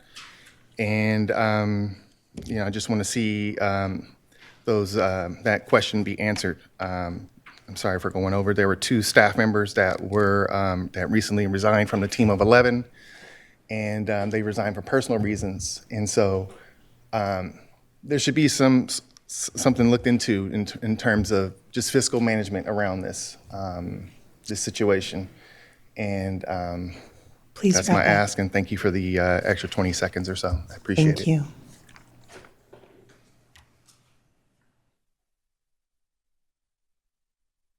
Good evening. My name is Tiffany Colasanti, and I'm the transitional kindergarten teacher at Oak Ridge. I'm speaking tonight because I am deeply concerned about the recommendation to reject the ALJ's decision in its entirety and to continue with all the classified layoffs. We're still major unanswered questions that you all just asked about TK staffing and implementation. As you make these decisions, I'm asking for you to clearly explain how eliminating or reducing TK 8 hours will align with state TK staffing requirements and the actual operational realities of TK classrooms. As you're aware, California law requires TK classrooms to maintain a 1-to-10 adult-to-student ratio. Currently, TK aides work 6-hour schedules, and there are concerns that those hours could be reduced below 4 hours per day. Reducing the hours to that level would make it even more difficult to recruit and retain experienced qualified TK aides, which make $19.30 to $23.01. That's the range. $19? Yep, got it. Of course. Each morning, the students' TK day begins with breakfast starting at 8:25 at Oak Ridge. At 8:55, all Oak Ridge students and staff gather around our new oak tree for our morning pledge. I am mighty, we are mighty, and our community is mighty. From that moment forward, TK staff support the full range of daily responsibilities required for 4- and 5-year-olds, including arrival, instruction, meals, bathroom routines, transitions, social emotional support, and dismissal, which occurs outside of instructional minutes.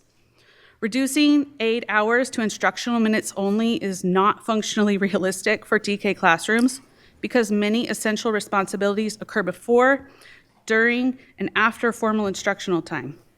These responsibilities are part of maintaining safe, developmentally appropriate, legally compliant, and effective TK programs. These are operational realities that must be considered before reducing hours or implementing classified layoffs affecting TK programs. The potential savings from reducing TK 8 hours appear small in comparison to these budget challenges, but the operational and educational impact to our earliest learners and on our classrooms would be significant. I want to ask directly tonight, have you completed or even initiated impact bargaining, specifically reducing the TK hours? And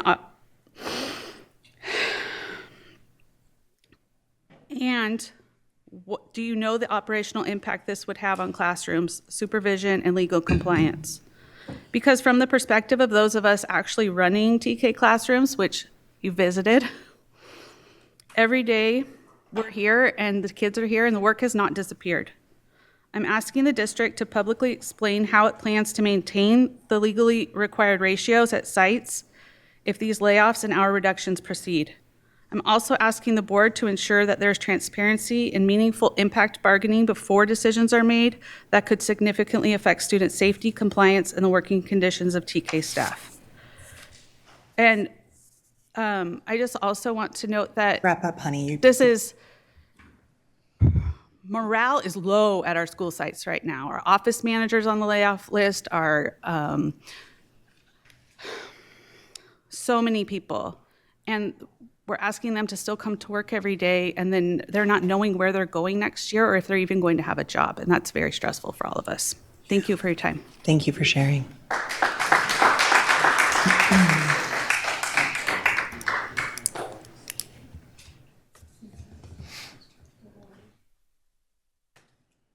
Good evening yet again.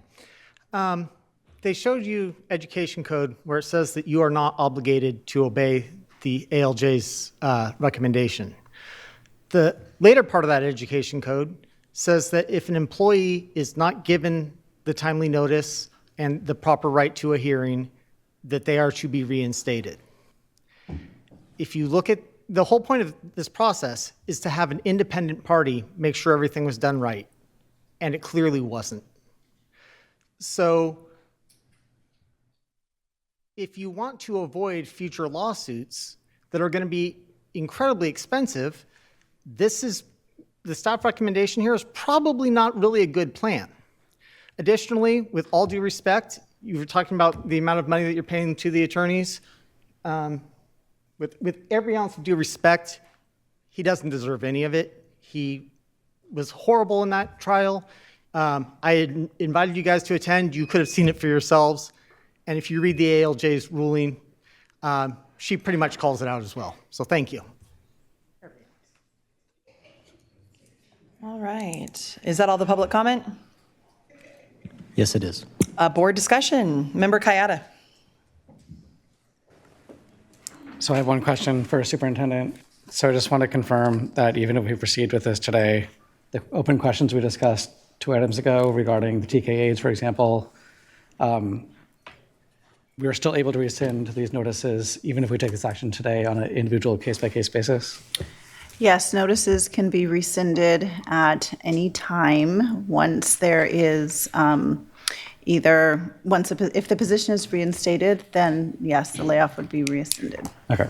And it can be rescinded at any time. Okay, and I don't have much more to say because as Mr. Bruno just mentioned, there are further legal avenues people have, so I don't want to complicate the record. I would ask that my colleagues also not complicate the record because we don't want to open ourselves up to liability. And I would just say, you know, that's all I'm saying. All right, if we go to slide 10.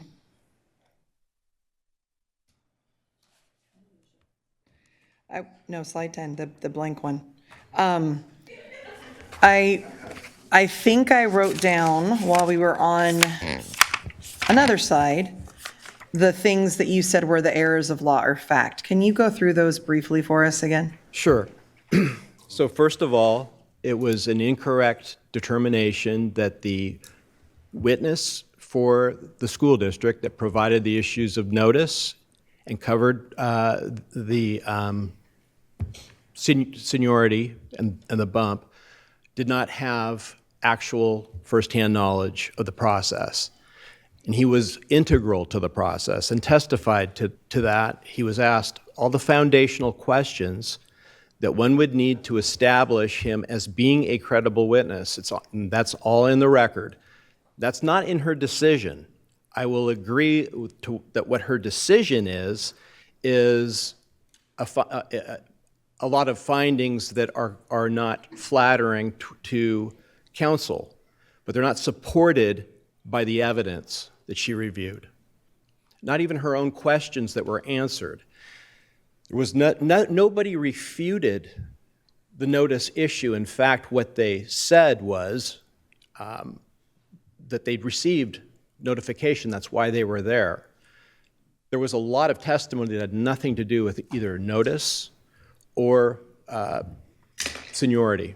It was a lot of testimony about other things that had really nothing to do with what that ALJ was there to decide.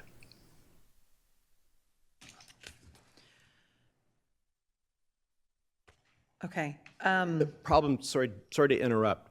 Part of the problem is this issue of notice is really a very simple issue that should have been taken care of very practically and easily. Normally, that would have been something that would have been done right at the beginning of the process with a conference with a representative of these individuals, but they were not represented.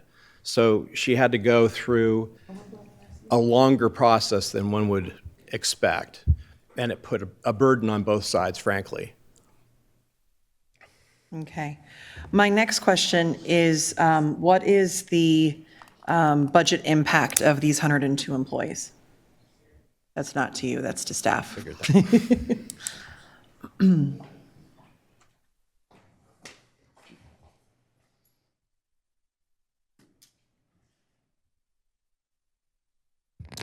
So based on the array of different positions that are listed, about 12 to 15 million total compensation.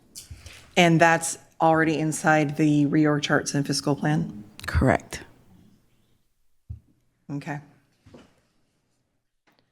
I guess I'm a little frustrated by your range. I was hoping for a firmer number.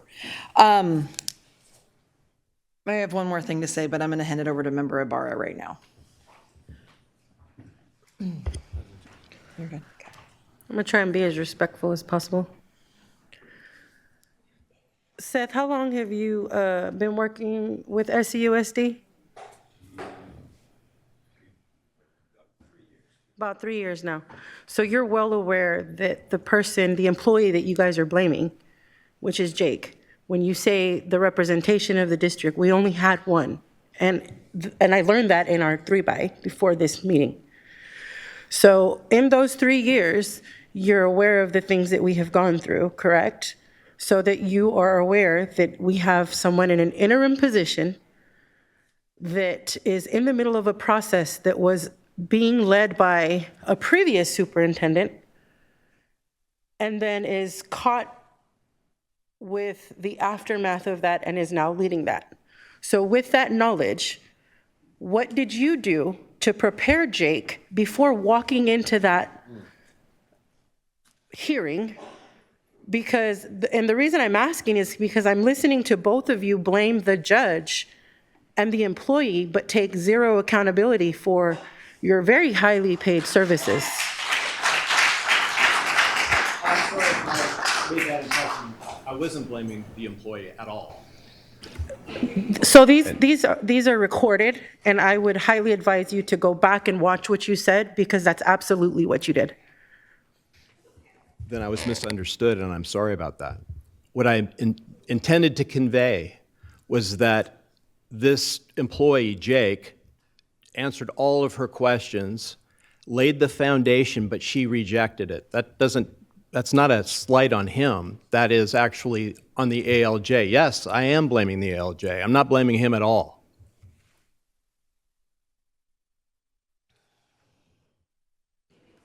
I mean, you were up here making bad jokes, so I don't know how to take that.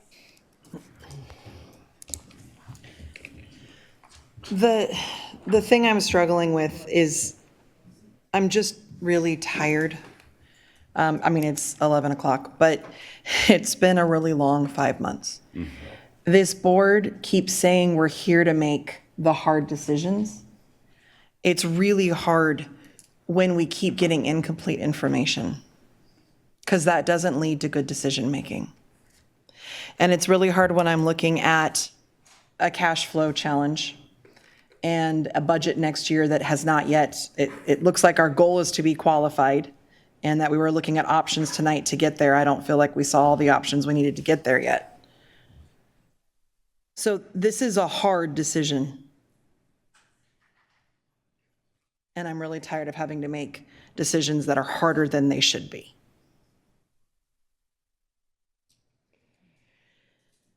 With that, I'll entertain a motion.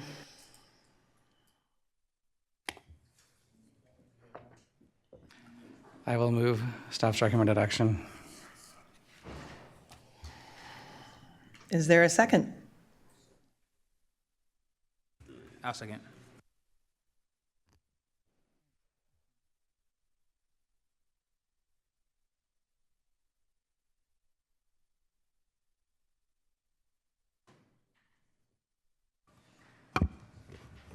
Member Kayada?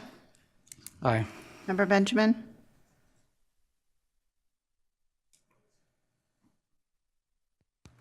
No. Member Navarro? Aye. Member Rhodes? Aye. Member Singh? Aye. Member Ibarra? Oh, sorry. Member Jean? No.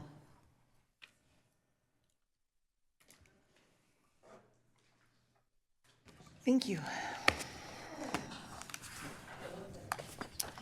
All right, moving on to 13.1, Business and Financial Information Enrollment and Attendance Report. I've been told we have public comment. There's one speaker on this topic. It's Steve Bruno.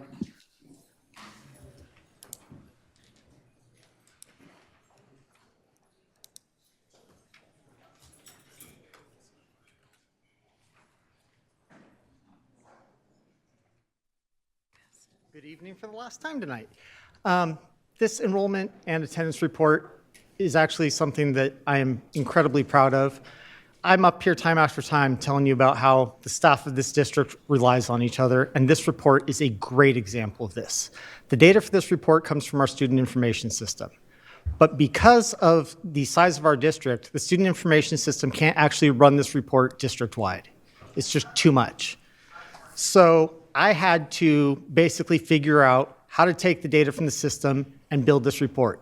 But I couldn't do that by myself. I had to work with people from budget services who could tell me what they needed from the report. So this was a cooperative effort from both technology services and budget services. And if the staff didn't work together as well as we do, you guys wouldn't have this report in your hands. You're welcome.